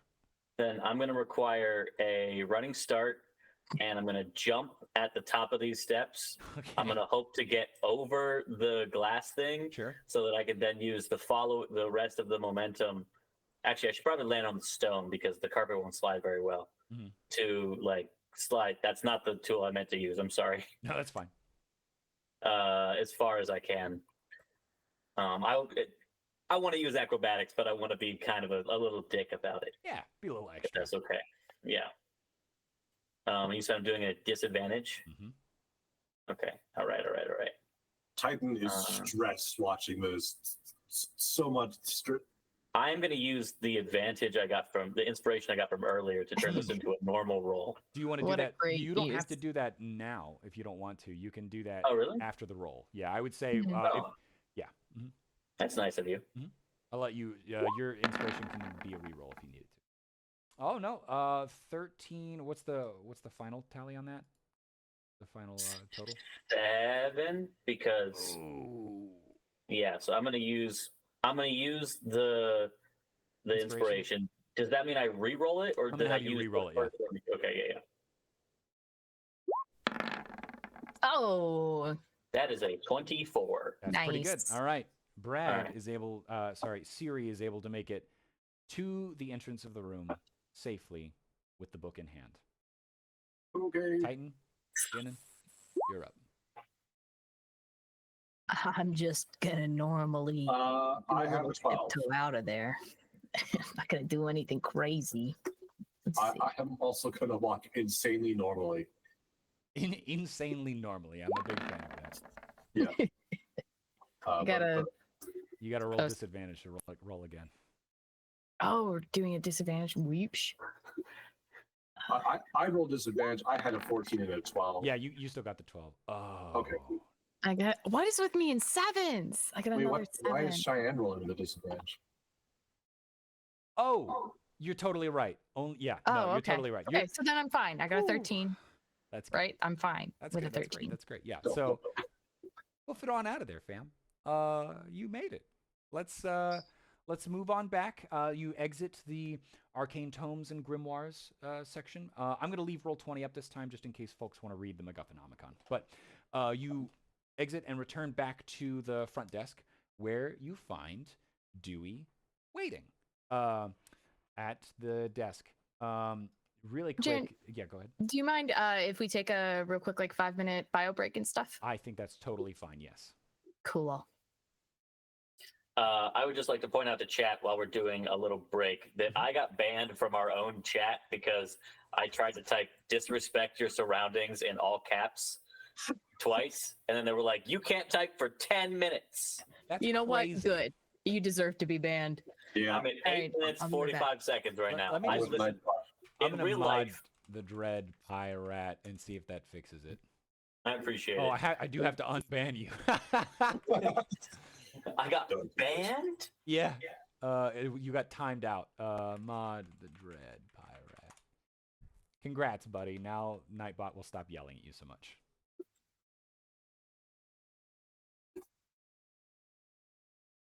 It's all ooh, cute now. So Yeah, Dewey, it's really important to me that you know that in real life, I would never dream of harming a book. And this is maybe not good. I cringe harder when a book is hurt in a movie than when like a human being is hurt. Very often, in fiction, I'm playing a heel, and there was a little bit of that still there, and it's important to me that you know that that's not who I am in real life. So I'll tell you, just so you know, what you guys were up against. If you guys are sticking around, and for the folks at home, you are 1 point away from accidentally awakening the flock of folios, which is a swarm of sentient books. I don't think it'll let me share the stat block, which is booty, because I would really love to be able to. If I come back over here and click around, no, it's not going to let me. It's a really fun little swarm creature that I came up with, particularly that it has a pacifying paper cut ability, which inflicts silence on you for a minute. And it would basically just make your life much harder while you were trying to quickly sort the books. The other ability that it has, it's on a reroll, and it's called Appendix Burst, which is just saving throw AoE, or you become poisoned, which means now you're making all of your stealth checks at disadvantage. Very silly, but it's a lot of fun. Love it. I'm gonna step out to also take care of the biology, but we'll be back. Yeah. You take a break. Yeah, you're absolutely right, Kate. The multi-attack, I really wanted to call Death by 1,000 paper cuts, but I did not get around to it.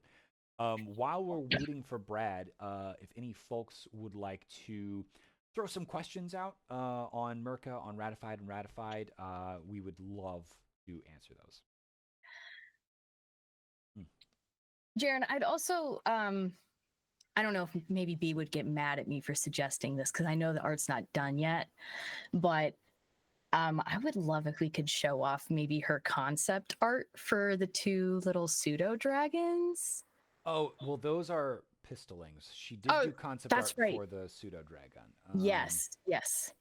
Let me find where she messaged that, and I'll see if I can get it.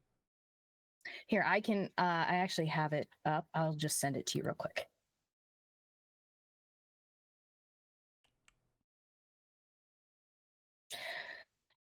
All right, I just sent it to you. And tubular. Now I will briefly upload it into Roll20 and present it there. Oh, Dewey has a good question, and it's one that I know Jaren and I have talked a little bit about and want to do something special for, and would love people's thoughts. But it was, what happens for backers of only some of the Edition 1 books that back this project as far as backer credits in the books? And Jaren, I don't know if we landed on anything, but I know one of the things we had talked about was, second edition backers, I think we'll do the traditional thing where we put everyone's names at the front of the book. But we'll probably just do it like collectively. So even if you only backed and got CG, we'll probably just put everybody in there for second edition. But I think we were talking about doing some sort of way of honoring all of the first edition backers who might not back the second edition as well. I can't remember if we landed on an idea for that. I don't know if that answers the question or not, Dewey. I think it does. But if not, feel free to clarify. This is the. What happened? But it got so crunchy when you put it in there on my end, at least. It's because it was fine on the itty stream. bitty. So Yeah, it looks fine now. So this is the pseudo drag gun. It's a little cat-sized, cat-shaped drag gun. My favorite part about it is that it can be wielded as a weapon. Really, just absolutely in love with this little bastard. Welcome back, Brad. Ooh, Dewey, I like that suggestion. Footnote / superscript. That's a librarian suggestion if I've ever heard one. What's the footnote suggestion for? Recognizing backers of books in the second edition. Oh, yeah, that's important. Mm-hmm. Oh yeah, there are little pseudo. Can we get a big picture of the pseudo dragon? That's as big as I can make it using Roll20. It's wonky to do. Okay. I closed the MacGuffinomicon. Let me pop that back open for folks at home, and you guys are now back out front. So, Wait, hold on. We went back out out front of the library? No, outside the library? I mean, you can't leave without checking out the book. So Yeah, Dewey's behind the desk, flipping, similar to earlier, kind of like doing a lot of the organizing. It's later in the day, which doesn't make any sense because time is somehow paused elsewhere. But you get the feeling that the way D is controlling things, it's probably best not to look too closely at the flow of time in this particular series of events.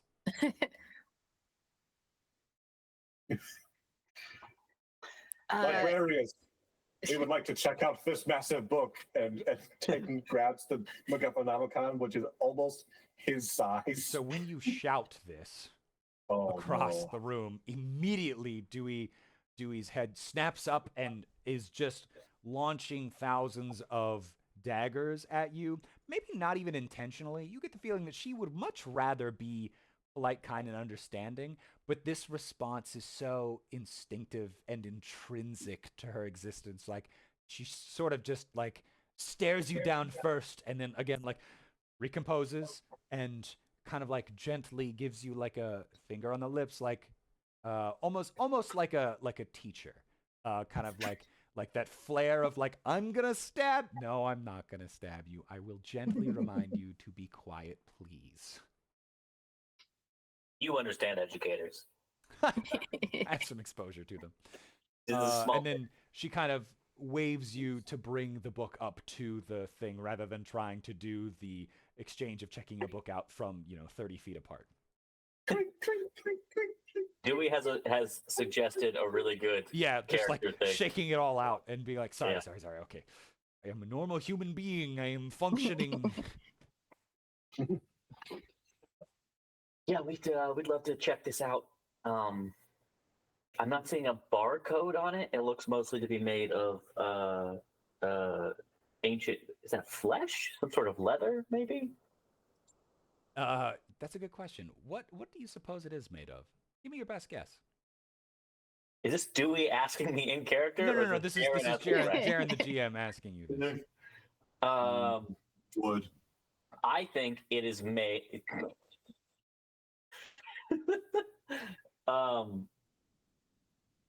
Actually, that would make sense. The picture here is like it would have to fold somehow. I'm trying to think of a really good pun for like plot material.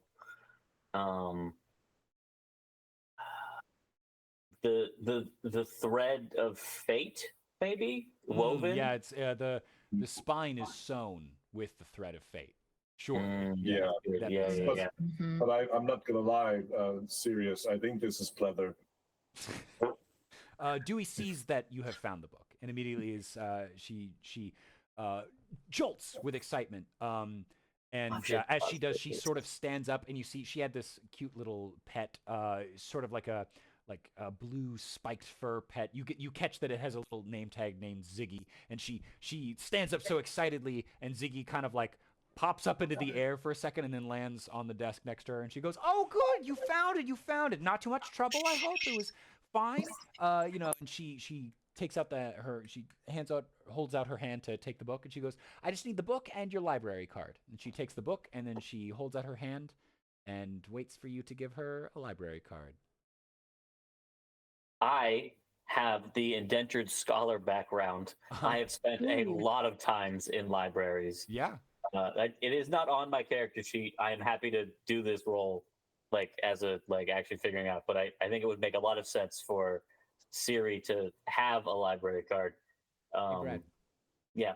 High or low? Can I get better odds if I show you my actual Worthington Library's library card? Yeah, I'll give you a 2-point advantage if you show that library card on stream. Does it have a photo of you on it? Because if it does, I want to see the photo too. Jaren, is this like a? Oh, It cute. doesn't. That's So cute. all right. That's cute. Yeah. Is there a real mechanic in here where No. like if your player has a library card, they get a bonus? Because I feel well, like no, but you are required to have a library card to check it out. So if you didn't have one, we would make you one.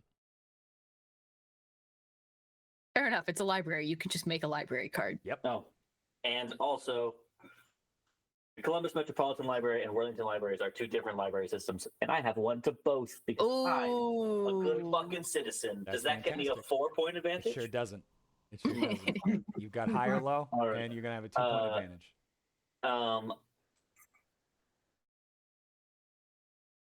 Low. Low. Okay. So 12 and under, and I'll give it to you. Is that right? That appears to be the case, yes. All right. You hand Dewey your library card, which she gladly accepts. She does kind of, you see her start a little bit because not that she was trying to, if you'll forgive the pun, judge a book by its cover. She is a little surprised that the bunny onesie wrestler character was so strapped with a library card despite having no pockets to be found on the dress. Those things have pockets. Yeah, The they Kimigiris do. have pockets. Oh, great. Well, that makes a lot more sense. But also, she did pull it out of her ass. So Dewey gloves, very gingerly, both gloves, and delicately takes the library card and inspects it and wobbles it, the traditional way that librarians do to make sure that it's not a forgery. And then acquiesces, gladly hands you your disgusting library card back, flips the MacGuffinomicon open to the inside cover, and then stamps. And what's interesting is with absolutely no preparation, you didn't see her do anything with a stamp or anything. She stamps it one time, and on the inside cover, you see that your full name, Siri S. Trouble. What's your middle name, by the way? It's one of those names where it's just No, S. yeah, I think Harry the S. middle Truman. name is Kate, but like Siri Trouble was so close. Yeah. So Siri S is her like pseudonym or Oh, I like love that. wrestling name. So yeah, this reveals your real middle name, Kate, stamped along with the date, time, and approximate geographic coordinates of this library, stamped on the inside of the book. and folds it, hands it over to you, and says, "Due back in 2 weeks," or you can just send us a sending stone message, whatever you need if you need to extend the renewal time. But knowing what I know about that book, I feel it's very unlikely you'll still have it after 2 weeks. I appreciate it. There's not like an automatic renewal system. Not on legendary magic tomes. I understand. It's like a rental situation. What is my friend had a question for you Yeah, earlier. speaking of the whole like returning of books thing, that thing for my friend who's not me. I'm so glad that you reminded me of this, because I did find the appropriate entry in the large handbook of mine. So I out of character for a moment, I have been requested to read the entirety of this message out loud, and so I will. Also, delightfully, I have not yet read this, so we will all get to experience this for the first time together. Good.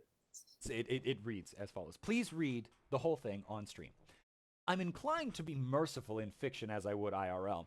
Dewey IRL would want to help make it possible for the person to resume using the library, and you have foolishly left it up to me, and my library went fine-free, so no more late fines means people from across various socioeconomic backgrounds can continue to use the library since she's been working there. So Dewey in-game says, provided the item comes back in reasonable condition compared to when it left us, we will re-add it to the collection and ask your pal to try to remember to hold on to the reminder paper with the due date next time. And then she conspiratorially winks, kind of suggesting that she sort of has seen through your ruse, but is kind of in your corner about it. And the rest of the message reads, and unlike in real life, we'll ignore that there's typically a point after which the replacement already exists and the associated fees must be repaid in order to restore your account to good standing because, based on her previous job, they don't necessarily purge accounts on the usual schedule if they owe money. So that's the point that I'm at in real life with my library, by the way. I owe like 3 books back, and I've kept them so long that I just owe the cost of the book. So they're not gonna ban you either because they're like, come on back. See what happens. Give us the $100 that you owe us for the 3 books. See what happens. Support your local library, Brad, you little thief. I would love to support my local Brad.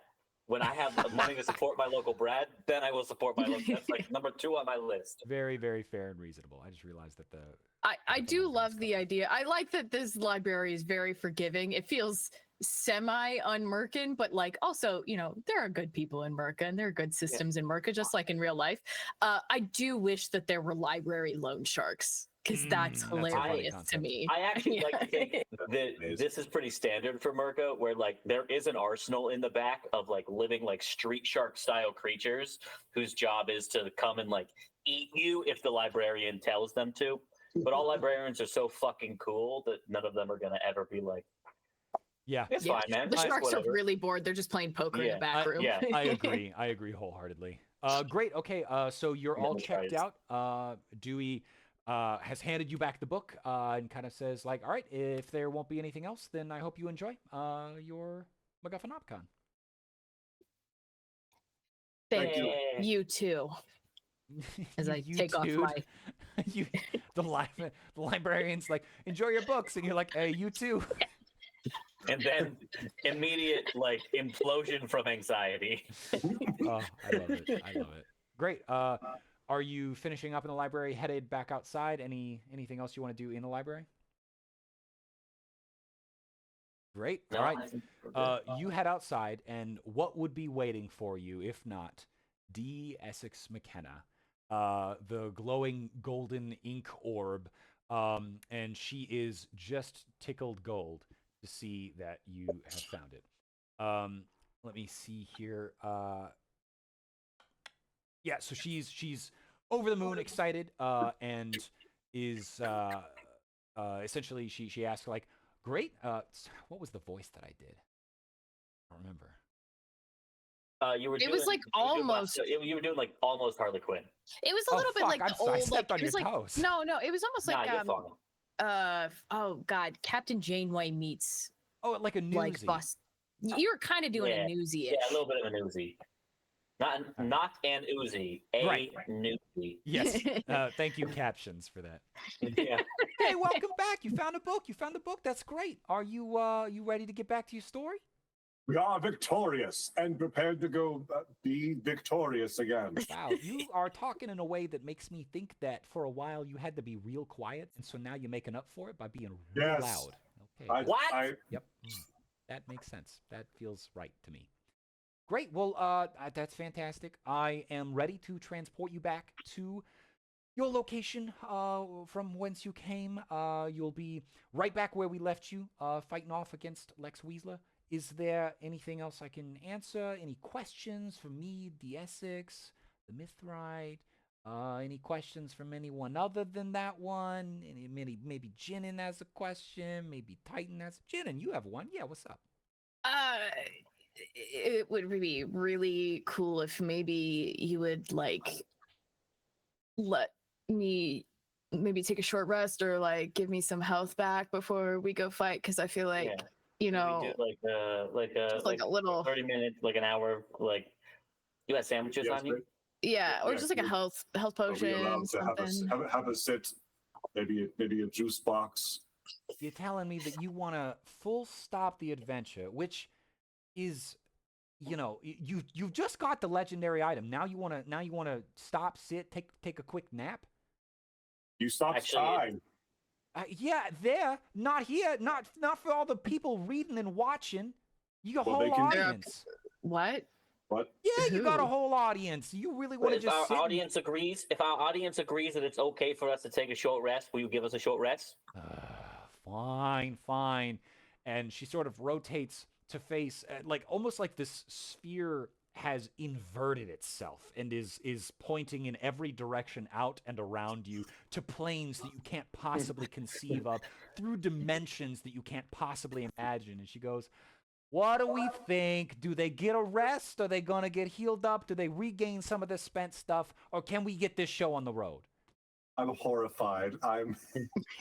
This is what it's like to watch Jim pan to camera as a character in the office. Yeah. I can't. Ooh. I Jim can't keeps take. staring off knowingly at something. So I can't take Dandelion mental Bear. stress go in ahead. this game, but I wish I could. Different game. Dandelion said sure. JMD said no. Kay KDHG says let the poor babies take a rest. all right. Thanks, Kay. What's Dewey think? Dewey said Gotta in their know. defense, I'm EP2. We're EP.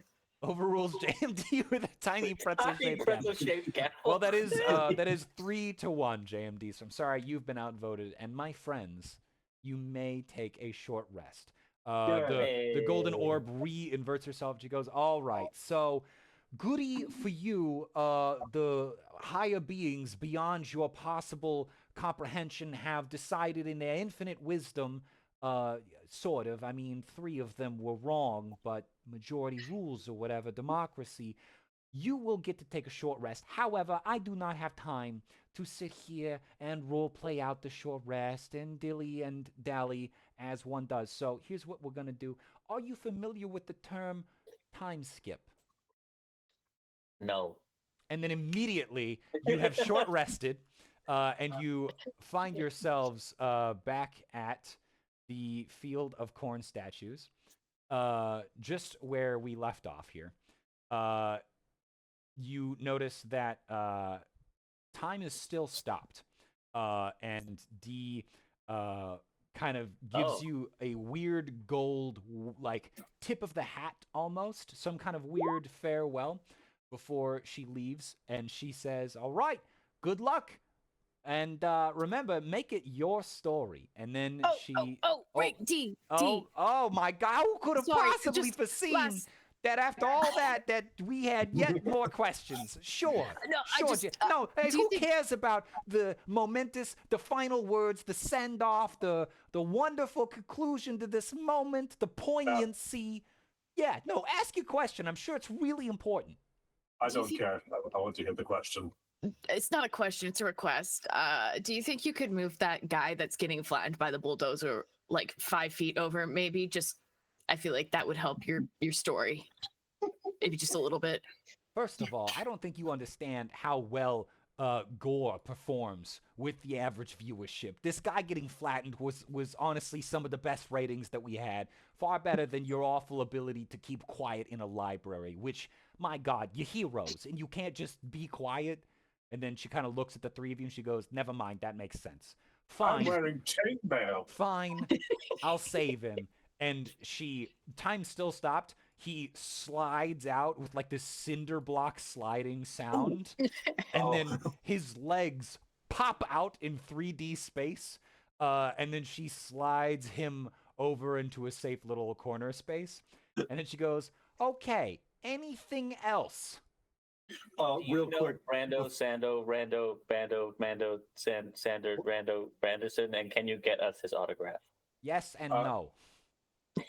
Real quick, I look at who's got the MacGuffinomicon. Siri has it. I Siri's the do. one that checked it out. Okay, before time is resumed, can you hand me the? I have an idea. Hand me the MacGuffinomicon. I was gonna use the MacGuffinomicon. Well, You'll all get a chance to use it. I don't think we will. I don't feel like he's gonna give it back. I'll give it back.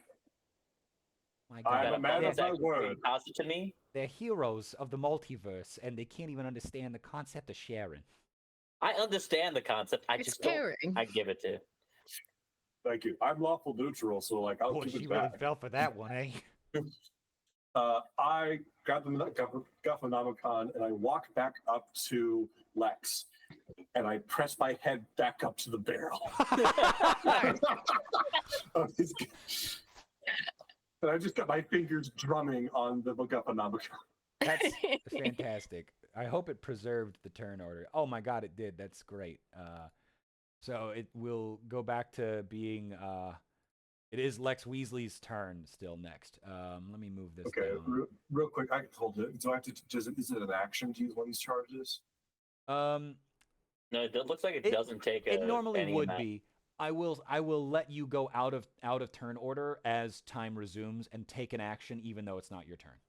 Okay, Actually, Jaren, if that is your intention, that's fine. It does not say that, which means that theoretically you can expend it like. Oh, you know what? You're Whenever. right. It's not supposed to be an action. It's not supposed to be an action. I think some of them might specify if they are a reaction or something, but I think it is an object interaction. I think it's free. So yeah.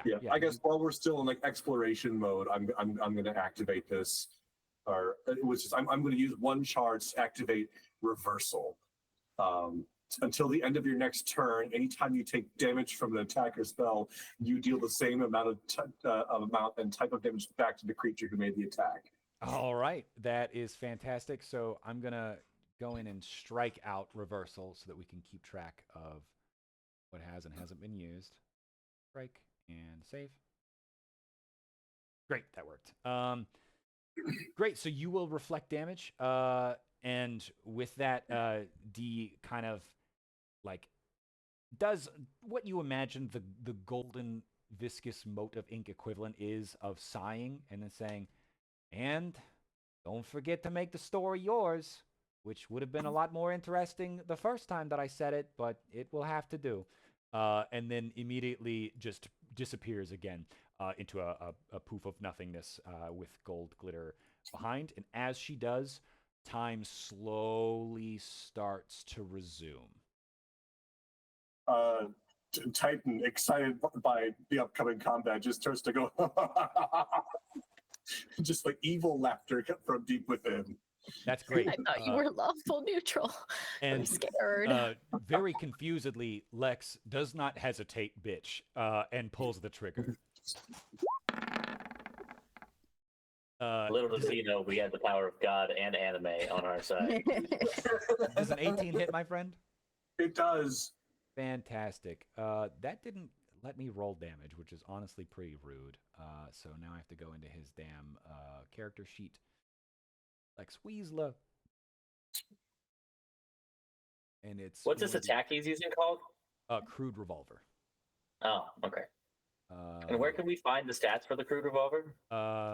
In Monsters of Murka Ratified and Ratified Edition on Damn. BackerKit on When can I get that? July 15th. You can get it on July 15th on BackerKit. In fact, some On of the folks that BackerKit? are here are watching right now on BackerKit, which is pretty neat. So hello Hell to, yeah. to the folks on BackerKit watching this. there is the die roll. 5 damage, which is immediately reflected back at him, and he's Okay. not very thrilled about that. Okay, so he's not doing anything extra because he was like glowing with magic. He so yes, he also activates. Where is it? Hang on, I gotta make sure I understand this. You tricked me into closing the stat block. Sorry. So the way that the Economancer works with those market dice, it's not dissimilar to it's kind of Battle Master superiority dice, where what he has is investment strategies, and he can sort of do fancy things. And what he does is he reclaims, as a bonus action, the spell slot that he just spent. It cost him one of his market dice, and he doesn't have very many of those. But that 3rd level spell that he cast earlier, the Vampiric Touch, he has that spell slot back. His turn, however, That's fun. is over, and it is Jennan's turn. Okay. Well, Oh, sorry. Before that ends, since you got to do that on your turn, Sija, the flow is a little screwy. If you would like to pass that book off to somebody, you can do that. Okay. You'll have to make an athletics check to try and toss it to Jenin. I mean, Jinnen's right there. I think it's are they me. adjacent? Yeah. Then that's Yeah. mm, Oh my Do you need God, the you're book? right. Sorry. One, I forgot. He does not just shoot. After he shoots, he's gonna take attacks of opportunity to do this. But he is going to 5, 10, 15, 25, 30. Move over here. So I do I still would take like that to 5 take damage a- myself, or is that completely reflected back on it? Say it again. Do I take that 5 damage Yes. as well, or is that okay? You both take it. I will be making an attack of opportunity, Yep, please. I believe everybody will. Oh yeah. Um, 100%. yeah. Mine will. Well, hold on. Mine might change. Yeah. Let's see if it hits. Does a 14 hit? A 14 will hit. Excellent. I'm going to spend a key point to knock him prone. Oh, okay, great. One of my part of my no holds barred is I can clothesline him.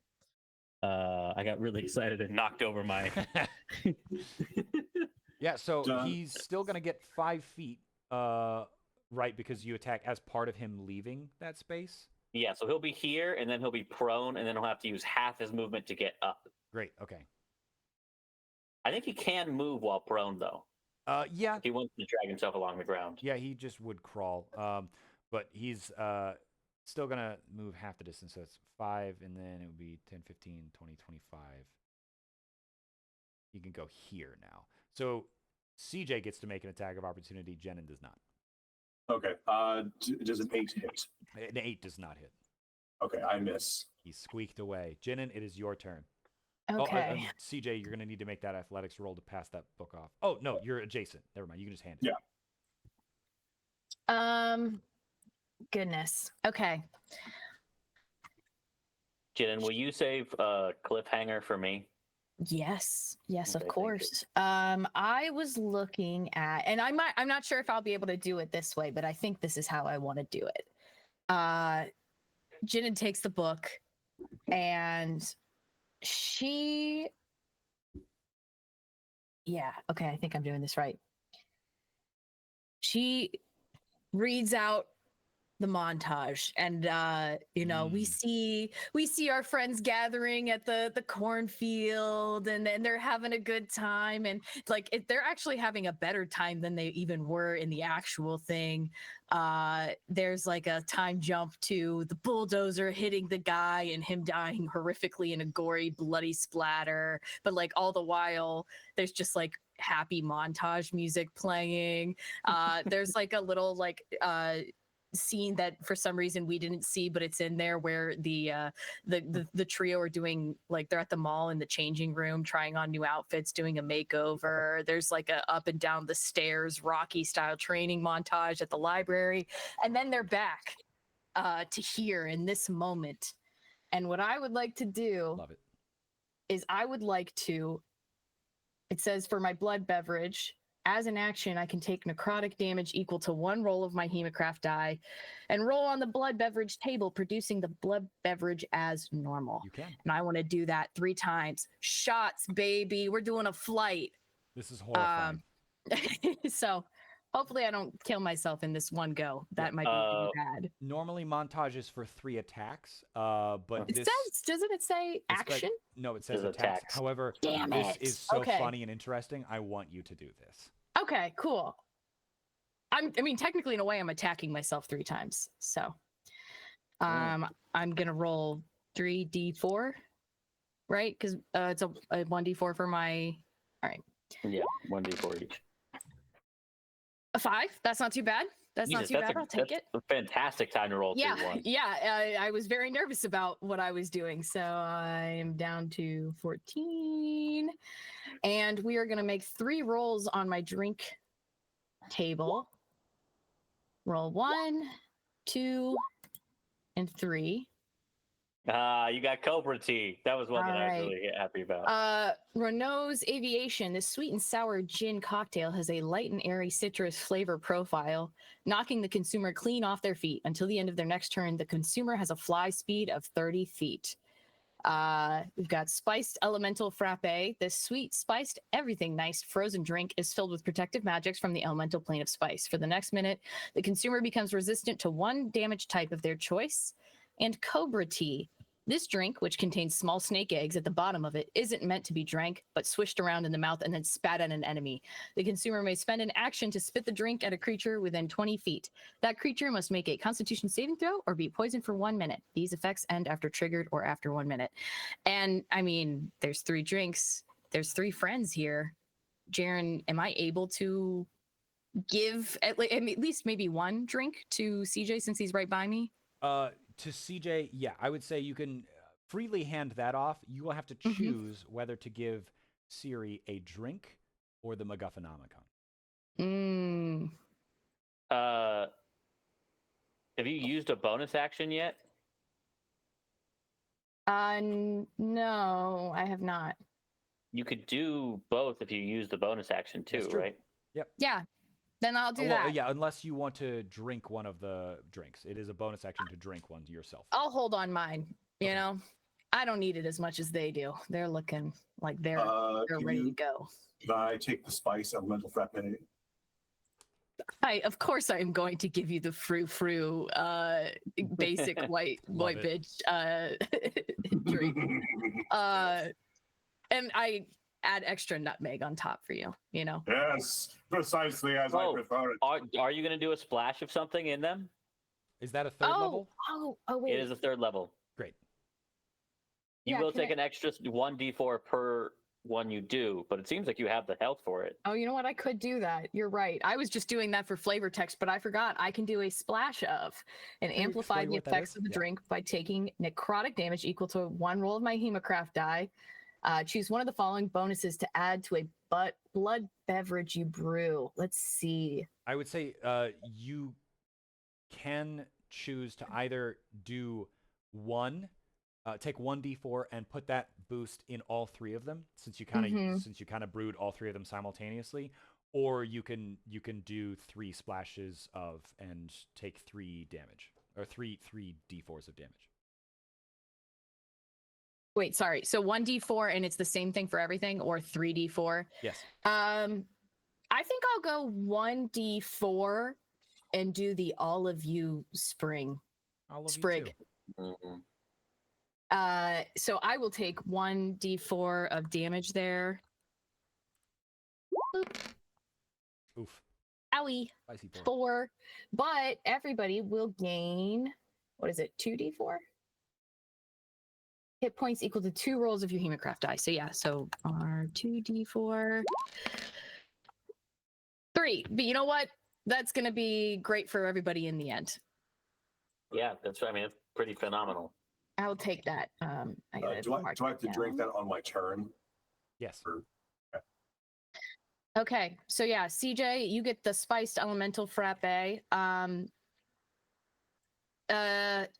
Let's see.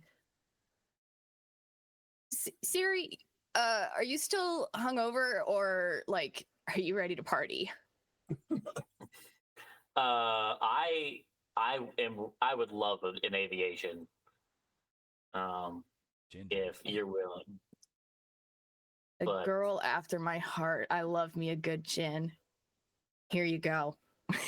Excellent. And then I guess I'll save the Cobra tea for myself on my next turn. I believe that's my turn then. Great. That means that it's Diminutus next. Behold. I'm going to use my movement to walk 10 feet up to so that I'm adjacent to Lex. And then my marked for cleaning ability, does that take an action to do, or can I just designate a spot? If it says an action, it's an action. It might be free. I don't have the book in front of me. Hold on, I have to look in front of me.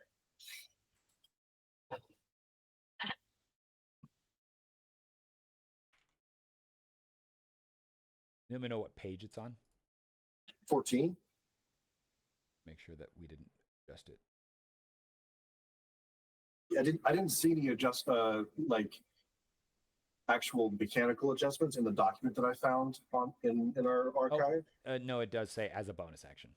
As a bonus action? Okay. Okay, then I'm going to use my bonus action to mark out. It's a 20-foot cube. Mm-hmm. This is marked for cleaning. So while I am still attacking this guy, he cannot leave. This. Can you use your use the marker tool to draw the cube that you're affecting? I got you. My hero.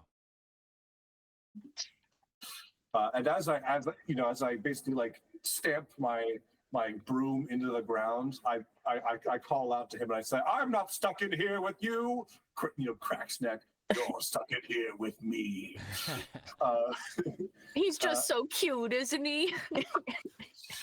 And then I'm going to use my action to cast grease. You're making them all liquidy. Ooh. Does grease affect his dexterity saves? I think so. Oh, it just went back. Hold on. Real quick, I gotta. Sorry, spell slots for 2. Grease. Okay, one-time action. Covers a 10-foot square. I'll mark that moment. Center of the point within range. Turns into difficult terrain for the duration. When grease appears, each creature standing in its area must succeed on a dexterity saving throw or fall prone.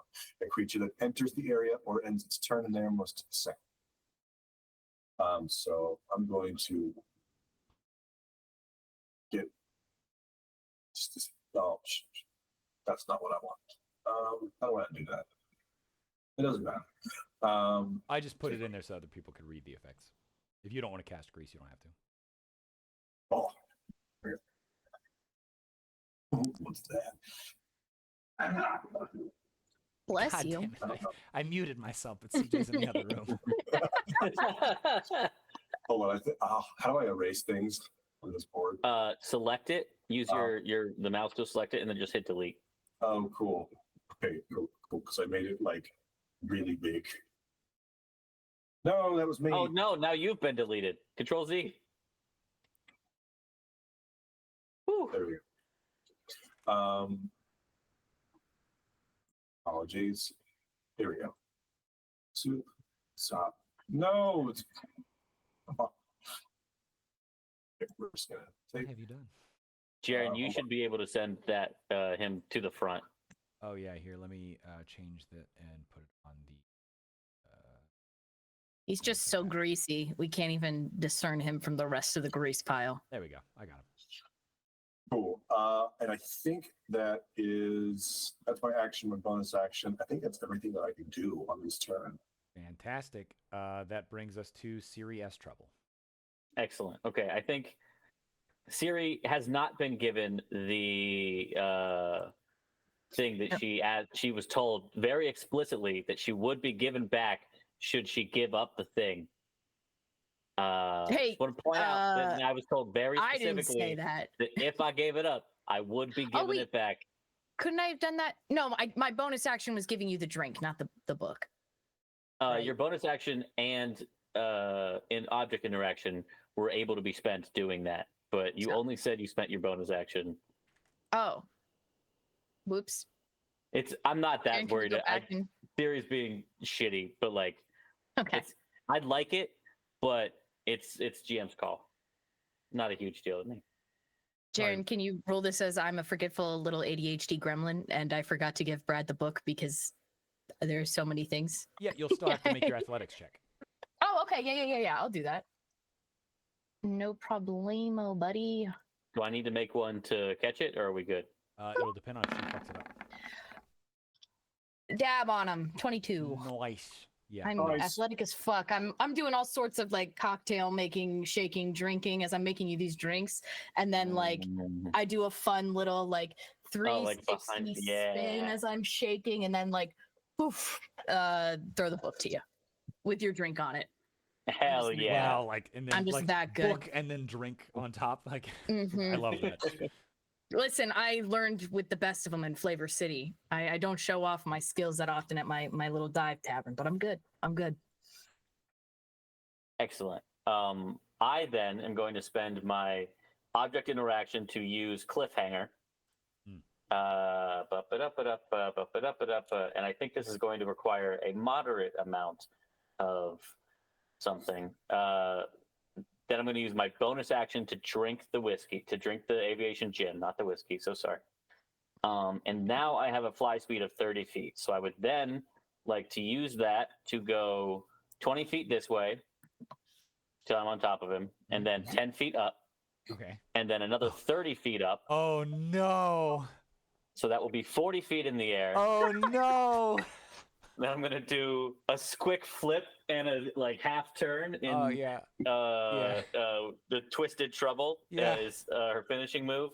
And all I'm gonna do is end my turn, and I'm gonna fall 40 feet, and as a reaction, spend a key point to cause him to make a dexterity saving throw.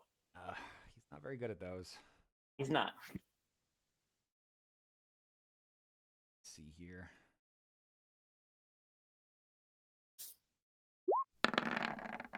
Oh my god! No! Oh my god! He rolled a nat one. Yeah. Nat 1. Ooh, okay. All right, so because of cliffhanger, no damage is dealt right now. Nope. At the start of my next turn, he will take maximum damage of full. Hold on, this is a no holds barred ability. An elbow slam. Is it an attack? So it is. You're gonna hate this. It is neither an attack nor a spell. Okay. It is a damaging ability. It seems to me that it's like how you want to rule it is your rule it. If I were running this table, I would rule it as maximizing damage. Rules is intended. It will work the way that it wants. I just want to make a note to myself to look at that not being an attack later. Yeah. But they're going to take 46 maximized, which is 24 damage. Damn. No, I'm sorry. They would take twice the amount of fall damage I would take. So that would be 48 plus my proficiency bonus. So that would be they will take 50 damage at the start of my next turn. And they are also knocked prone. How much damage on their next turn? 50. Okay. But that will at be the start of my next turn. They will take 50 damage, and right now they are knocked prone. Okay. Yeah. Sorry, Brad. Can you explain to me what that? I don't remember how this class works. What was this move that you just did? I'm gonna do a sort of a through line right now. So I think what happens is you do that nice little behind the back serve, and Siri immediately downs it, chucks the thing over, and then reads cliffhanger. Gets a like sort of evil look in her eye, doesn't blink, this wide smile, and then begins flying upward, sort of at an angle, to be 40 feet above, and then reaches a zenith, feels the light upon them, and then does a half twist, spin and begins to rocket downward until their elbow comes in direct contact with Lex's Lex. shoulder, knocking them to the ground. And what I did is I used an ability called Elbow Slam from the WWE from our Wild Ensemble monk, which says that when I fall onto a creature no more than 2 size categories larger than me, we're the same size category, I can use a reaction and 1 key point to force the creature to make a dex saving throw. He got a 0 on that saving throw. And I take, on a failed save, I take no fall damage. They take bludgeoning damage equal to my proficiency bonus, which is 2, plus twice the amount of fall damage I would have taken, which is 1d6 per 10 feet in 5e. Being 40 feet up meant 4d6. 4 times 6 is 24, plus 2 is 26, so it's 52, 50-ish. But because it's maximized due to Cliffhanger, Cliffhanger maximizes it, but waits until the next turn to do it. So I That's dealt fine. I no love that. damage to him, but he's going to be shreked on the next turn. Yeah, it's gonna hit him pretty fucking hard. Great. That is the end of your turn. And we move on to Lex Weasler's turn. Now, you made contact with him, but the no pain. It's sort of like a Fist of the North Star. Like you clearly made contact, but it just kind of went like dink, and he's like, "Well, that's weird," and then he's just gonna go on like nothing happened. Honestly, Dominion just doesn't understand what happens and is like, "What are you doing? You missed." Oh wait, CJ, did you drink your frou frou frappe? Not yet. Oh, okay. He's spinning it. You want to make sure the whipped cream gets in with the Yeah. coffee because you don't really like the taste of the coffee. You drink this for the whipped cream. I gotcha. Okay. I think that what we're gonna have then. So he's prone. He's gonna stand up from prone, which is half of his movement. He's still got 15 movement left. And then he's going to use a spell that I'm very excited about. It's a new Murka spell. He's going to use Conjure Cash Cow. You have been fucking waiting for this shit. Oh, I have. I very, very much have. Really. Do you have a thrilled cow? about this. Do I have a cow? Do I I love have a cows. cow? You're Why the is it so cow, little? Wait, but in like a complimentary way. I have like 3 stuffed animal cows behind me right now, but none of them are gold. Okay, I have placed the cow on the map, but the cow does not appear to have appeared on the map. Why? It is really important that we actually not kill him until the start of my turn, because I will feel really sad if that does nothing. I don't think we've dealt that much damage to him yet, really. Yeah, I don't know how much of it carried over from previous, but yeah. Good question. Why would this token not be visible? It's probably like a on the GM GM layer That's what I only. thought, but it's currently on the tokens layer. Let me send it to the GM layer and then send it back. Oh, I think something is screwy. Hold on, I'm going to refresh the page really quick. You do that.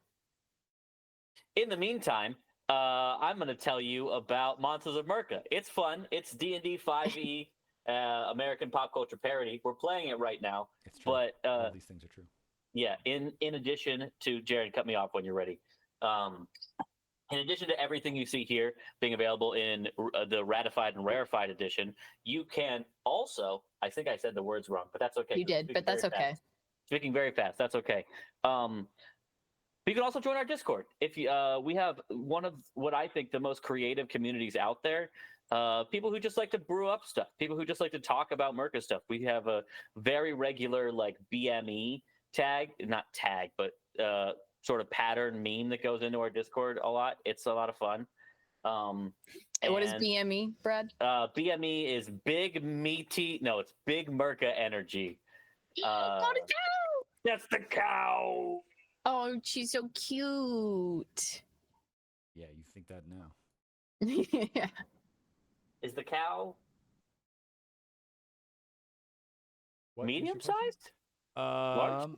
Oh, it What is. size it is is cow? large. Is a full discussion we had during editing It's a large of beast. Murka. This We had is to a- talk about what size is a moose. This is a chunky cow.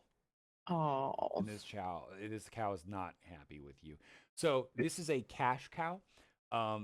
It has been the way this spell works is you spend a certain amount of GP and you can conjure up a cash cow. The cash cow is has got a couple of very cool, unique abilities that I'm a big fan of. Namely, the two abilities that you guys should worry about. It has a gilded gore ability, so that's how it's going to be attacking you. It's got a money moves ability, so it's got some good movement. You got to stay on your toes, and it can charge. Now you'll notice one of these. Charge or charge? Ah, you're getting it. One of these, these statues are breakable. And while you cannot break them and you have to move around them, they're effectively walls for you. This cash cow is not stopped by such trivial matter. No, not the corn And statues. The cow goes right after Lex Weasler. Actually, I think the cow goes moo. Does it charge on a credit card and take HP back in interest? It does. It absolutely does. Boy, am I upset with you, Brad. Can't stand you. You and can now, go ahead and have it charge me. I'm sure there's nothing in the way that would cause that. Yeah, unfortunately, it's not going to be able to do that. But what it is going to do is it's going to attack our friends here. Let's see. Is it going to attempt to It's because it's going through the grease, right? Oh, No, yeah. the grease is the green square. Oh, okay. How Wait, what's the far red away? square? Oh, that's marked for clean. That's marked for cleaning. Yeah. Sorry. Let me think about how Lex Weasler would do this. So he spends 15 to get up, and then 20, 25, 30. And then Cash Cow has a range of 90 feet. So we're going to go 5, 10, 15, 20, 25, 30. Here is where he summons this cow. And then the cow goes, moo. And Hold on, he moved diagonally out of the grease? no, he moved up into vertically out of the grease. He moved up to I think here. moving out of the grease requires another save, doesn't it? No, it's creatures that enter the area or end their turn there. Oh, okay. So if he'd gone up, not so much, but if he had done, okay. My bad. Now you good. So now the cow's going to charge. It's going to move 30 feet. It's going to destroy. Gosh, I got so many moving parts here. Oh wait, hold on. So it by crossing that line, has it entered the circle?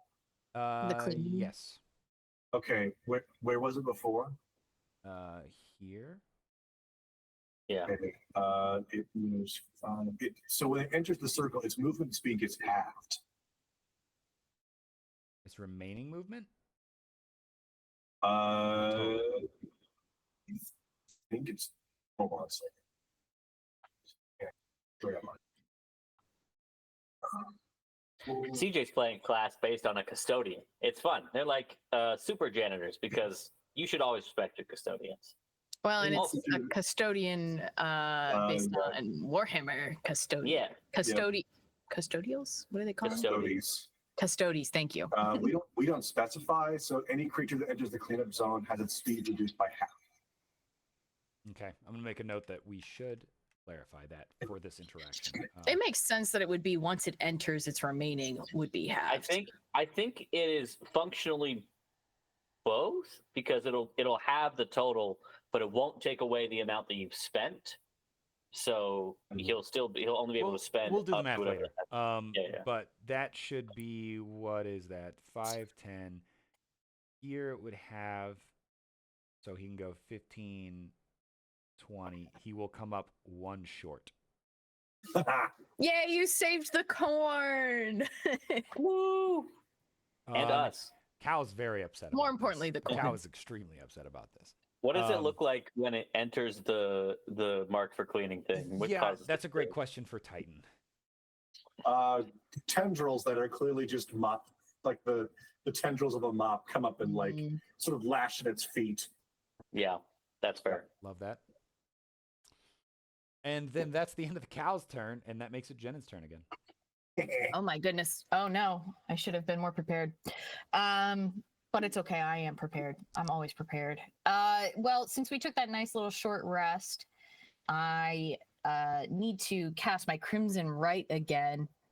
And I look to Derry and I go, well, old pal, let's do this. I take a little bit of that over 9,000 rum, pour it on her, take my lighter, light her, and then by doing that, I end up lighting myself a little bit. So I'm gonna take another little bit of damage. Oh, and you guys all added your temporary hit points, right? We all got 3.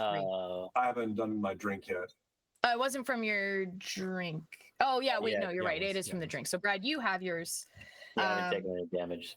So I am gonna go ahead and roll my 1d4 for my damage to take that. All right, I'm at 10.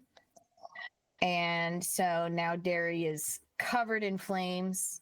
And then I am going to use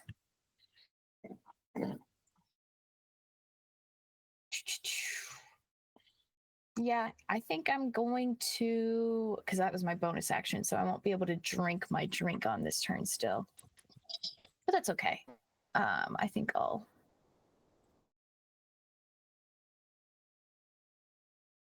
You have an object interaction left?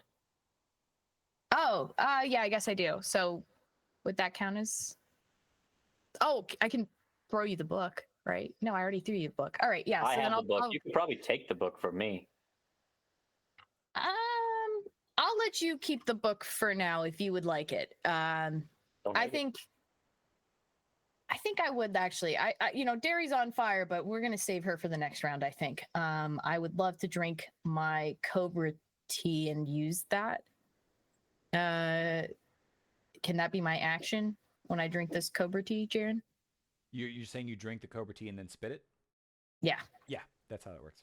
Okay. So yeah.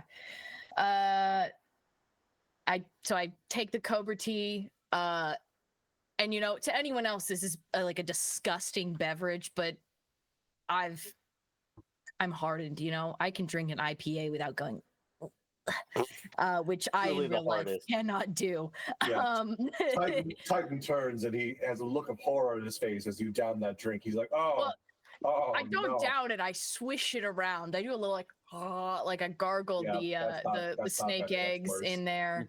Nice. And then I wait. Oh shoot! I got to get in there within 20 feet. So. I think you might be within 20 feet. Obviously, Yeah. you're Yeah. Oh yeah, I you am. are. Sweet. Could I? Is it in a cone? I like the idea of you at elk creature within 20 feet. Oh, just You're at a gonna creature. fucking like sniper the shit around this corn. Curve the bull spit. Yeah. Yeah, and I shoot that out at my man's. This must be very confusing for Derry, who also shoots to attack, but has probably not seen you do this very often. Yeah. How's Probably. the attack work? He must make a Constitution saving throw or be poisoned for 1 minute. I like to think it's like when a cat sees you do something Oh, it does not. cat-like, and they're like, "You're getting it. You're learning to cat." Yeah.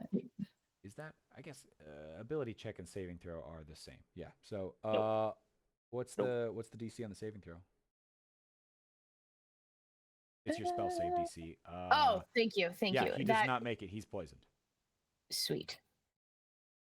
You guys are fucking bullying this guy. Well, Really? good. He's a billionaire. Is he a billionaire in real life or Yes. just a really, Yes. really big millionaire? He's a billionaire? He had enough money to create a new subdivision of Columbus because he did not like the way the others were running. I That's forgot. subdivision. Is that Bexley? It's named Old Albany in Murka. It's New Oh. Albany. New Albany. Okay. It was either Bexley or New Albany. Yeah. For all They're the sort of- Columbus heads out there. Yeah. Hey, that's a shout out to my Columbusites. Thank you for listening to Woo. CTION, where we're cool AF. Ha! Damn, that was good. And I think that's my turn. Fuck yeah. Jenin is over, and Diminutus Titan is next. Diminutus Titan, stuttering his way through this next turn. I'm going to quickly use my bonus action to drink the drink that I have, the foo-foo drink. Mhm. Spice Elemental Frappe. I'm going to protect myself from necrotic damage. So I'm resistant to necrotic damage for the next minute. Uh-huh. I am going to walk up to the cash cow. Why are there two of me? Oh no. You might have to refresh. On my screen, there's only not one. two. Yeah, of I you. only see one. That's Well, a this one is lag. 10 of 19. That's not there. Oh, Oh no! Now Now you've you've disappeared gone. entirely. no. Oh, okay. Well, that was unfortunate. Yeah, I'll bring you back. Hold on.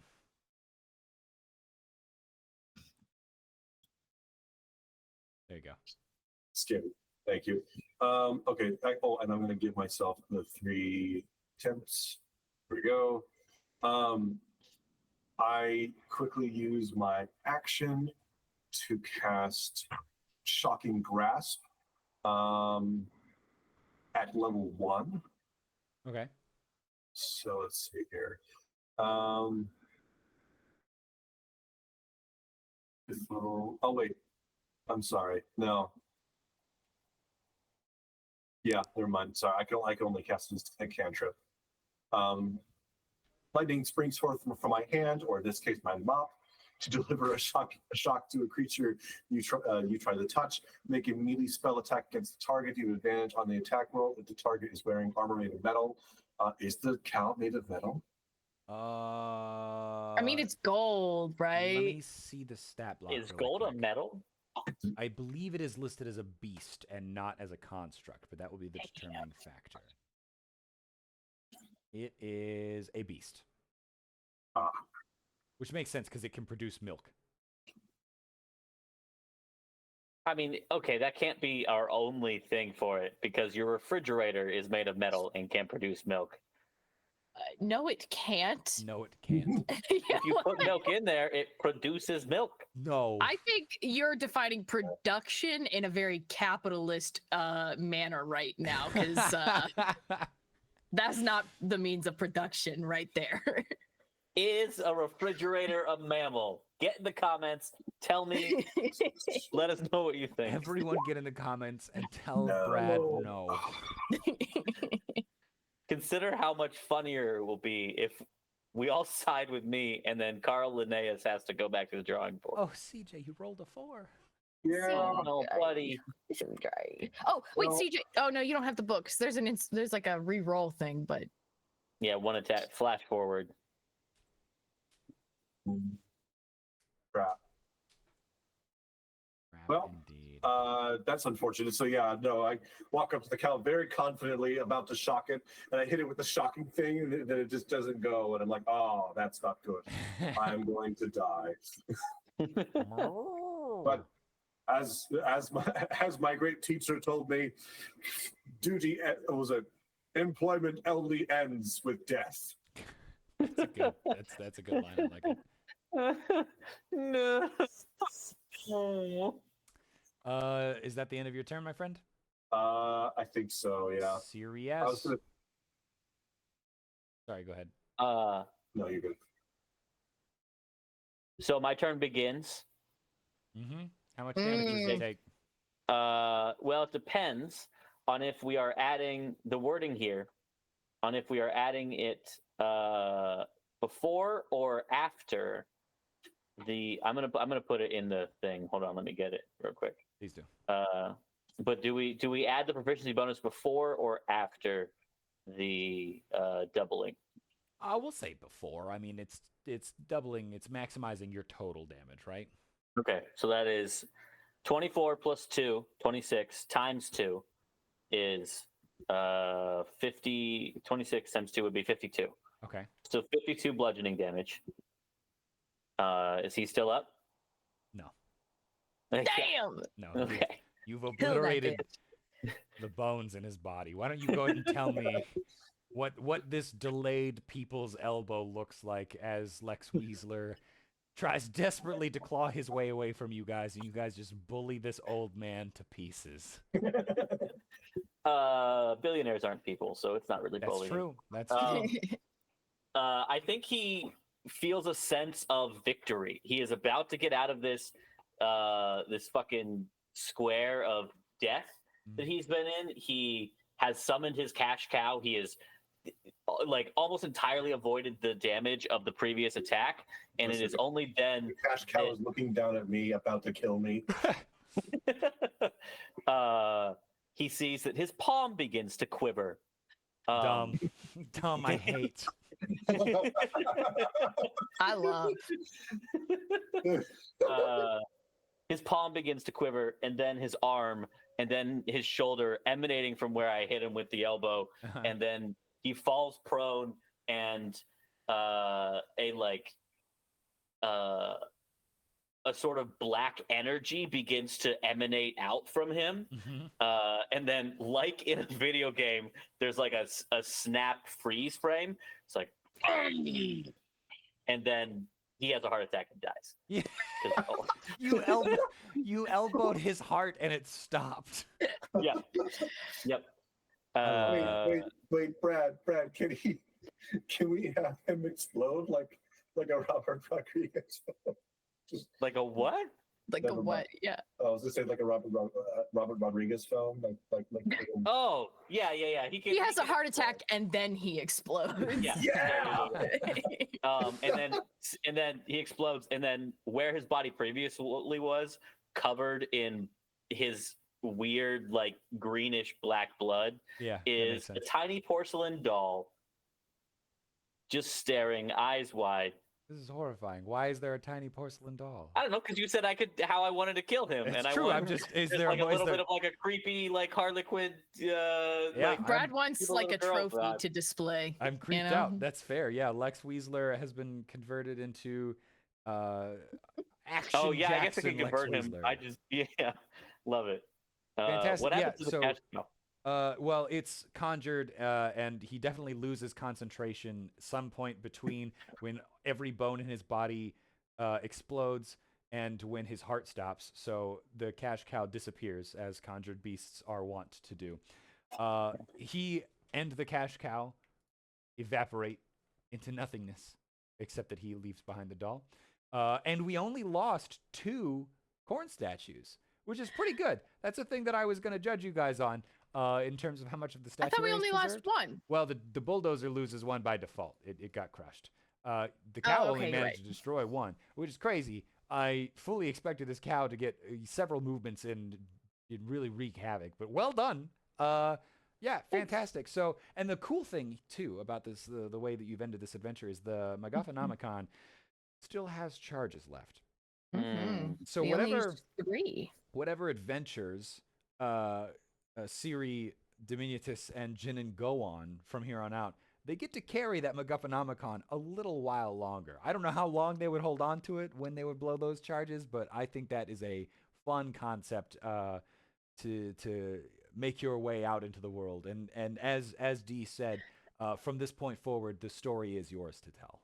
Well, I really like that because when you do like I mean, Jaren, you told me that this was kind of your intention was to give like GMs a potential way to introduce people to Murka. Mhm. And like when you're doing a low level game, you're not the combat just isn't fun because you're not well, it's not fun, but it's not like big boss dealing big Yeah. boatloads of damage fun, dealing like using fun magical weapons and stuff. I Mhm. like that this is a way to allow your little baby squishies to fight something they should absolutely not be fucking Uh-huh. with at this moment in time. Feel the power. Yeah.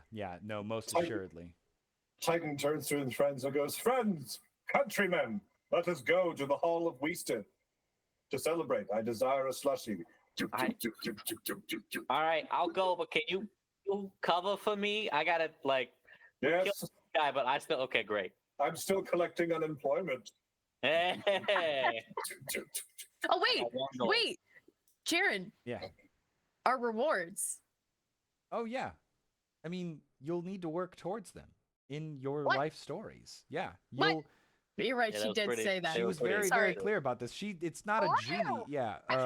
And that's really unfortunate, like really unfortunate for Derry, because what Derry asked for is going to be a huge payoff, like a Yeah. huge payoff. But Yeah, what did Derry ask for? But we don't get to know until no, it happens, huh? yeah, that's Yeah. that's for next season. That's for next season. Damn. Is that it? That is the end. That is the end of this particular adventure. Yeah, you Hey. have saved the We day. killed the billionaire. Yeah. Thank you, What more Jared. could you want? Good And job, yeah, I guess, if you're Titan. yeah, the setup here, the intention, the ending is sort of unfinished. I didn't have time to take it further than this, but it's also sort of designed to be queuing up for further adventures in Murka. It's really meant to be kind of an introductory. You've created these characters. Now these characters have a shared adventure under their belt, a powerful magic item in their inventory, which is a very temporary use, and hopefully leaves players with like, great, all right, now we've got to, what are we going to do next, you know? So what did you guys think? I had fun. It was great. Yeah. Yeah. I really enjoyed I enjoyed the library so much. I enjoyed all the books in the library, all the stupid names. That's Uh, good. Yes. The written version of this adventure, I have ways of turning those into little handouts. I'll have to show you guys at some point. The handout did not work well for Roll20, but I found how to take the guidebooks, the 3 volumes, and turn them into a little zine that actually has like physical pages you can turn. It's really fantastic. Oh, that's fun. So I like we that. could have read those books theoretically. Yeah, there's I pulled Oh. excerpts for all 6 of those books that you guys Oh, could read that's through. Yeah. That's so fun. That's so fun. Dewey, Especially if you're I was enjoying your little Dewey's decibel system. Yeah. That was fun. I love it. This had the things that I love in a little adventure, a puzzle, some real world interaction. The fourth wall break was fun as well. Very Yeah, cute. that was- That'll be that was a really good fun for one. GMs and players. Yeah, I think so too. I'm glad. Yeah, the one thing we didn't get to do because one for time, but two because Brad rolled well, was doing library cards. I actually asked Dewey like, what does a library card form look like at your library, and then started mercanizing it and like thinking of all of the weirdest questions that you could possibly be asked in order to register a library card, which is a very fun little like role play opportunity. That's also where the short rest is supposed to happen, and we skipped it, and then I forgot. So I was so glad when you were like, can we do that? I was like, oh, I suppose if you twist my arm. Well, you're welcome. You're welcome. So good save on that. No, great job with this. So, Jaren. Yeah. What's the plan here? You made a one shot. Yeah, are well, we it's, publishing this? so eventually, yeah, this is the thing that I was working towards, right? Is I'll share a little bit about how this works. It's really unfortunate that I can't easily share my screen for this, so you'll have to just go with me on this. The way Hometown Heroes is designed is it is a bit of a choose your own adventure in that you choose your own villain. I've built 3 villain archetypes, and the way you choose which villain archetype, you tailor it to your friend group. This was the Economancer archetype, so it's specifically designed for the way you choose it is like, what does your friend group like about your hometown? If there's a restaurant that you and your friends all really, really love, then the setup is in that restaurant, in the Merkin version of that restaurant, and it's a Gormomancer villain that starts animating meals and screwing up your friend's favorite restaurant. And then there is also a villain archetype for the influencer warlock. This is really good if your party are very active in local politics, and they are basically, the influencer warlock is charming all of the members of City Hall to slowly sway them into their favor, and so you need to kind of put a stop So, like to it. Mr. Beast running for office in South Carolina, or Matt Pat running for office, I don't know where. Yes, but exactly like that. Yeah. Or even just a politician. They don't have to be an actual influencer, but just using those mechanics. Because you can play the influencer class fun. as a politician, right? That's true. That's true. So the idea is no matter where you start the adventure, which of those 3 archetypes you choose, You still need the MacGuffinomicon. D still interrupts it, offers commentary on the adventure being poorly written, sends you to the library. You do the library section. That's always the same. And then the outcome returns you to the same place that you began the adventure to kind of like finish that up.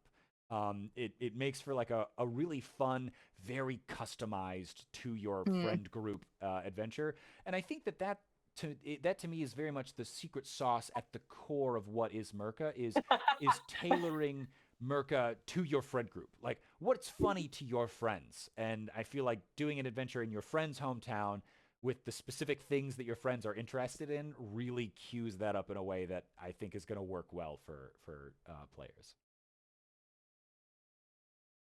We would like to they are inevitable. Yeah, I also saw Dewey said that she really likes handouts, and like, Yeah. absolutely. I was waiting for Brad or CJ or Cheyenne to call me out on this, but like, we just did Cthulhu Dreamt, which is a very handout-driven RPG, So many. and those handouts are so fun for players, and they're fun to design. And as I was reading, I was doing a lot of research on other one-shots, and I was like, damn, none of these have something tactile that my players can put their grubby little paws on. And so like that was immediately, I was like, I have to bring that part of Cthulhu Dreamt into this. I will say also, I have written the opening for the Gormomancer. I have not written the opening for the Economancer, which you guys just played through. I have made it like a couple paragraphs in. I have not touched the Influencer Warlock side of this. So like, I'm glad that this went as smoothly as it did. Because there was a high chance that it did not go this smooth. So, Jaren, do we have plans for releasing this one shot? Yeah. So this is it's going to be a freebie. I'm so glad you asked that. I once Brad, CJ, and I put polish on it, which is going to have to be alongside all of the other work that we're doing. This is going to be a free one shot that'll be available on Drive-Thru RPG, specifically for folks to get into the world of Murka. Everything you need to run it will be included. So the library map is included in all of the puzzles, the handouts, and everything. The Corn map isn't. I custom made that for our group, but there'll be good instructions on how to build what you need to run it. Yeah, and the spells, the stat blocks, all of that will be included in the adventure. Excited to see what we end up doing for things like how to build a map. Because, like, if you're playing in Columbus, we can give you the Corn map, but that works for one town in. I mean, the best town, America. but yeah, well, I mean, yeah, but like, not everybody has the privilege of living in the best town in America. Yeah, realistically, it will probably have to be like vague instructions on like you can either do it theater of the mind or like use any of these free resources to throw something together. You know.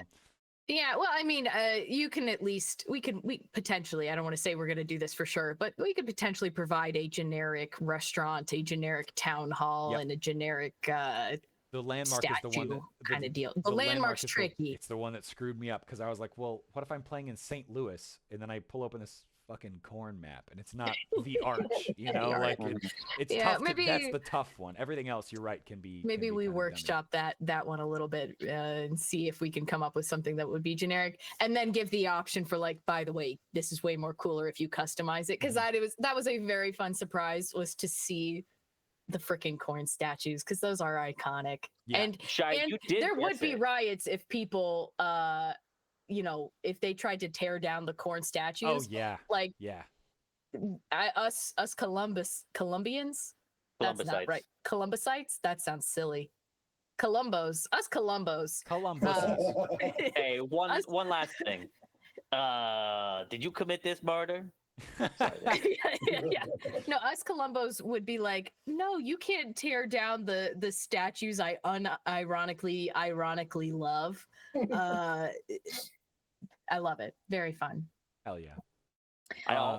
Go ahead, Brad. No, just I think it would be a similar reaction to when Hell is Real got vandalized. Like I am I am not by any stretch a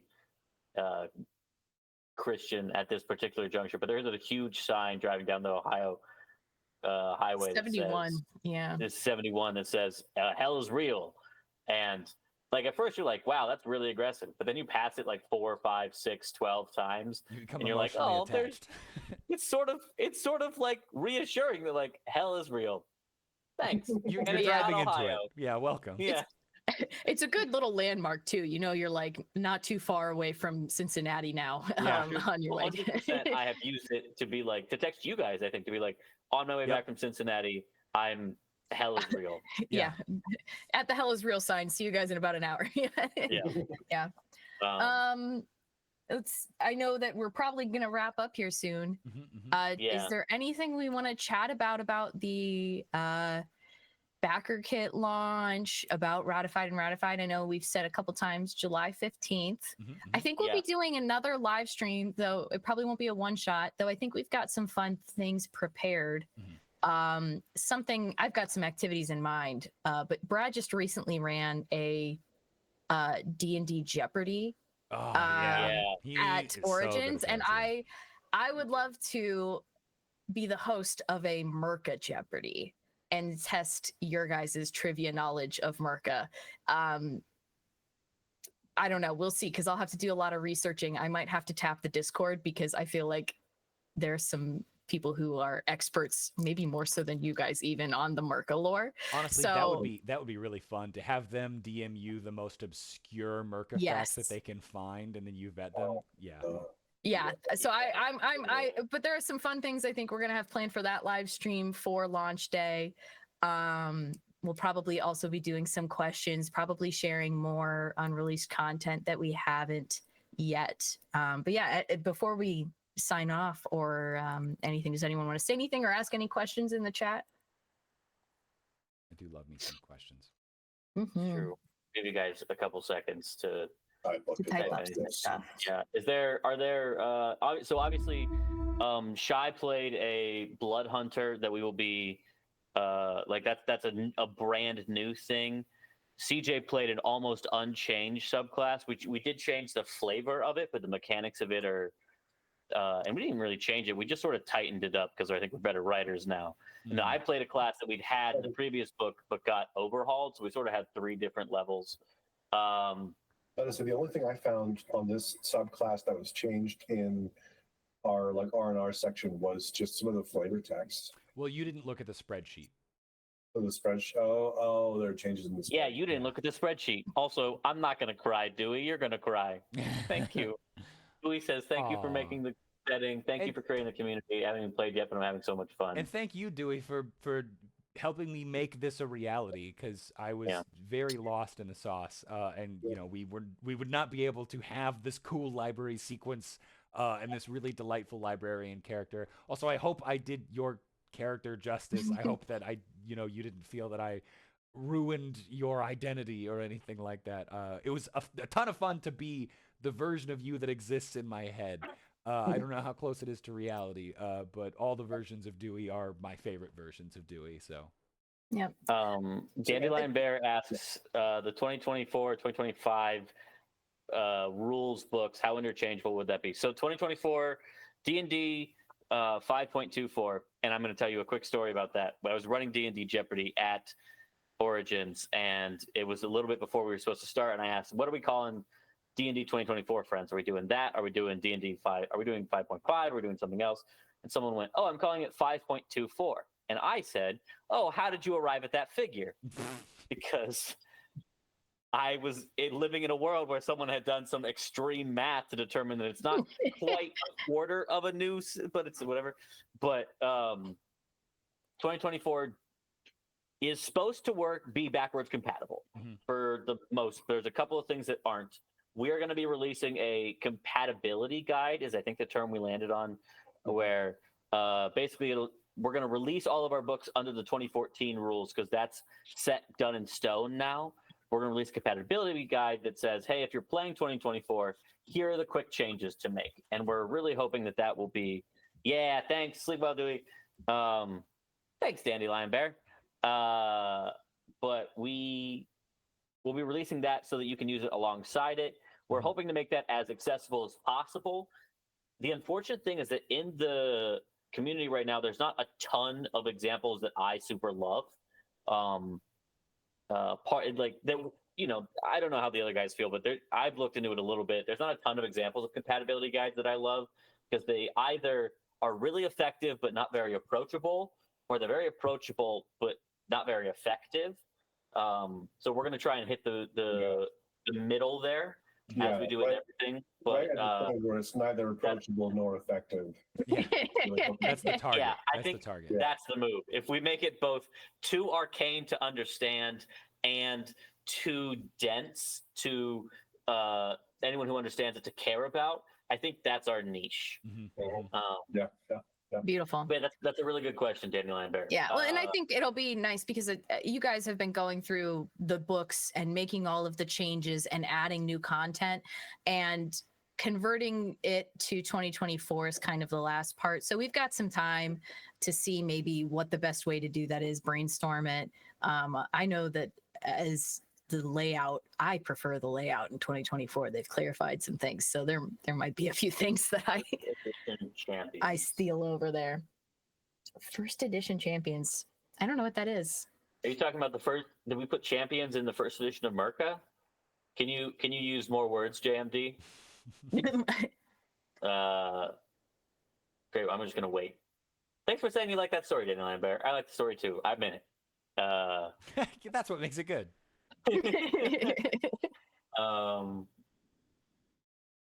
you talking about D&D first edition champions? I just need more words.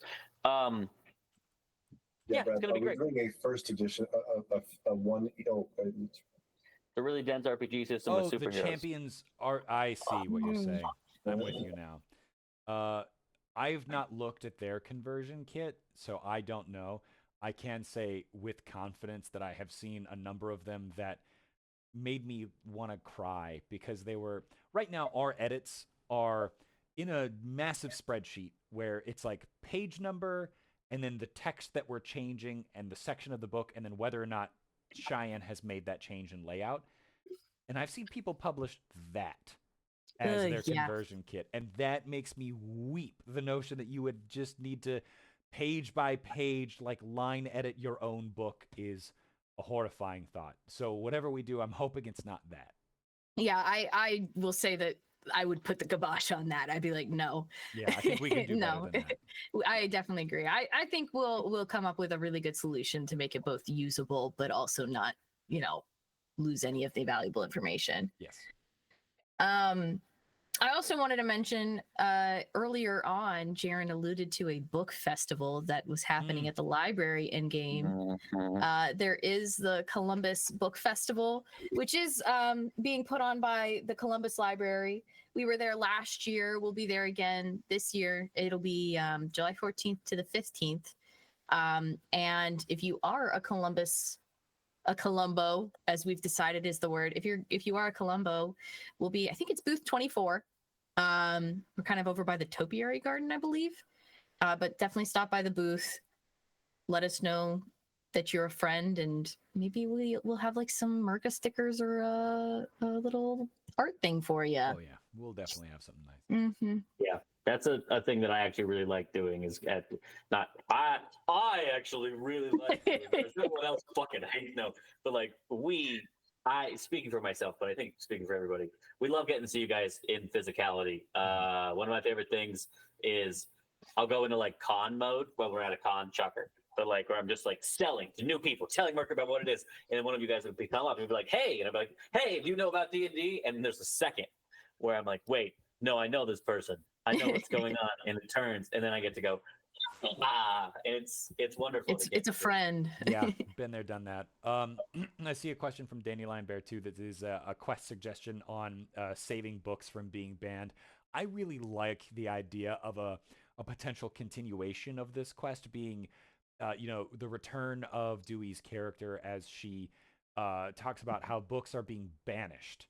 Not traditionally like banned, but like some banished evil, from this plane. Yeah, some evil wizard is straight up banishing, these books. That feels like a very fun adventure hook.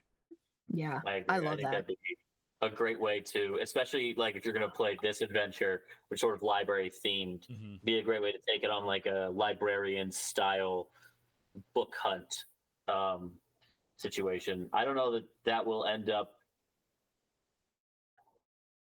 in anything official just yet, but like would be cool as fuck. Banished to As playing. far as you want. You I know, love playing. I love the idea too, because I know some libraries do like D&D games and stuff. In my head, this is a great one shot for a library to host because it takes place in a library half Yeah. the time anywho. So There's text in the adventure that suggests to the GM that they should consider running at least a portion of this adventure, if not the full adventure, in their local library for added immersion. And says, like, when you're describing the library, like, describe your environment while you're there, which I think would be a really fun experience. I like playing, and then I think we should hop off here in about a minute. Mhm. But Yeah, midnight's fine. Kate mentions banished to playing F451, which is great, and I am okay with it. My normal rule is no more planes in Murka because it implies an ecosystem that I feel bad about not exploring. So we did elemental planes of butter and oil in the first book, and since then I've been like, okay, but that implies that there's butter and oil genasi. And then we did a garbage plane in the third book, and I'm okay, what would a garbage genasi even be? And like, we need other elementals from the garbage plane because they're not just that. Like, there's Azers from the plane F51 is cool because it's a numbering system. It could just be the plane of fire. That's just like, yeah. In Waterbury, Vermont, there we did a Murka from the library and had Murkan barbecue during the summer. Hell yeah. Hell yeah, I love that. It's a subplane of the plane of fire, KDHU. Yeah. Awesome. Well, it's midnight for us, so I think we're going to wrap up here. We'll do a quick round of thanks and everything. Really appreciate everyone that came out and watched the stream. We're going to record it and upload it at a later date, probably tomorrow.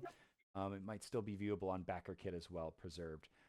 So feel free to go back through. If you guys have questions, the best place to ask those questions is in the Discord. I'll really quickly throw the Discord link in the chat again. All four of us super active in the Discord, love answering questions, so you're not limited to just asking them here on stream right now. Please come ask us and talk to us. We love it. And I will see everyone on July 15th. woo! Happy Independence Day. May you forever throw off the shackles of your oppressors. Goodbye. Hey.